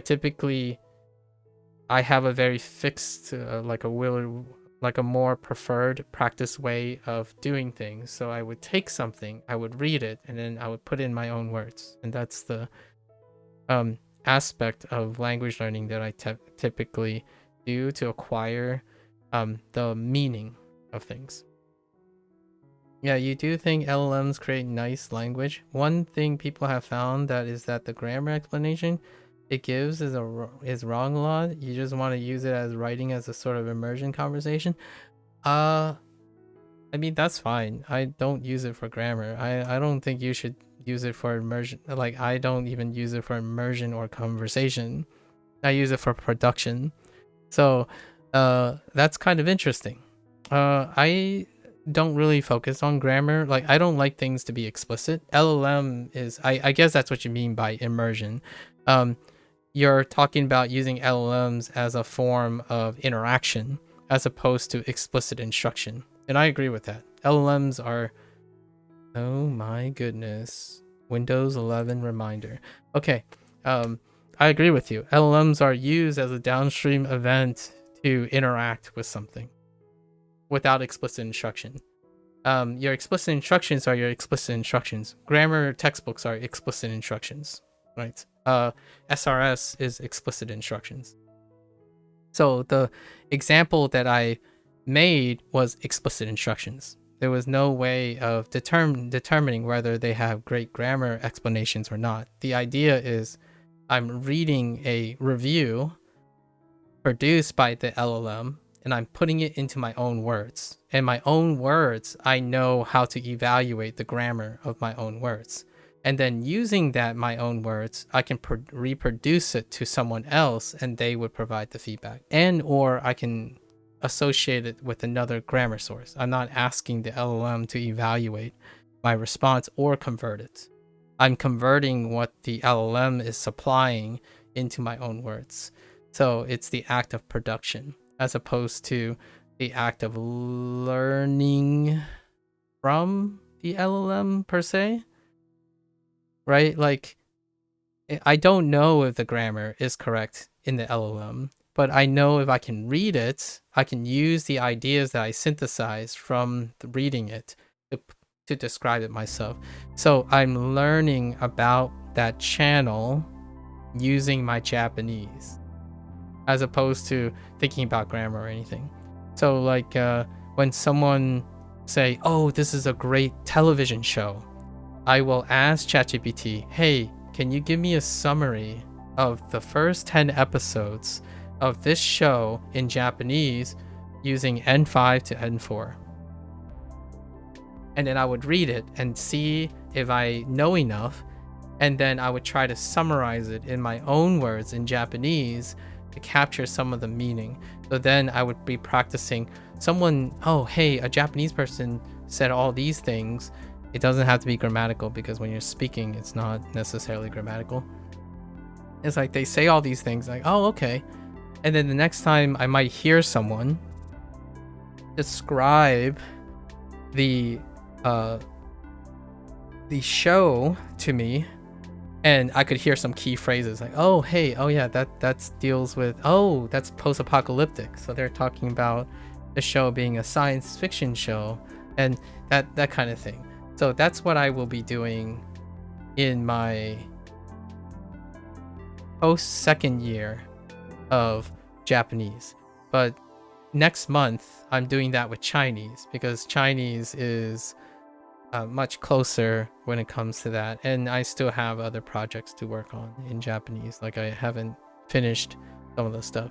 So then that's how we're gonna do our LLM things. So soon I'm gonna end up saying goodbye to SRS and goodbye to Duolingo's structure and stuff. But the idea is LLMs are great to get them to do things for you, and then you can produce things off of it, and which is what the vibe stuff is, like immersion, conversation. You take whatever they offer and see if you can interpret it, and then put it into your own words, because your grammar is what you're working on, not the grammar of the LLM. And then you can use whatever you learned in foundations, like you're responsible for your writing effectively. Oh, which, by the way, I enjoy writing kanji and hanzi. I'm not sure if you do. Not sure. I don't know if human being writes at all as well. I enjoy writing. I think it has another like level of reward to some extent. I'm not sure if it necessarily improves reading or not, or any of that. I'm not really concerned about it, but I do quite enjoy writing kanji and hanzi. You'll have to wake up early to got a job at a gas station. So you're not needing it up. Good on you, Imbo. Good on you. You're not needing it up right now. A gas station, huh? I look forward to hearing what you do. Like, if you want to chill, like definitely like DM me some like artwork or something, if you don't mind and stuff. Like, feel free. You won't be feel free. Like, I would really love to see. It's an orientation. Okay. Oh, okay. Yeah, as of tomorrow, you won't be in the... Oh, okay, it's an orientation for your job. Well, I hope you can manage all that stuff. It's been nice talking to you. I would love to see, if you're ever, like, ambitious or want to, like, talk about art, I would love to hear what you think about artwork these days. Like, hot takes or fun little conversations. 10 years of drawing sounds like a lot of experience over the years. Like, we could even talk about AI when it comes to AI art if you wanted to. That's perfectly all right. People ask about AI a lot in the creative process. So yeah, I won't hold you up though. Definitely good luck tomorrow. Try to have fun at a gas station, I suppose. Right? Yeah, take care. Good luck. You work at a gas station too, human being? Yeah. Drop some artwork in the DMs. That sounds great. I am a very novice art dude, so I would totally love to see some artwork. Human being, what is... Give me a story give me a gas station story. human being. Let me hear a gas station story. Come on. You gotta have something, right? You know, here's one from me. When I was in high school, I worked at a bowling alley, right? Man, I'm gonna tell you. The amount of times that people throw a bowling ball down the lane and not know that a rake is gonna come down in the automatic bowl resetter, bowling, like the pin resetter, and then you have to go, and I have to like confidently strut down the middle of the like the gutter protector to fetch the bowling ball. I tell you.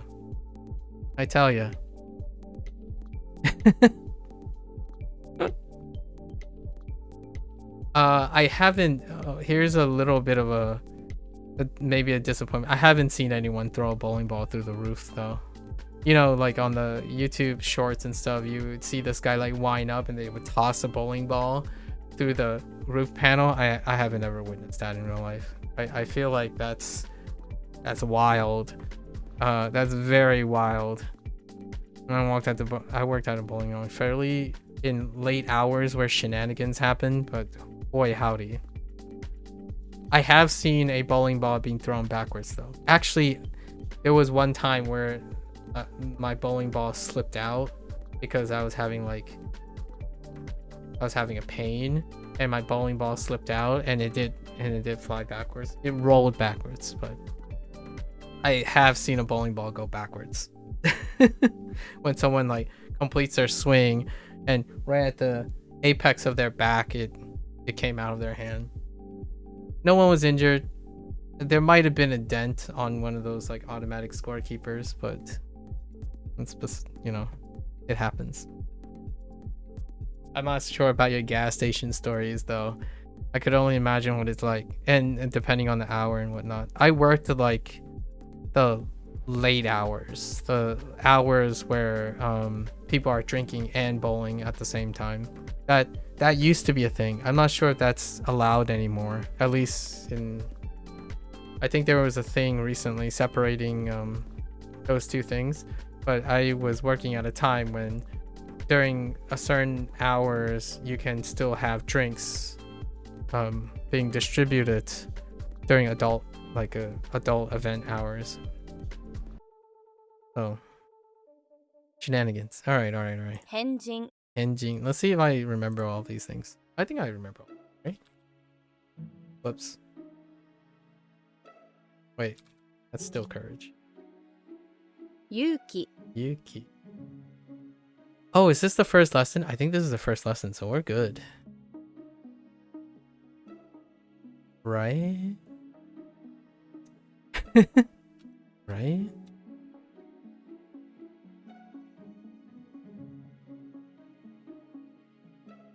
Hen.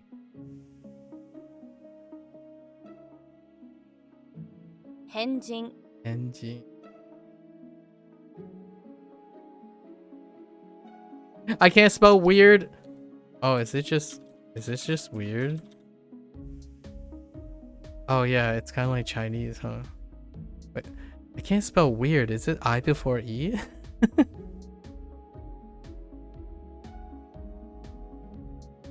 Alright, it's fine. Change. That works. I don't think we need a problem with that, right? This is henka. 変化 Yeah, okay. That's fine. Right? That's fine. Right? Ki? Oh, wait. Do they go to straight to kun? No, sho. Sho works. Like, kyokasho. Kyokasho. Or like textbook. That's fine. Unnatural death. A strange death. Okay, an accidental death. Okay. 変死 Enshi. 変死 Okay, that's fine. Enshi. Serious. Oh, 大 taihen. 変 Yeah, taihen. 大変 Right. So we're entering a lot of repeated words from like listening stuff. Right. Gate mon. Yeah, mon. Yep. Okay. It's weird. It's been like over 6 months and we're still hitting things. Oops.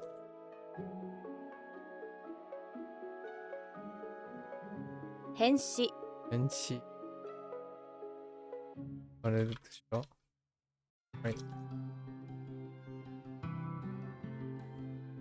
変化 Inka.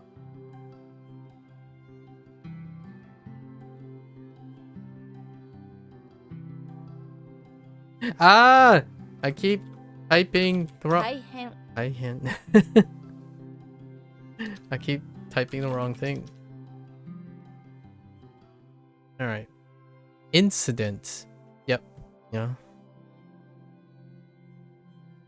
Yeah. Right. Remember that occurrence.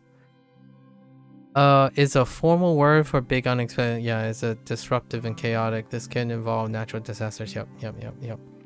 You'll mostly likely see this word used in names for historical events. Okay. Like the monsoon. All right. 事変 Yeah. Jihen. 事変 事変 What? Connection. Connection.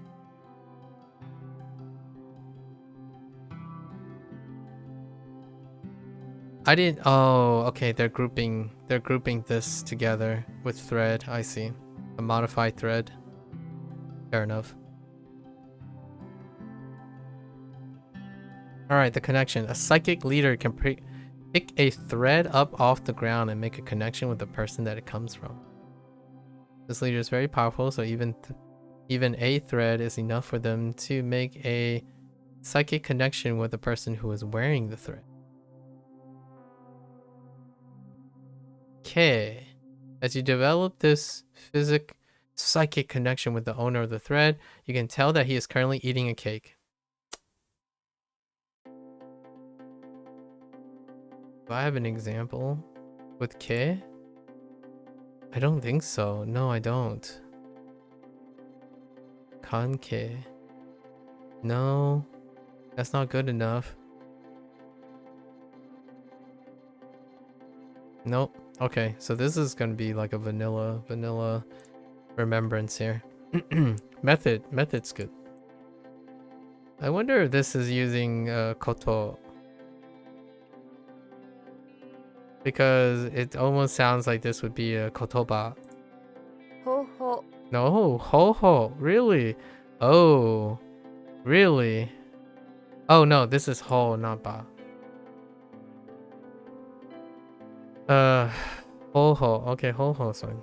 方法方法 Ho. Sorry. Santa.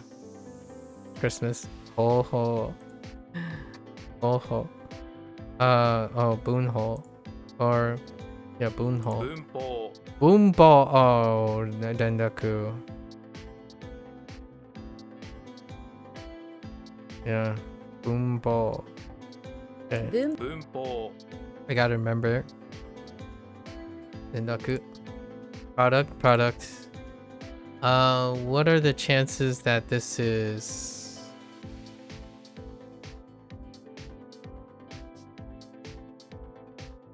Heen. Oh, it's heen. Dang it. As you try to sell those products, you finally get a buyer. It's a Hindu. Oh my goodness.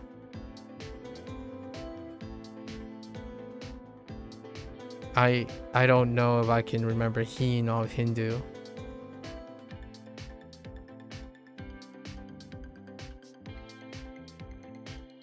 What does heen sound like? Alright, I guess I'll try this. Try this out. Sokuhin. Sakuhin. No, Sakhin. Are you still heen? No, Shina. Interesting.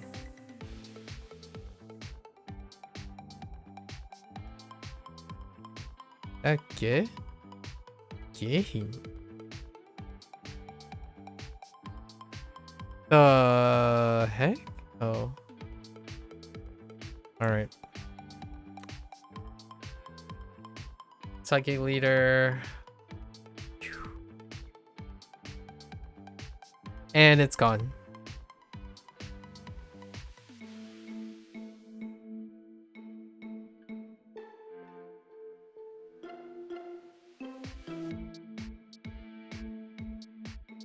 Yeah, it's gone.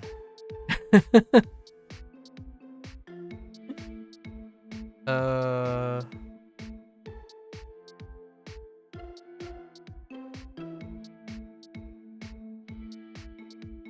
Yeah, it just doesn't work.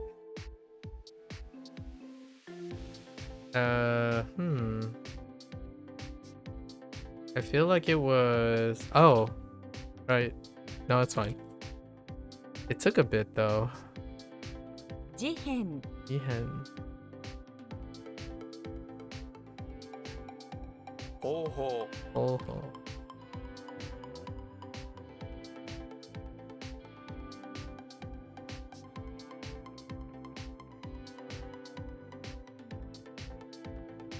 The heck? Oh.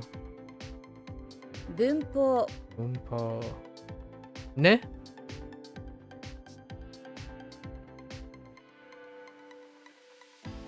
I wasn't paying attention. What the heck is this?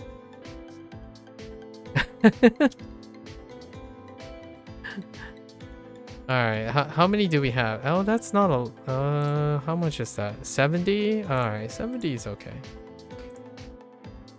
Illegal? Oh, we got this. 不法 Ooh, 不法 that's fine. Unexpected incident, aka accident, but oh, it's the reverse. Or not necessarily. Oh yeah, it is the reverse. What am I talking about? What are the chances that this is gonna change? NG. 返事 Alright, nice. 返事 Alright, we're good. It's fine. Protect. Actually, did they have an extra meaning? NG is a formal word used to describe sun and unusing that disrupts normal, such as natural. Okay, you won't see this word often, but they still come across in formal writing. With henji, think of how the N comes first to emphasize the strange. Okay. 返事 Alright. Protect. Ain't no way that's supposed to be Bao. Is this supposed to be Bao?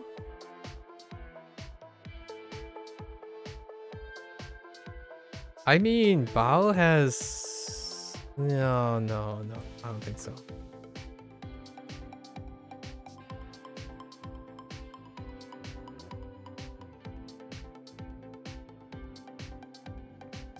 Huh. It does look very simplified.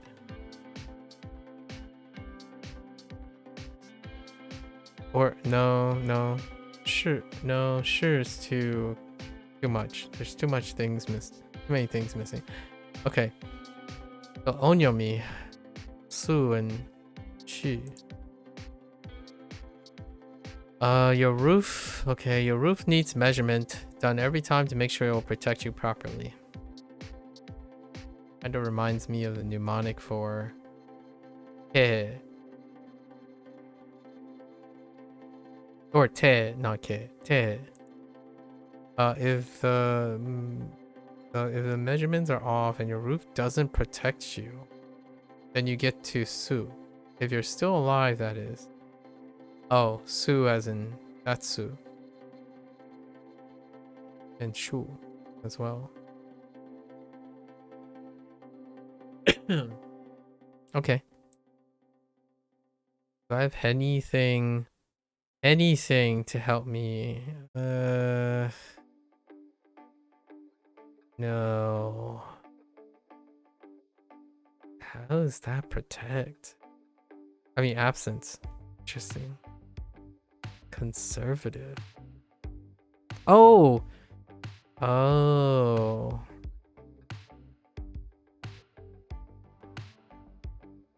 Okay. You change something. Interesting. Slightly different from ka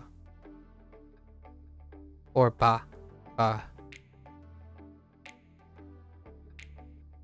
The kanji is change, and this verb is to change something. If you change one thing for another thing, you're going to change it. After all, this word refers to changing one thing for a similar thing. Yeah, there's baeru. Baeru. So are these the same? Sound the same and are sometimes used in similar but are different nuance. Okay. This one refers to the act of making something different and involves altering the nature or state of something. For example, changing the layout of a room or changing one's perspective on an issue. Bairu. Is it ba? Yeah. Bairu means to substitute or exchange one thing for another that is expected to fulfill the same role, use, or purpose, such as replacing. Okay. Okay. 変える Kaeru. Really? Oh boy. 変える 変える Kaeru, huh? You want to change something about your car, but you don't know quite what yet? Maybe your car should have a really cool feature like, okay. Kaeru. Really? Kaeru. Daijou. 丈夫 Oh, I mean, jobu, not daijou. Jobu. Jobu in daijobu. 30. Well, I guess we're gonna get daijobu next, right?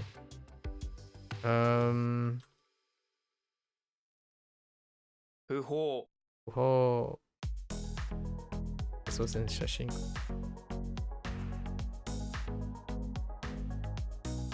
Okay. 返事 Genji.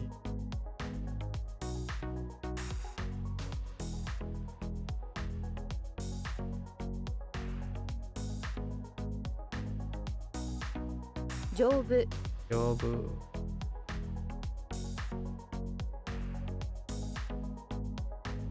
変える Kaeru. Kaeru. Fukushima. Fukushima. 福島 Fukushima. 福島福島 That's fine. Fukushima is fine. Right? Shima. Okay. Then yeah, that's fine. Height. What are the chances that this is Joe? 竹 Dang you, Take. Oh yeah, that makes sense, Take. The reading is different what you learn about it. Remember the word. Yeah, the bamboo has the same reading as this. Yeah, Take. Just think of everyone measuring the heights of things with bamboo. Take poles with markers on them. Okay, this one is 5 bamboo poles high. Okay. 竹 竹 Okay, it's fine. Valley is retroactive. Happiness. No. It's a lid. It's a totem. It's a lid with spicy. Put a lid on something spicy and you'll cook up pure happiness. Excuse me. Spicy foods literally do trigger happy chemicals. It wouldn't be too far to say that putting a lid on a pot filled with spicy food could produce happiness. What the? I don't understand the lid part. Cole, out of the spicy food you made pure happiness. You gave it to your sad friend Koichi, who waits at the table. Koichi looks sad, but when you serve him happiness, he starts to perk up a bit. A couple more bites of happiness and there's a smile on his face. Although when you found Koichi, he was depressed, down on his luck, and hiding from the government. Cooking him some spicy food seems to have problem. Alright. Cole. Oh man. Cole. No. Oh, shiawase. Yeah, that's right. Shiawase. That's kun? Huh. Wait. Oh no, it doesn't tell you kun stuff. Happiness. It's happiness plus happiness. Okay. Both good. Alright. Solid. Stubborn, sturdy is solid. Ganjo. 頑丈 頑丈 Ganjo. Okay. 福島 Fukushima.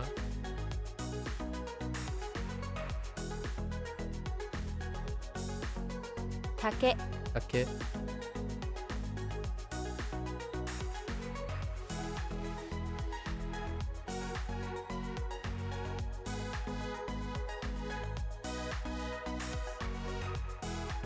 頑丈 Anjo. To stack. Is it oko? Ako? Oko? 重ねる Oh, it's kazaneru. Oh, like kumi kazaneru. Oh, or like stacking. I forgot what it was. Like stacking boxes or something. Like stacking things up. 重ねる Oh no, kasaneru. Oh no. All the things you stacked up were in preparation for your new casa. I can get that behind it. We can totally put in Spanish. That totally works. Although now all I think about is umbrella. Unfortunately. Or fortunately. With everything inside the boxes in Lily pile, you're ready to move into your new umbrella. Casa. Casa. You got a lot of heavy things, so only logical is to stack them all up. Yeah. Besides heavy physical things, you can also use this word when you're going to accumulate things, like experience. Oh, okay. 重ねる Asaneru. Right. 重ねる I think I'm okay. Fine. Prime Minister. The head. The neck. Or head. Neck mutual, huh?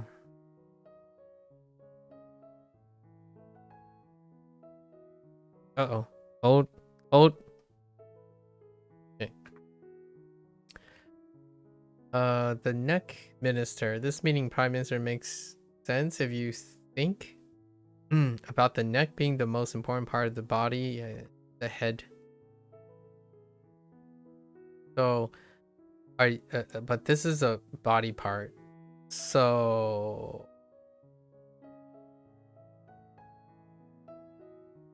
be normal. What would be normal for this? Neck.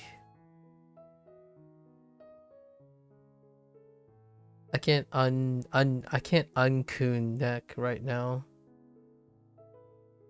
What is an unkun neck? Yoso? I don't know. 首相 Shusho. Oh wait, that's Shu. Yeah, that's okay. Shusho. The first prime minister of. Oh wait.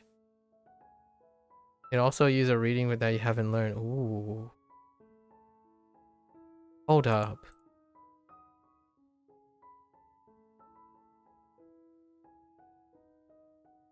Uh-oh. Okay. 首相 Shusho. We're doing radical. The radical. Okay. 首相 Alright. That's fine. Face is face. We're fine. Hurry. Oh, I see how that's related. Ji. For anxious or okay, sun. Interesting. Q. A Wolverine's heart is in prison, so you need to hurry to set it free. Why does this sound so familiar?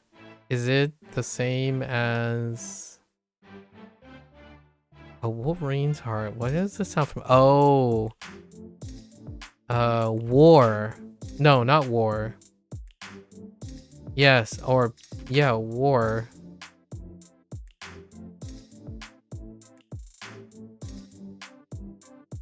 Yeah.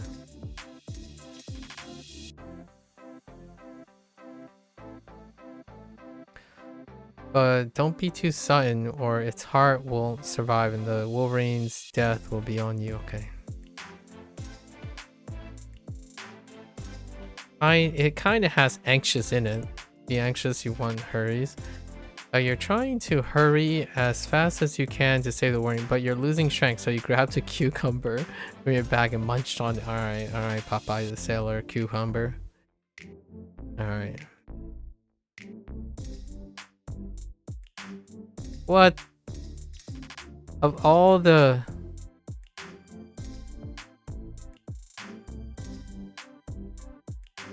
Of all the examples to send someone back. Kaesu. Okay. Kaesu. means return, and this verb is transitive, meaning it's you send someone back. You send them home and tell them they never and tell them to never come near you again. So this is okay. In fact, most verbs ending in su are transitive.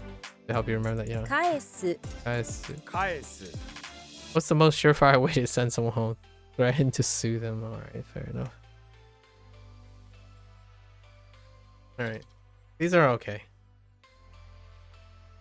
Ah! Oh. 重ねる Aneru.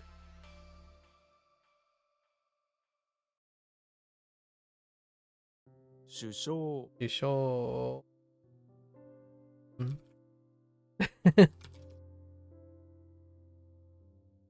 Kaesu. Nice.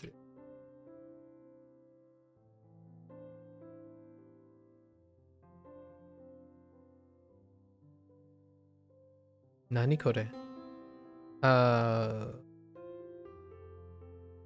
Go for it. Yeah.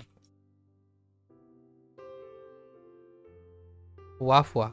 Fuafua, it's funny. I was describing fuafua to someone yesterday. It's fine. To inquire. Oh, wait, but we need to. Let's see. ふわふわ Yeah, hua hua. Let's see. To inquire. Ask or problem. Problem suit. Seru. Wait. A kun for this. I don't think I have a kun for that. Aiwaseru? This word consists, okay, because the, right, yeah, it's right, sure. The first Aji's question and you learn to join together. Oh no, what's join together? It's to inquire. When you inquire, you ask all your questions. 問い合わせる Yeah, awaseru. Toi. You have to inquire with your toes. By that, you mean you love to type on your keyboard with your toes? There's no particular reason for this that you feel like you like the feel on your toes when you type up an inquiry? Okay, that's a little weird. But that's Toi. Toi awaseru.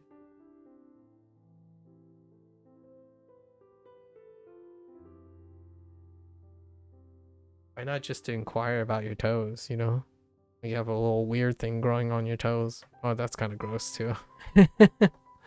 Alright. 問い合わせる問い合わせる Oiawaseru. Oiawaseru. Okay.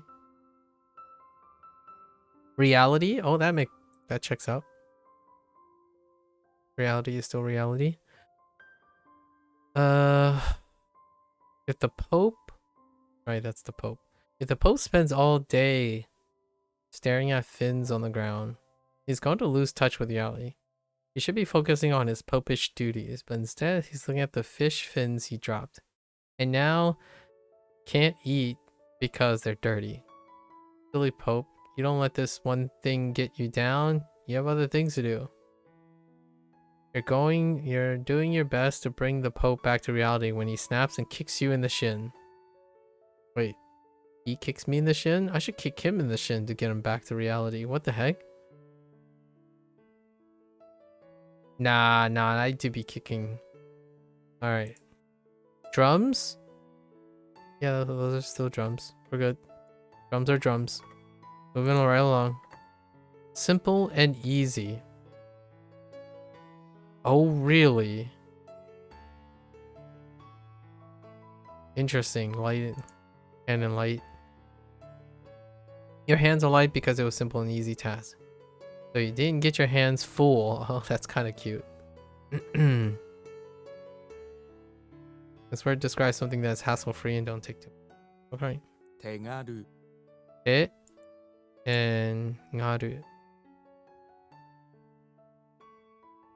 Two kuns. Just make sure you rendaku. Yeah, but ngaru. What's going on here? Oh yeah, that is okay. Got it. 手軽 手軽 All right, that's fine. Oh.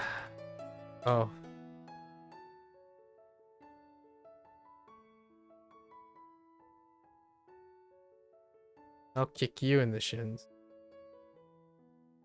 Wait. Okay. 問い合わせる Koichi. Ne? Okay. Right. 手軽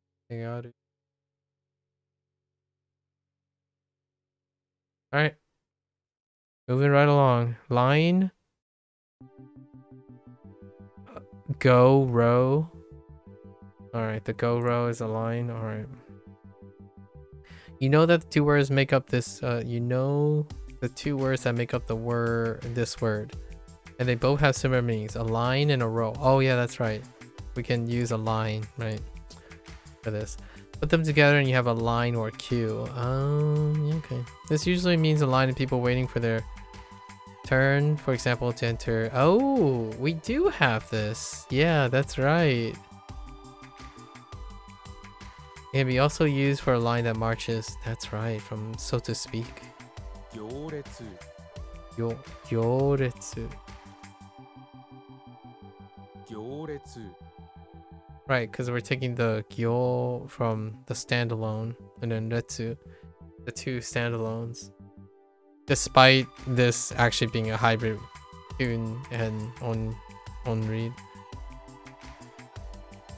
Gyoretsu. Waiting room. Oh hey, isn't this the... It's not. Oh wait, it might actually be.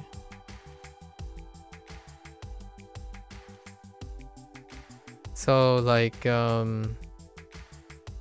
machiai shitsu or something. 待合室 Yeah, machiai shitsu. Yep.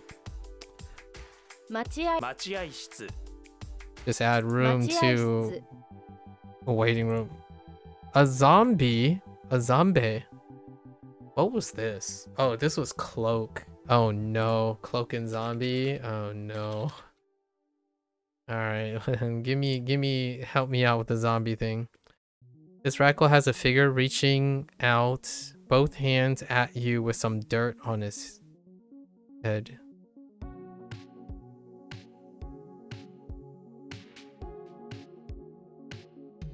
That's pretty good.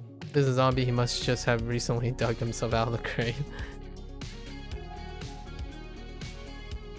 The cloak one is actually very tough to remember from Hanzo Hero. Box. Hako. Are they gonna go straight to Hako? Yeah. Hako. Hardcore punk vinyls. I can use the box to store your hardcore... You're a real connoisseur, so you know that hardcore music should only be kept in a bamboo box. As a key nine for woodworking, you can tell that the bamboo from the tree over there will make an excellent having a keen eye. Okay. Alright. Hako. I think Hako is fine. Okay. Next one. To close something. Shimeru. Shimeru. Means close, so the verb vocab version is to close something, right? Transitive. Primarily means to touch something in a physical way, often with a sliding or twisting motion. Okay. 閉める Shimeru. 閉める When you want to close something, use a sheep. Sheeps are famously good closers. Door, windows, curtains, you name it. Nah. You're closing something to prevent the sheep from getting out. Listen. It's gone.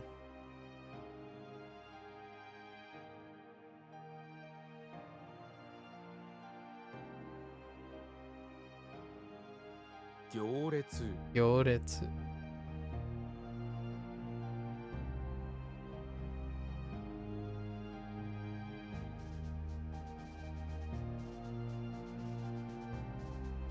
待合室 Yeah,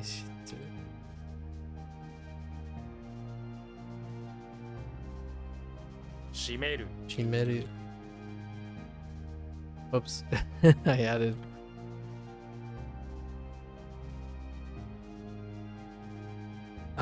Covering an event. Oh, that's interesting.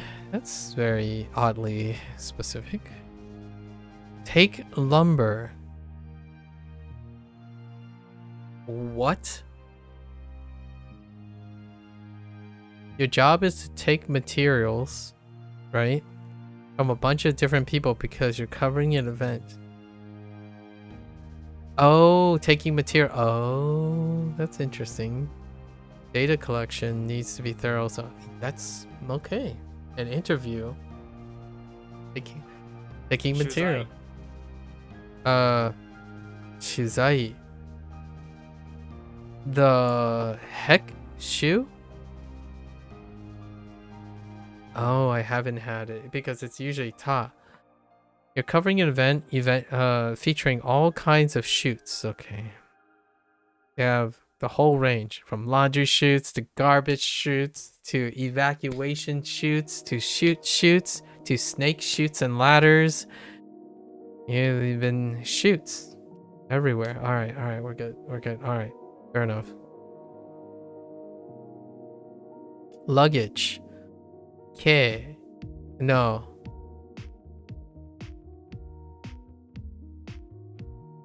Oh no.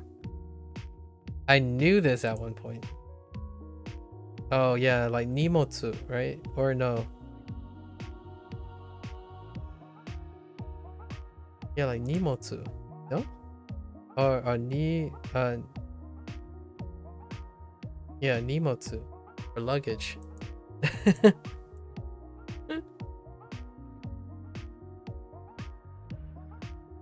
You offer flowers to your leader and compliment them on their lip ring. Sure. You think that by doing this, they might carry your luggage. Unconvinced by your flattery, the leader refuses to carry your luggage, so get on your knees and beg them to carry it. Or more like you insulted the leader and they just kick you and bring you down to your knees or something like that. Okay. Nimotsu is fine. If that. Okay. You promise. How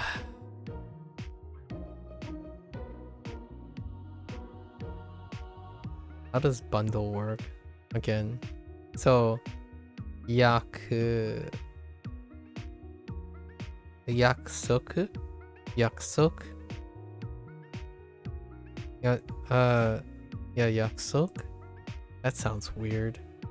約束する Yakusuru, of course. It's fine. 約束約束する That's okay. The province, that makes sense. It checks out. Statue of Buddha. Oh, okay.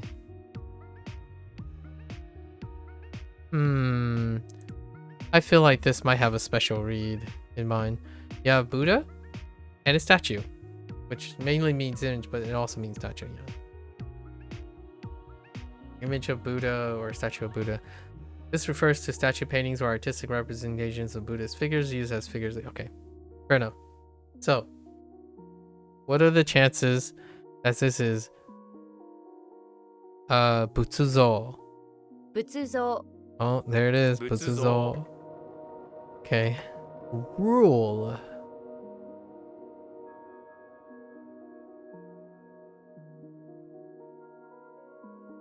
I've already forgotten what regulation is in Chinese. Is it this one? I don't think so. If you play music with your fins, one rule is that you must be a fish. You can't play music using fish fins that don't belong to you. That's the rule. And it's also rude. Okay. And there's also a rule in place to limit the amount of fish fin musicians. No more than 10 are allowed to... Okay. No more than 10. Alright. I got you. Do I have anything that... Ooh. Kotenteki? Kotenteki. Buddhist scriptures. Oh. Butsuten? Buten. Oh yeah, that makes sense. Buten. Wait. Character dictionary. Oh, it's that character. Oh, that makes sense too. Actually. Dian? Didian. Yeah, D10. Ah, that makes sense. Yeah, Didian. That's canon instead of. I use that. I don't know. Think about it.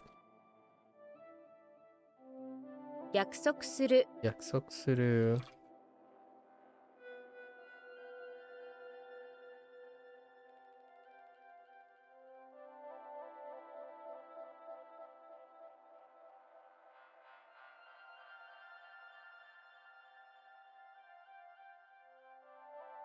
주사이 기사이. 네?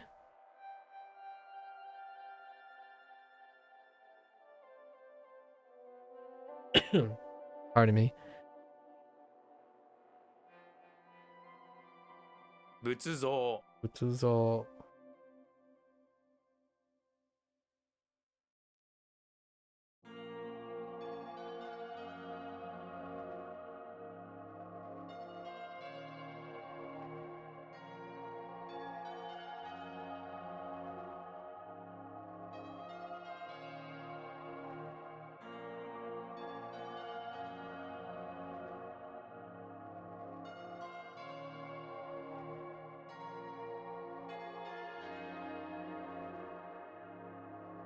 All right.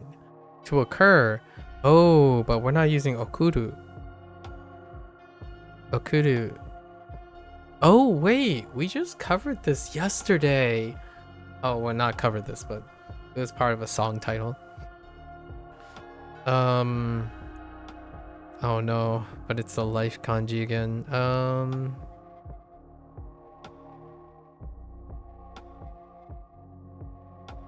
Why do I feel like it's like...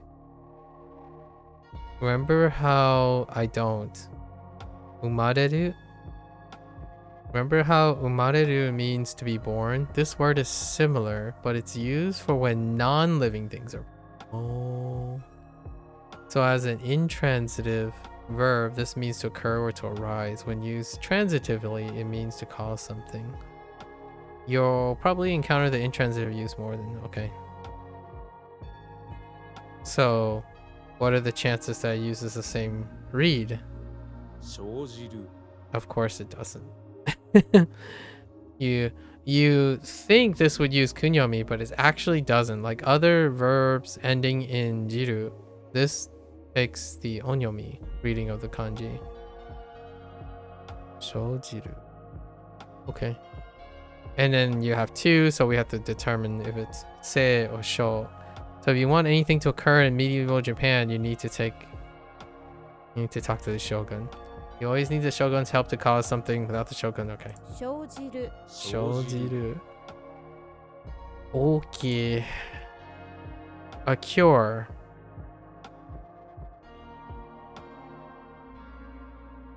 Alright. After a tsunami, use this machine to cure the people. After a tsunami? Use this machine to cure the people in the country from the damage. Healing machines. Punctuation is very important in English. After a tsunami, use this machine to cure the people in the country from the damage. Healing machines are all over Japan, just in case a tsunami does well. A tsunami does way more damage than you can handle.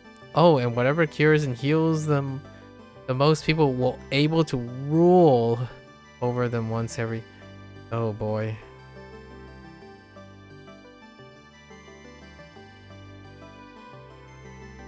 Honestly, I'm gonna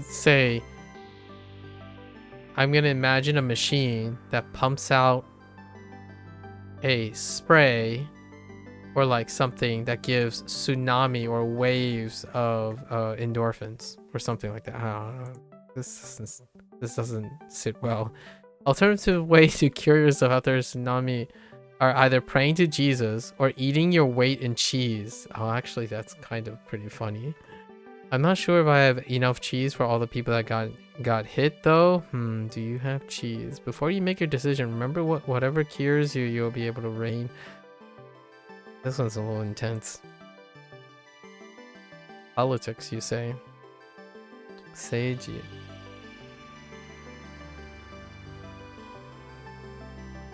Naosu. Oh, really? Naosu is clever to fix, but maybe in a more biological sense, right? That's why it lines up with Naosu, or to fix. Zenchi. Ne? All cured. Okay. Okay. All right. Ceiling? You gotta be kidding me. A heaven well is a ceiling? All right. The heaven well is the well that goes up to the heavens. This is above you, and it is a ceiling. Maybe the well part is referring to the chimney that goes up the ceiling to the heavens when you look in a super old house. All right. 天井 Enjo. Oh boy, it's Jo. Because E is kun, right? We don't have a kun yet. He didn't learn, so we got a mnemonic. Just note that the onyomi for E isn't actually Jo, but rather Sho. Right? It just ends up being Rendaku here. Yeah, because it's... Oh, well, that's... Okay. Jo. Fixing up ceiling is a tricky task, but if you go and ask Joel, yeah. Your local farmer that does it on here. 天井 天井 The heavens. Heaven messes up everything, man. Heavens make a chump rendaku on anything after. Like in heaven. Okay. Akuka? Akuka? Or Akuka? Akuka sounds kind of disgusting. So Akuka. 赤 Akka. Oh, that's works. That works. Shorten it. So Akka. That actually works very well. 赤 Deterioration. Okay. And then laugh. Where are you gonna go with laugh straight up? Bamboo heaven is a place for... I didn't look at it that way. Bamboo heaven's a place for laughing. Okay. Oh, they went with wara and e. I don't know what e. A word with e. Wara, yeah, warau. There's actually a war going on in their bamboo heaven, you know? You might not have heard of it with all that laughing and going on. Laughing or going on. But there would be definitely there be a wara going on up in the okay. Alright. Yeah, wara. We have an e example. Wait, these are both kuns? Huh. Go.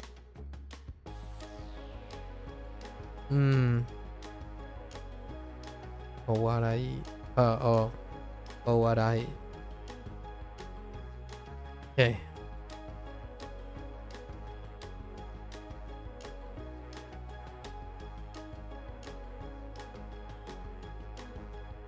Ah! Then help. Wait.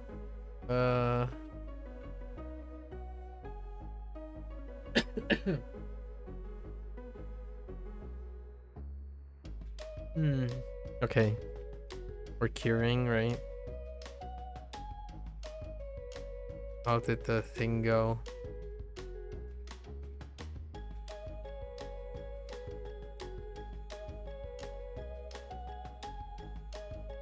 It's gone.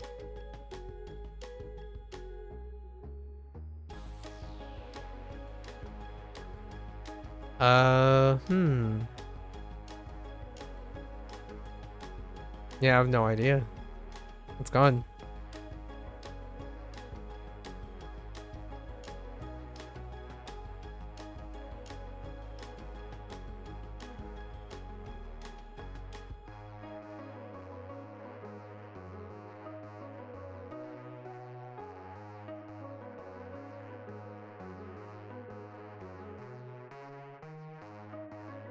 Oh, cheese and Jesus. Oh man. Yeah, G just doesn't work. Oh, I can do this. Where is it? Is it the same thing? Oh no, it's not. Just kidding.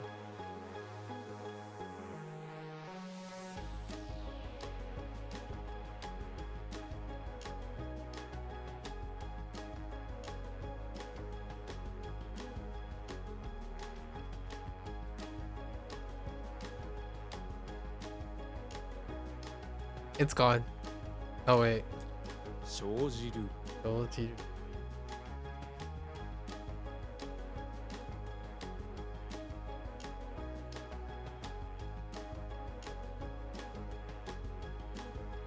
Tenjo. Oh.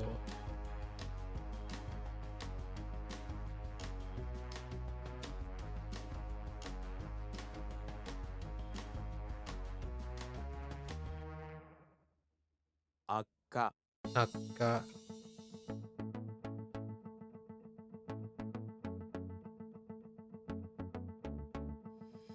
A cook? Okay. Nirori. 料理人 Nin. Oh, it's a nin. It's a cooking ninja. 料理人 Okay. 料理人 Ryori-nin. Alright. It was a 50-50. Quit. I don't have a frame reference for quit. When your tongue becomes too spicy for you to bear, it's time to quit the jalapeno eating contest. You've been eating them for 3 hours now, and the spiciness from the peppers is really burning you down. You know what would be kind of fun? I should do like a spicy punish challenge, you know? When I get stuck, I used to do this before when I needed to study and work really, really long hours, like because I wanted. I used to have like a bottle of Tabasco sauce, right? And after like every 30 minutes to an hour, I'm like, oh man, I'm getting too complacent. It's time to take a hit of Tabasco. So I legitimately just dab. Just do some dabbing. And then your body just like get warmed up and there's like pins and needles and then you're just like refocused. Kind of fun. Probably not the greatest for your stomach, but you've been eating them for 3 hours now and the spiciness from the peppers really burning your tongue. Throw in the towel, my man. It's time to quit the contest. This kanji has another meaning too. Eating isn't the only thing that makes your tongue spicy, so do certain words. Say your favorite words out loud right now. Feel them on your tongue. Words are the spicy food of language. That's a bit of a stretch, Cole. You need to quit while you're ahead. Gee, oh boy. So you're probably wondering who won that spicy food contest after you quit and became obsessed with words instead. It was Jesus. What did you expect? He was great with words and never quitting when things got spicy. The artist. Oh, geijutsu. Ah?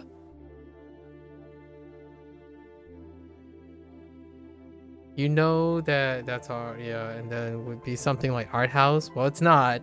Think about it this way. Who is the person who... Alright. The artist. 芸術家 Geijutsu. Or remember the thing about kaha, like this being a formal profession thing. 芸術家 Geijutsuka. Oh, automatic. Yeah, 自動的.自動的自動的 I'm about to sneeze, sorry.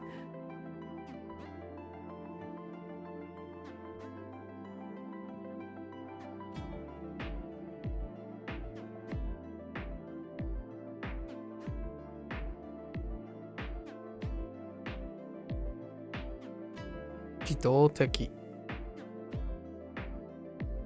Okay. 自動的 Alright. Automatic it is. Related. Oh, related. This gate of horns will take you to heaven. Okay, those horns are related and connected to heaven in some way. Alright. That's a bit of a stretch, but perhaps they are related to heaven because the devils have horns? Perhaps they're connected to heaven because there are horns of heaven's enemies? Okay. Khan. They're related and connected to heaven because there are the horns that Genghis Khan made from his enemies. God said he could come into heaven if he made a gate of horns, so that's what he did. Okay. Oh, interesting. Oh, it's the Khan in Kansai. Interesting. Related West. I like that. Kansai, the related West. That's pretty neat. Kanke. I feel like Kanke was in a related connection. Does this also mean connected? Okay. I feel like there's a anime that had this Kanke in its name. All right. Okay.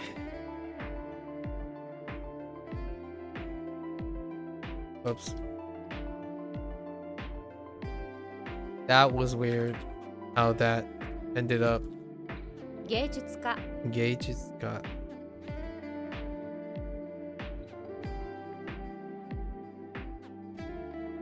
Ryōrinin Yorini.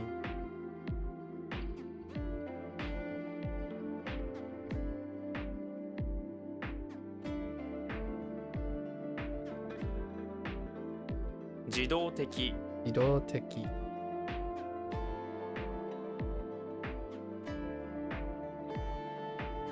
Ah! I was just kidding.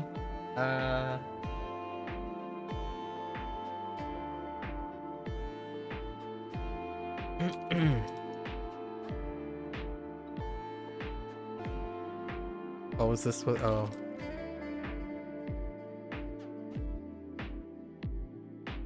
Fundamental. I can get behind that. Fundamental.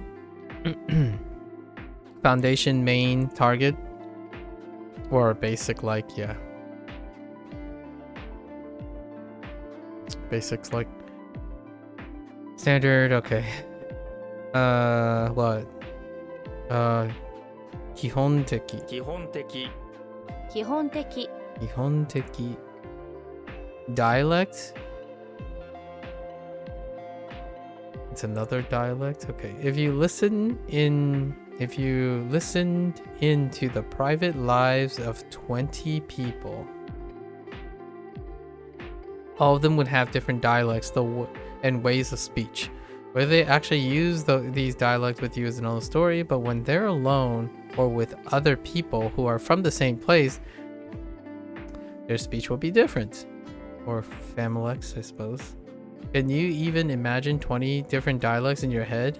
Well, I can tell you that are definitely at least 20 of them in Japan alone. Dialects? It's kind of a funny topic for language learning. Can you imagine juggling 4 languages in your head? I certainly can. Ben. The best way to learn someone's dialect is to buy them a bento. Actually, I can get behind that. From where they're from, not only do these bento have writing in their dialect on them, but their speech will immediately shift to match. Then you'll be able to hear how they sound in their head and in private. It's kind of weird. Oh. Oh. That bento. Wait, I didn't get bento yet? Huh. Tokyo Ben. Interesting. Alright. And then they says Ben. Says Ben. Okay, alright, I got you. A fold?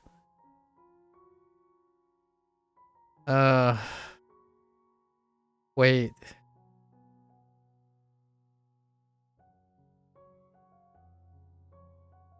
That's still, that's still. Oh no, it's not. Ori? Maybe orime? 折り目折り目折り目 Okay, orime. Fair enough. The fold, you can see with your eyes, the fold will crease in Orime. something. Okay. Orime. Graduation ceremony. Yeah, you tack on. Okay. Graduation ceremony.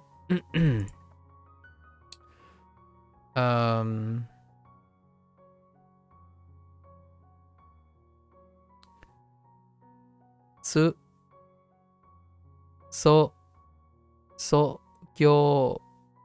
Sokyoshi. No. So, not she. This is Sokyoshiki. 卒業式 Sotsuki. Oh yeah, Sotsuyo. Oh yeah, they keep Sotsu. Sotsukyoshi. Sotsu. Sotsukyoshi.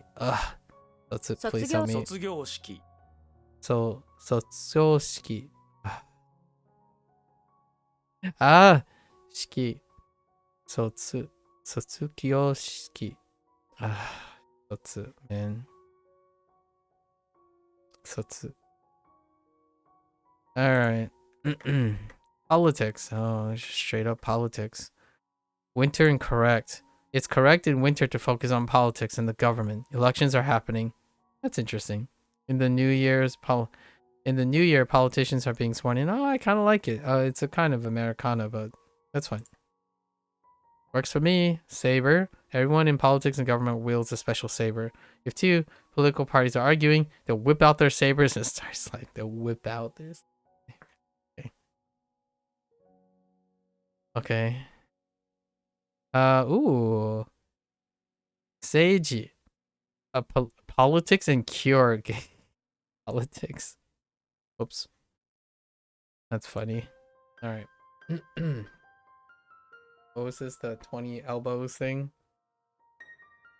The dialects. It's gone.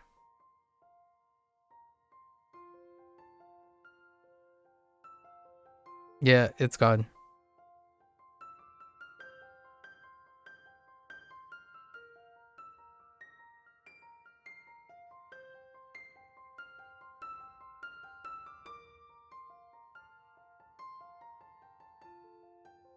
I have no idea. Tie-in this.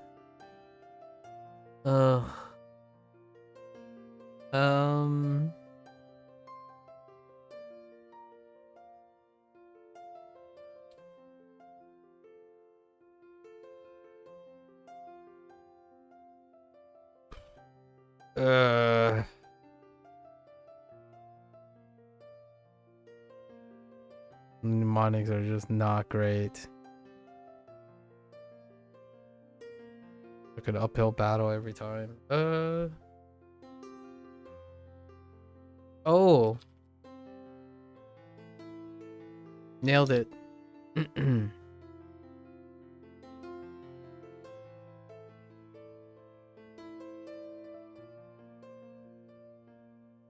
Orime. Orime. 基本的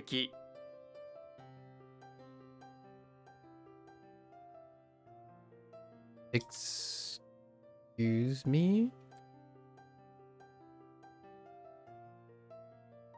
Oh, fundamentals? Dude, foundational. Don't even.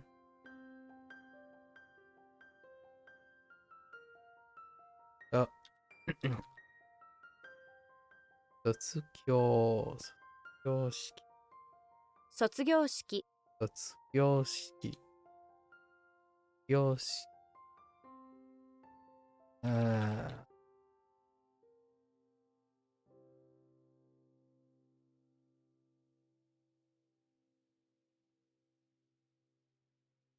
Incomplete. Not complete. Or imperfect, that's fine too. Gun? 不完全?不完全。不完全、 Detain instead of stay. Interesting. A group of private swords. A group of private swords guys are in your rice paddy. You must detain them at once. Private sword guys are people who work for private companies and use their swords on people. They basically pay assassins and you're going to detain them. Or you're being detained. Onyomi. Do and do. You're running out of steam and you're afraid you're not going to be able to detain all these guys when Ryu from Street Fighter appears. He hates swords and will only use fists because it's an honorable way to fight.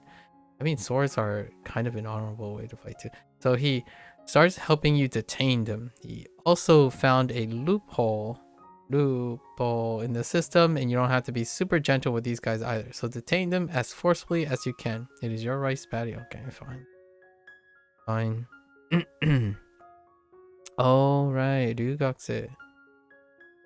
Right. Ryugakse. Ryugaku.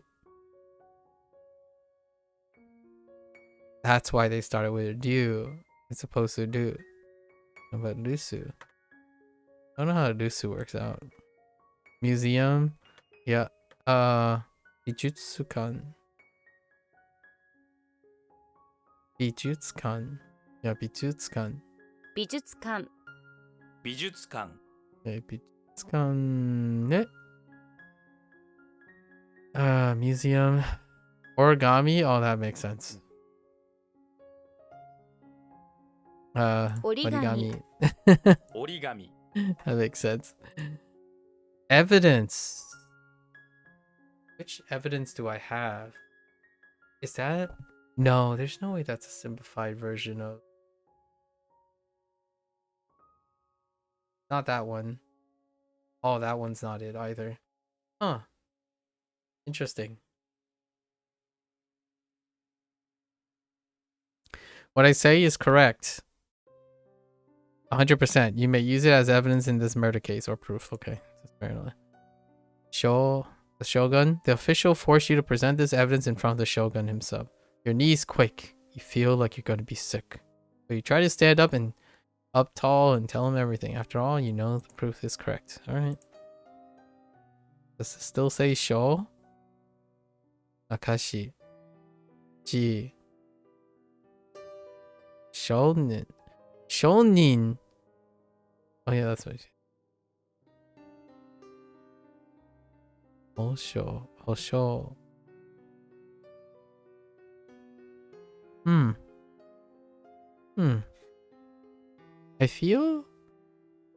I think I might know which character this is replacing. Yeah. Oh.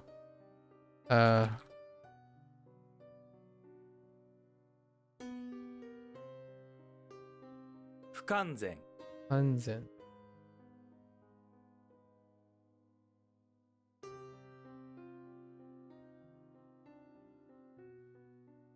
美術館。美術館。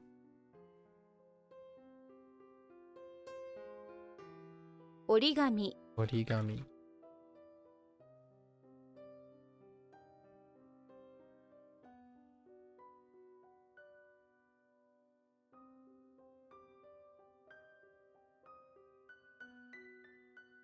You wish. That is most definitely wish. But it's not Shiwang Suru. What is this? Kibo. Kibo Suru. 希望する Kibo Suru. Yeah. This is a formal way to say that you wish for something, so you might use it at work to request, okay. Or let them, okay.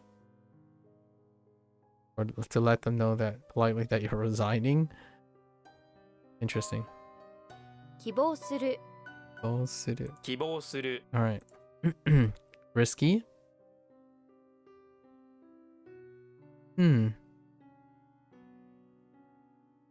Going into a building made by a squid is risky. First of all, squids only have tentacles, no bones, and they make all their building out of risky materials like kelp and sharp coral. One squid got struck in his own building, but no one could save him because going in would be too... Alright. Ken! Again! Oh, this is Ken as well. It's too risky. Leave me, the squid cries. I'll save you, underwater citizen. Nothing is too risky for Ken, the samurai. Of course. The building is collapsing on... Alright. It's fine. Alright. When all else fails, go to Ken. Got you. Oh, Hoken. What the... Is that on the left? Ooh. He can... I'm not sure we have key yet. Technique? Yep.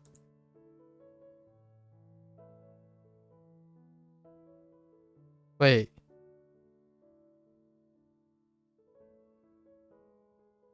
Ijutsu.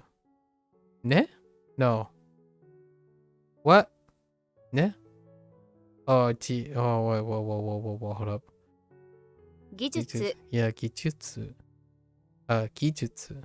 技術 Gijutsu. Gijutsu. That's fine. Dakyo suru. Yeah, 妥協する Dakyo 妥 suru. 協する Oh, there it is. So are we just doing the key? The key. There's a prison on a cliff surrounded by, there's a prison on a cliff surrounded by snakes. Now that's a dangerous place. If you try to escape the prison, you're out there. Okay.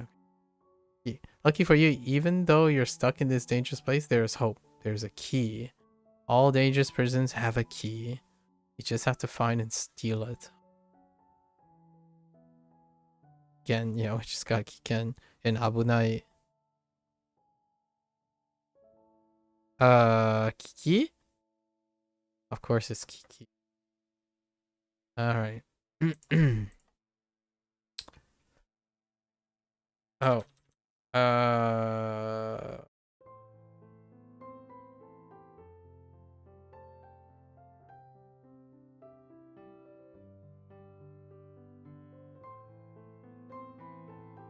Gijutsu.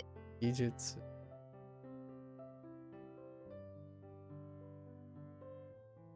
Kibou suru.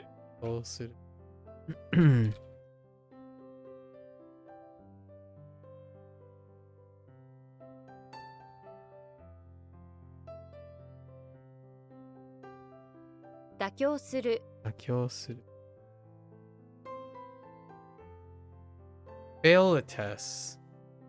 Wasn't there for pass a test, but was that the same? No, I think that was a suru. But I think it's the same one. Only this time they negated it with not. Yeah. Yep. You know that, yeah, there it is. You know that,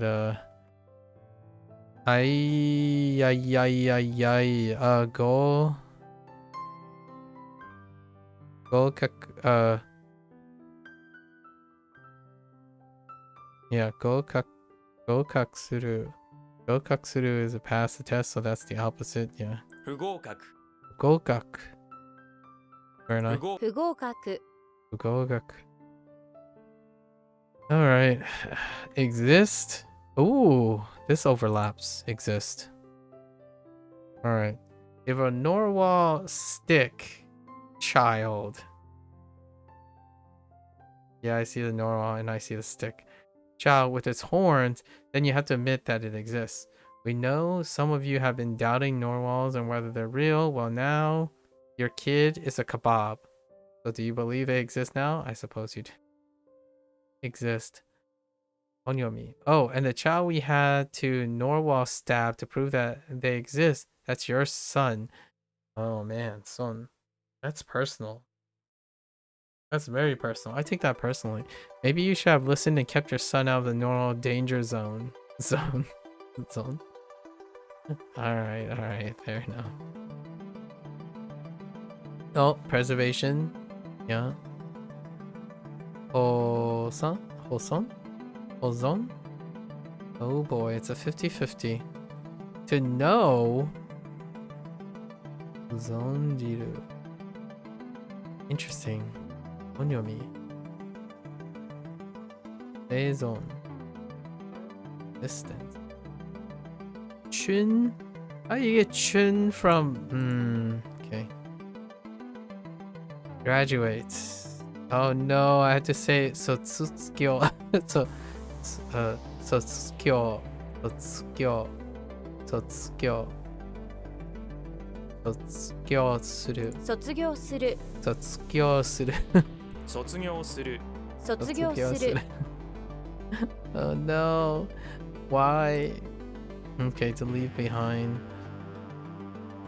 Okay. I doubt it's on. Oh wait. But we have nozo. Nozosu? The word consists, yeah, sure. Okay, yeah. The kanji means remainder, but you can't really to remainder. Which is something that's similar to, however, to leave behind. This is when you're actually doing, yeah, to leave behind. For example, you get some food and you leave. Okay, you can remember this by yeah. 残す Nokosu. Oh wait, it's noko, not nozo. Noko. 残残す Nozo is request.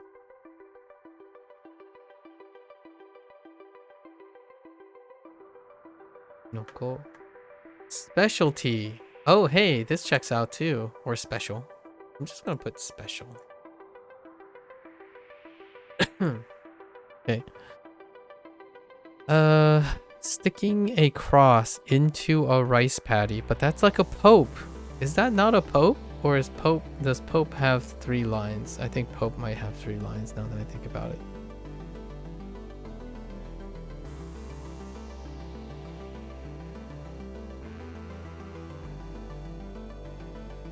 Sticking a cross into a rice paddy to get its measurement is your specialty. Most people get really confused when they have to measure their rice paddies, but that's where you come in. Alright, so what do we got here? Sen?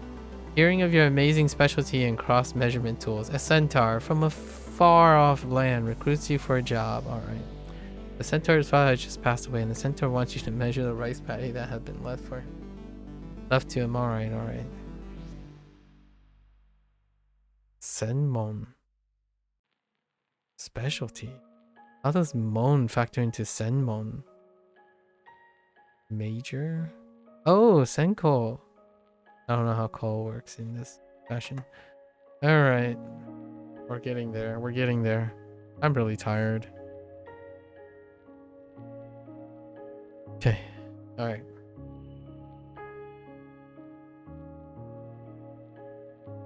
Oh there, Carlson.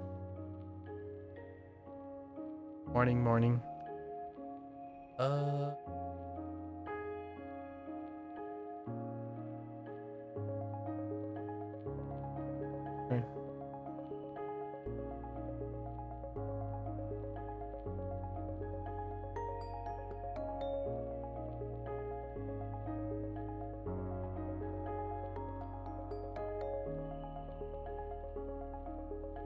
不合格 Go kak.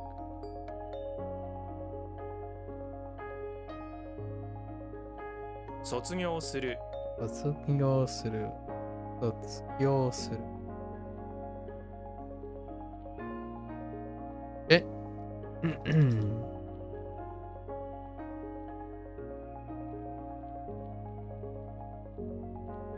残す 残す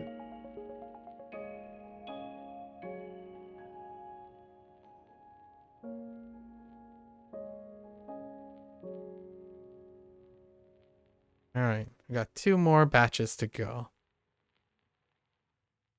To make something hard. Okay, that makes sense.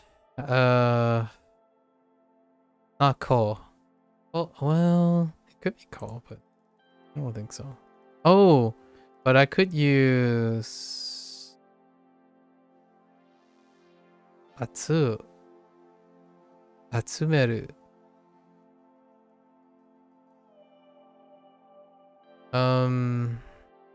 Oh no, katameru. Because okay, you know the words, blah blah blah. The means hard, so the verb version is to make something hard. You need to differentiate this from katamaru. Yeah, which is intransitive, which means to harden. Yeah, that's fine. It happens on in. Yeah. Because you're doing the hardening. Yes. You can remember this because you're making it hard, and to do that you send. That is not great. We're just gonna ignore the male thing. 固める Katameru. 固める Okay. 固める Alright, and then it's the catapult thing again. Alright, cool. Alright. Although I don't remember the catapult thing at all. Fine. A dare. Oh, is this? No. It's too far from Gan. When the sun gets in your eye, I dare you to stare at it. I dare you to look at the sun. I dare you. And as it sears a hole into your eyeballs. After you're blinding yourself from the dare of looking at the sun and losing sight in each eye, the guy dares you to go bowling. You're blind now, so bowling will be quite a challenge. You'd be surprised. Oh, Boken.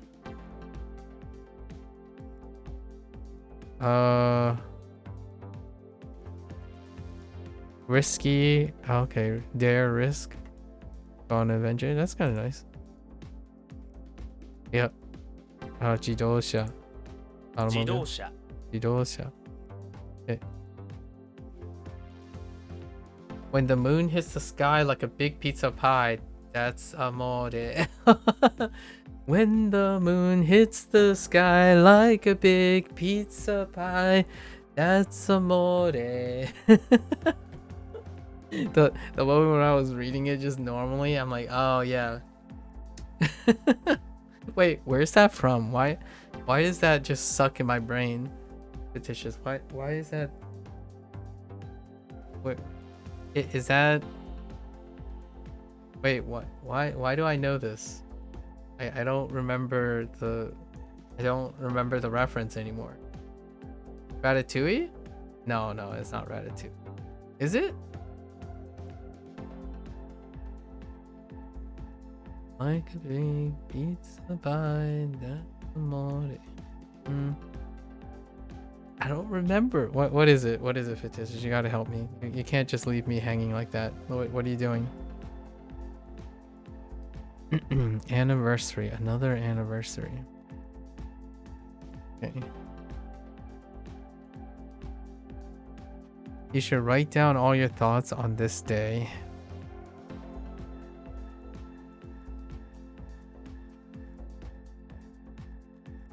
Okay. Sure. Because it's not just any day. It's an anniversary. Wondering how. Yes, I do wondering how. Wondering how. What do we have here? Kinenjitsu? Maybe kinenjitsu differs from. Yes. Difference from shunen. Shunen is usually for numbered anniversary, like shunen. Okay. Whereas Kinenjitsu refers to the specific date on which a memorable event took place in the past. Okay. 記念日 Oh, kinenbi. Oh, they use a B instead of okay. Kinenbi. Oh, so this is separate. Okay. And so that gets unrendaku'd because, or it unexpectedly does not. No, it does, but not to P, but to B, I suppose. 記念記念日 Kinenbi.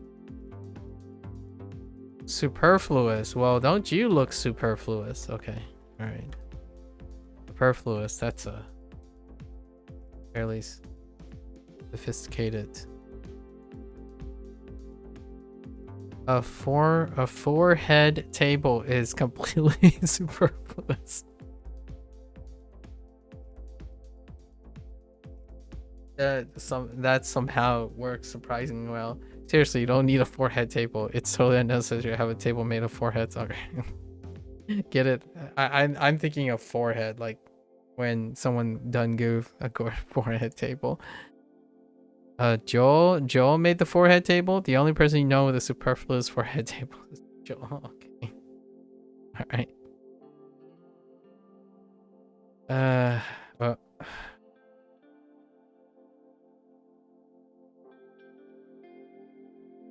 Katameru. It's gone.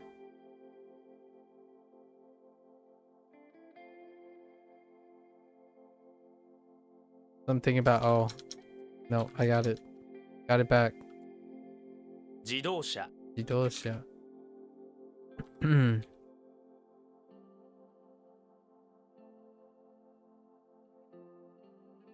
記念日 Inenbi.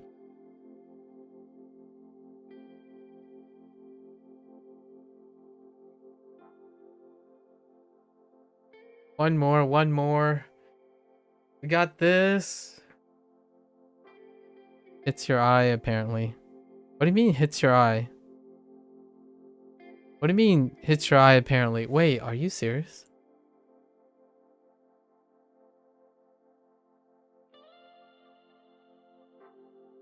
Oh, but what movie had this in it?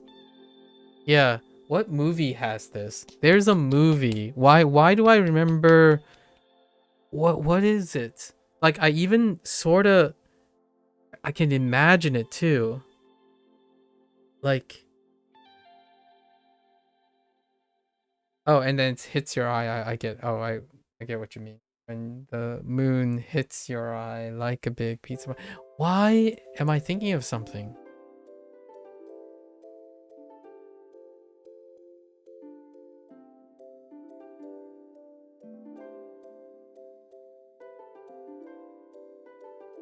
No, it's not Moonstruck. That's not what I'm thinking of. I swear I heard this. Oh well. Maybe it'll come to me.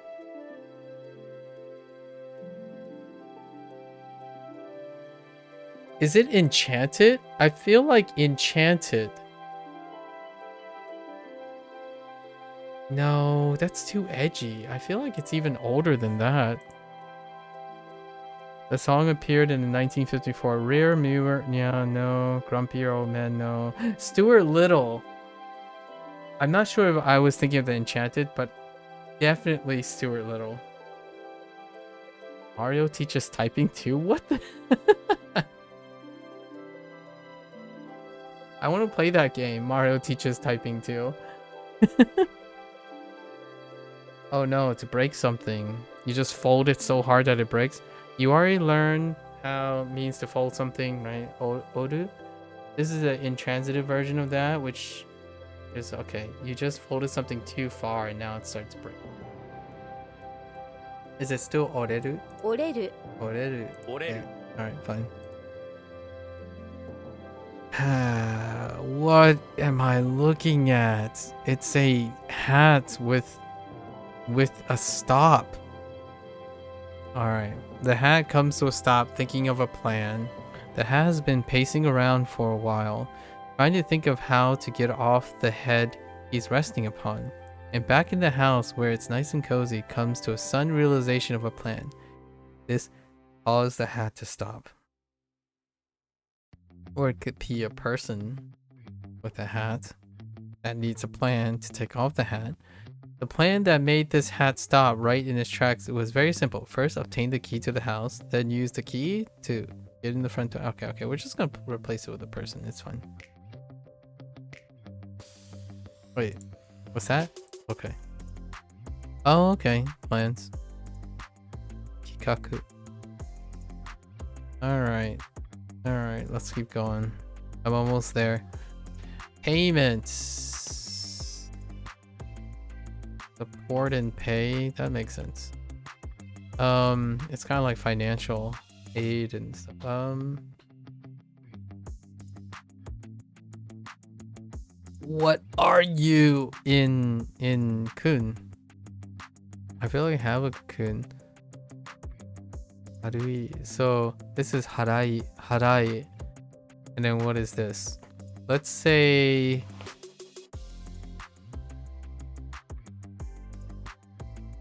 I don't know. Maybe this is a compound. So then that would be what? Shirai. 支払い Shiharai. Oh no, so shiharai. I said I skipped over a ha. Yeah, shiharai. So it's just a combo word. That's fine. 支払い支払い Shiharai. Right. Outpatient. How in the... Alright, fine. So... Gaidai? From foreign lands, you have come to this hospital that makes you an outpatient. Gaidai describes something or someone that comes from elsewhere. You'll see it most often where it means outpatient, but also in formal context talks about foreign. Okay, that's fair. 外来 Gaidai. 外来 Alright. Sure. Height?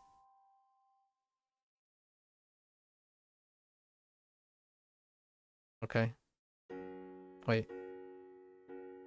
Okay. If you're anti-building, you're probably afraid of heights and slopes. That's great. I love that. I love this. I'm good with this. I was gonna say it's Han. But why do I know it's Han? Oh, because it kind of looks like Han. Or it has Han in it. But you just guess because the building might change it. Another person you know who's afraid of height is Han Solo. Does he though?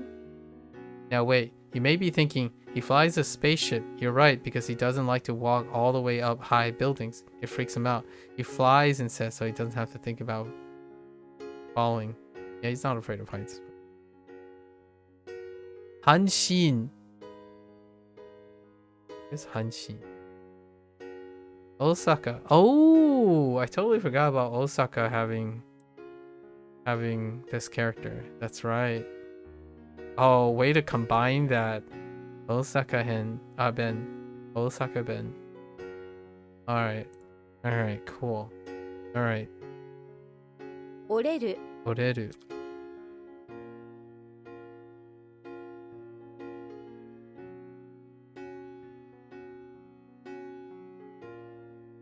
支払い Harai.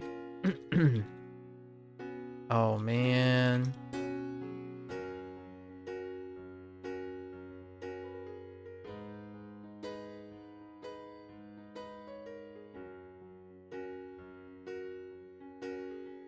Oops. 外来 Gaidai. Oh, we have like one review. What is that?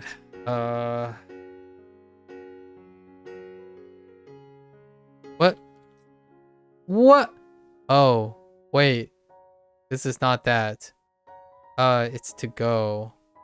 How do I do the go thing? Oh no. It's to leave, right? Oh, to leave. 去る Alright. That used to be a problem. One. Alright, let's wrap this up today. Oh, so much talking about video games. I want to just sit here and talk about video games. But talking about video games, that's a lot of fun. I haven't decided I was going to do a month project. It's already June 10th. Video games are boring? Okay. Thank you for sharing. What don't you find boring, hmm?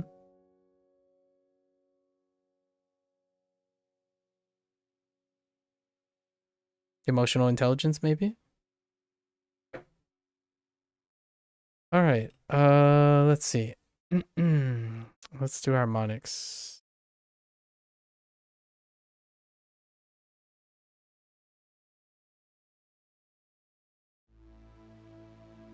There's no emotional intelligence? Good for you. I appreciate it. You're right. That does sound like someone who thinks that. Right. Nailed it. Let's see. Attach.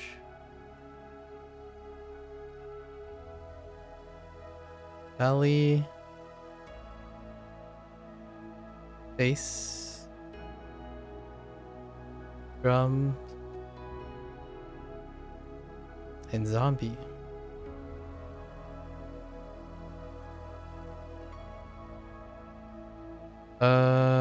Let's go with yeah.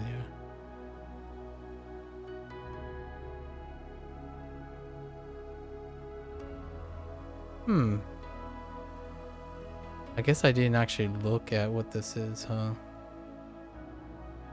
I'm guessing it has something to do with yogurt.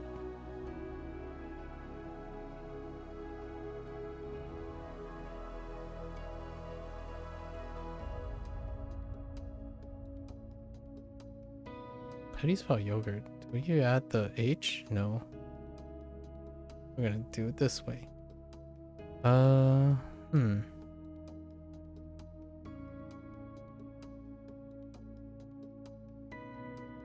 I didn't actually read what they used. Maybe it's show? Like show? I would use monster for this.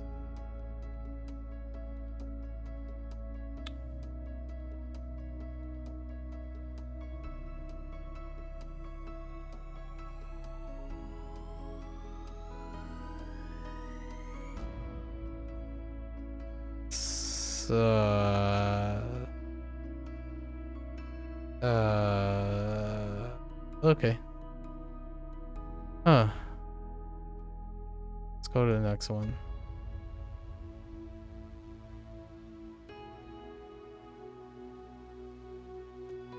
What are you doing with the products?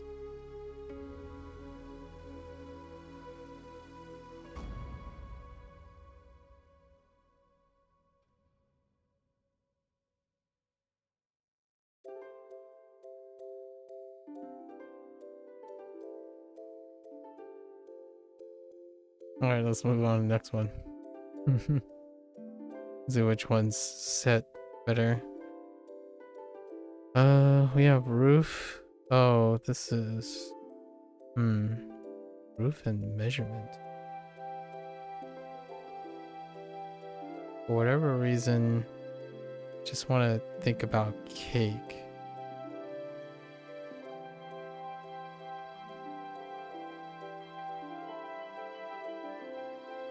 No. Centaur.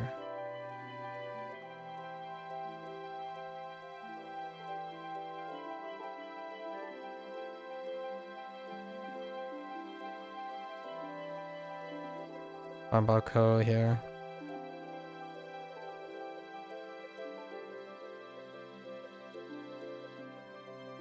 Key? Maybe?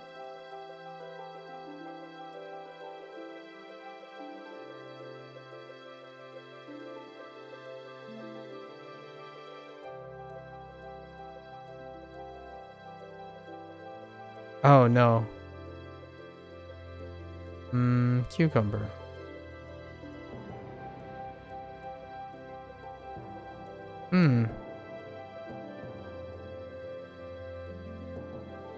I'll come back to this. Well, we'll just write cucumber.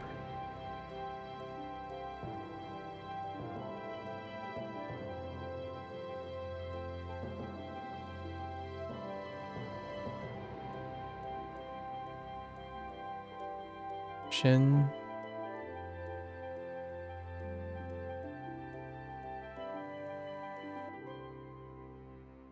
I have no idea what they use for hako.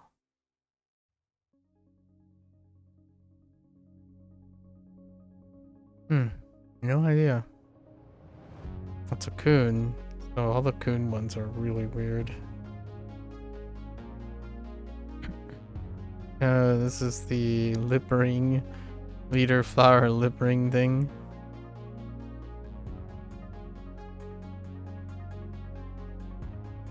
That's all I remember. Alright, moving on to the next one. Okay, steak. No more than 10, so 10.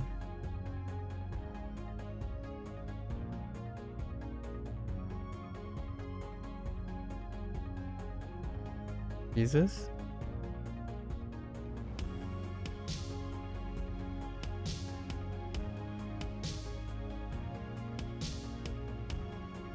War? A war?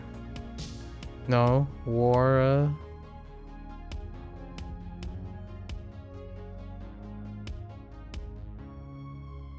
I don't even know how it fits into a sentence, actually.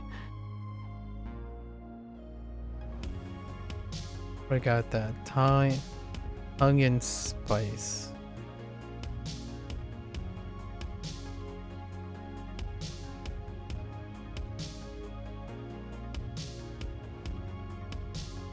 Alright, well, the next one to this con.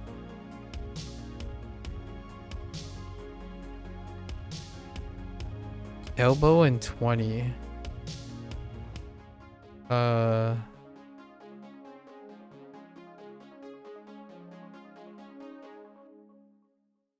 Got it at the end, but dialect, bento.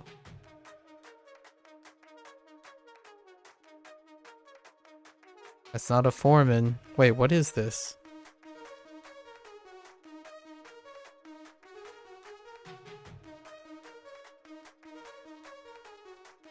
I don't remember what this is in WaniKani. Alright, that's kind of weak. It's evidence though. So Shogun? Probably.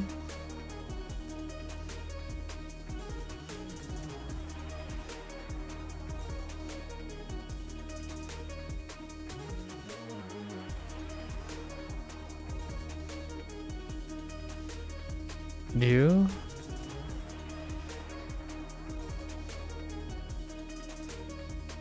Oh wait, this is evidence.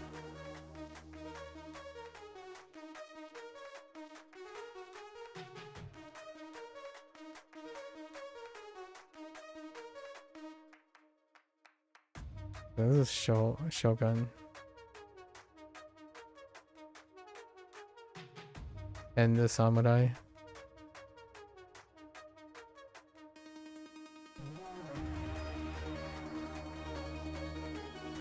Key.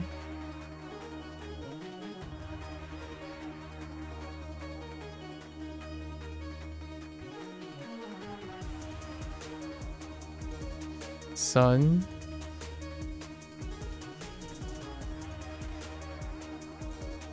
Sun and zone.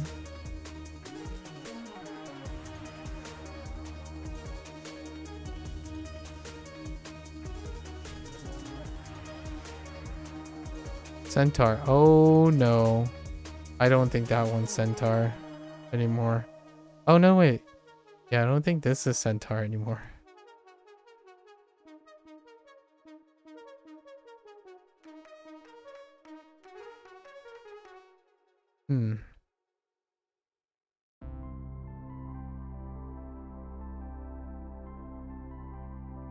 Bowling. Joe. E.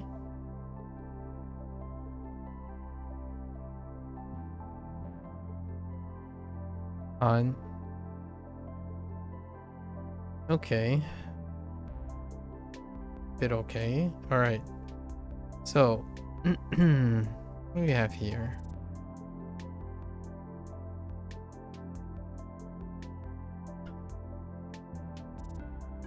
Like a psychic leader, connecting all the threads.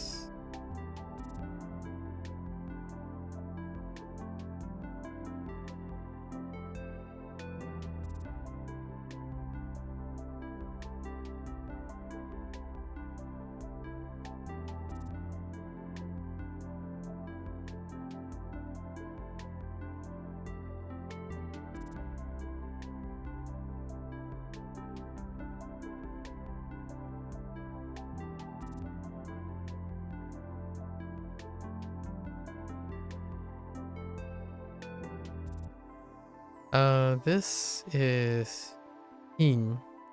I have no idea what Hin. Oh, Hindu.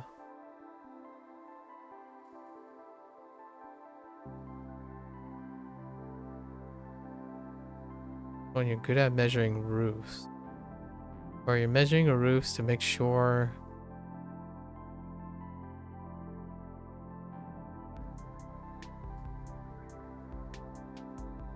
I have no idea what this is being using for Hako.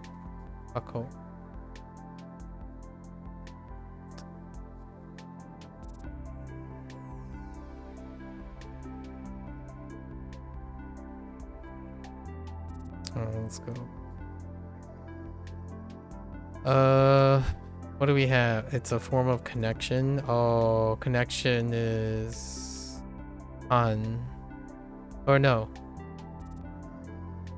Not that type of connection. Connection is K. Oh, that's not the one that I thought it was. Ooh, okay. A cake.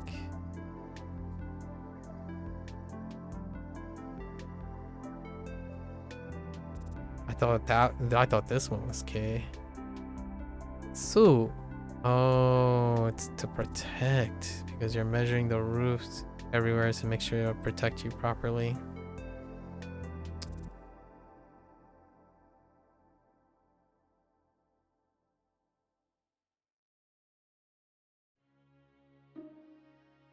What do we use for Hako? Oh, hardcore. Ooh. And your hardcore vinyls. Hardcore.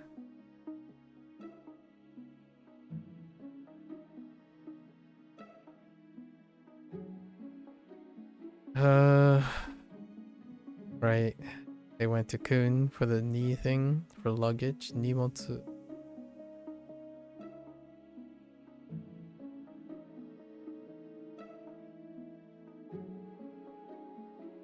Alright, give flowers too. Okay. Alright.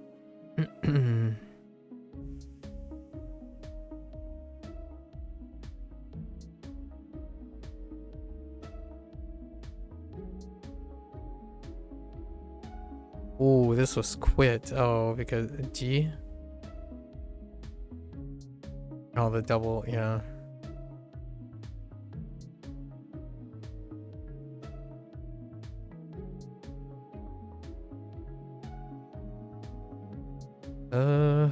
I don't remember what this is supposed to be. What is that? Winter. So let's see. Winter correct. Winter correct politics. Winter correct politics.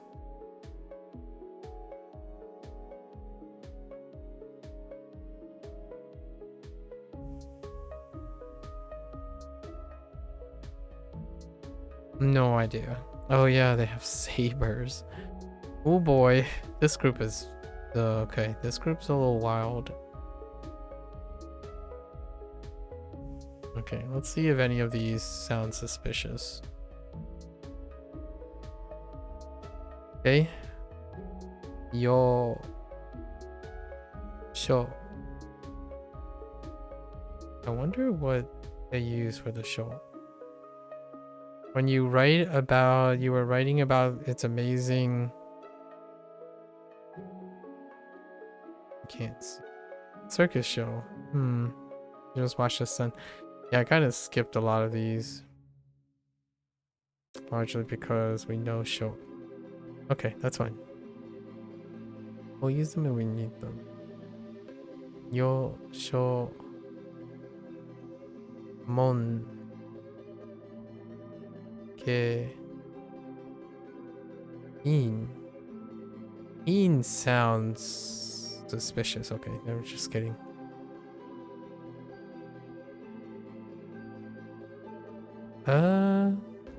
Su kind of sound. No. And there's two of them actually. Su and Chi. Alright. Okay, cool. So I knew was suspicious.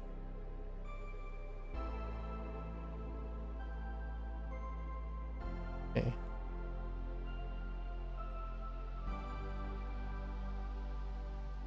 Shin this one. Shin Mako ni and the wara wara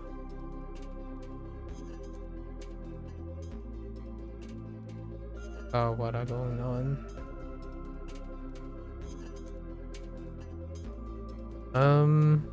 Yeah, okay.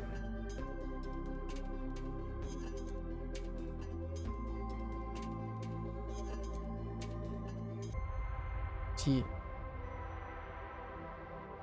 and then it's fine. Then se ryu shou ken ki son zon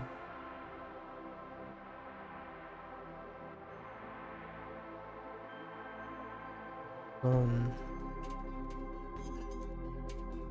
sen go yo i an. So one, I think there's only one could. Actually, Mon might be a special exception. No. Okay. All right, our reviews were okay, right? Yeah, our reviews were okay today.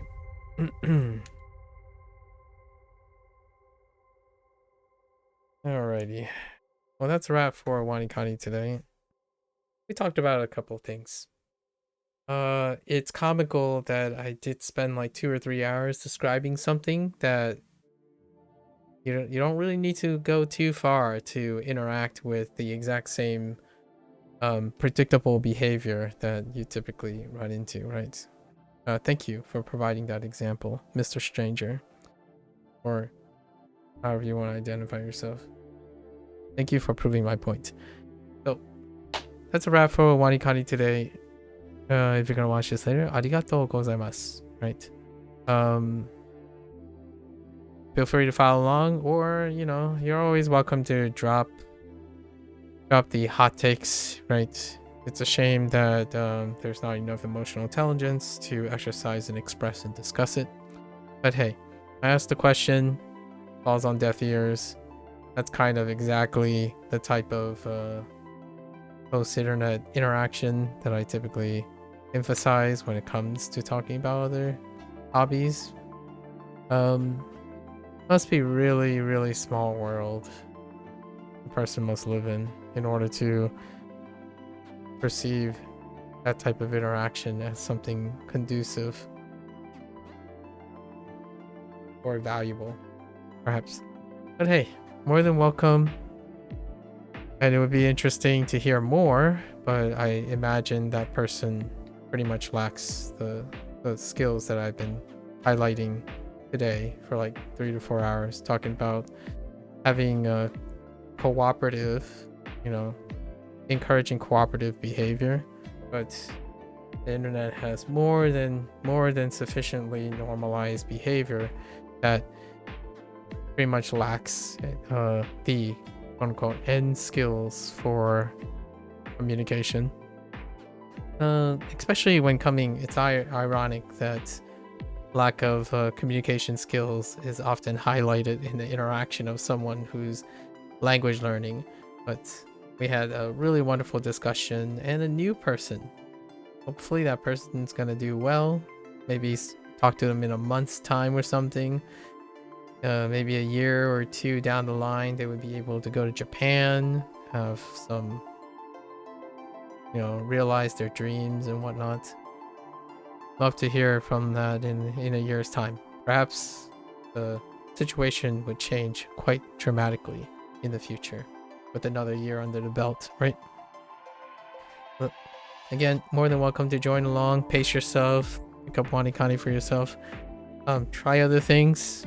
Listen to podcasts. We talked quite a bit. Invested a lot on podcasts. Talking about podcast stuff. Or engaging in a manner that is conducive to your lifestyle is usually how I would go about it.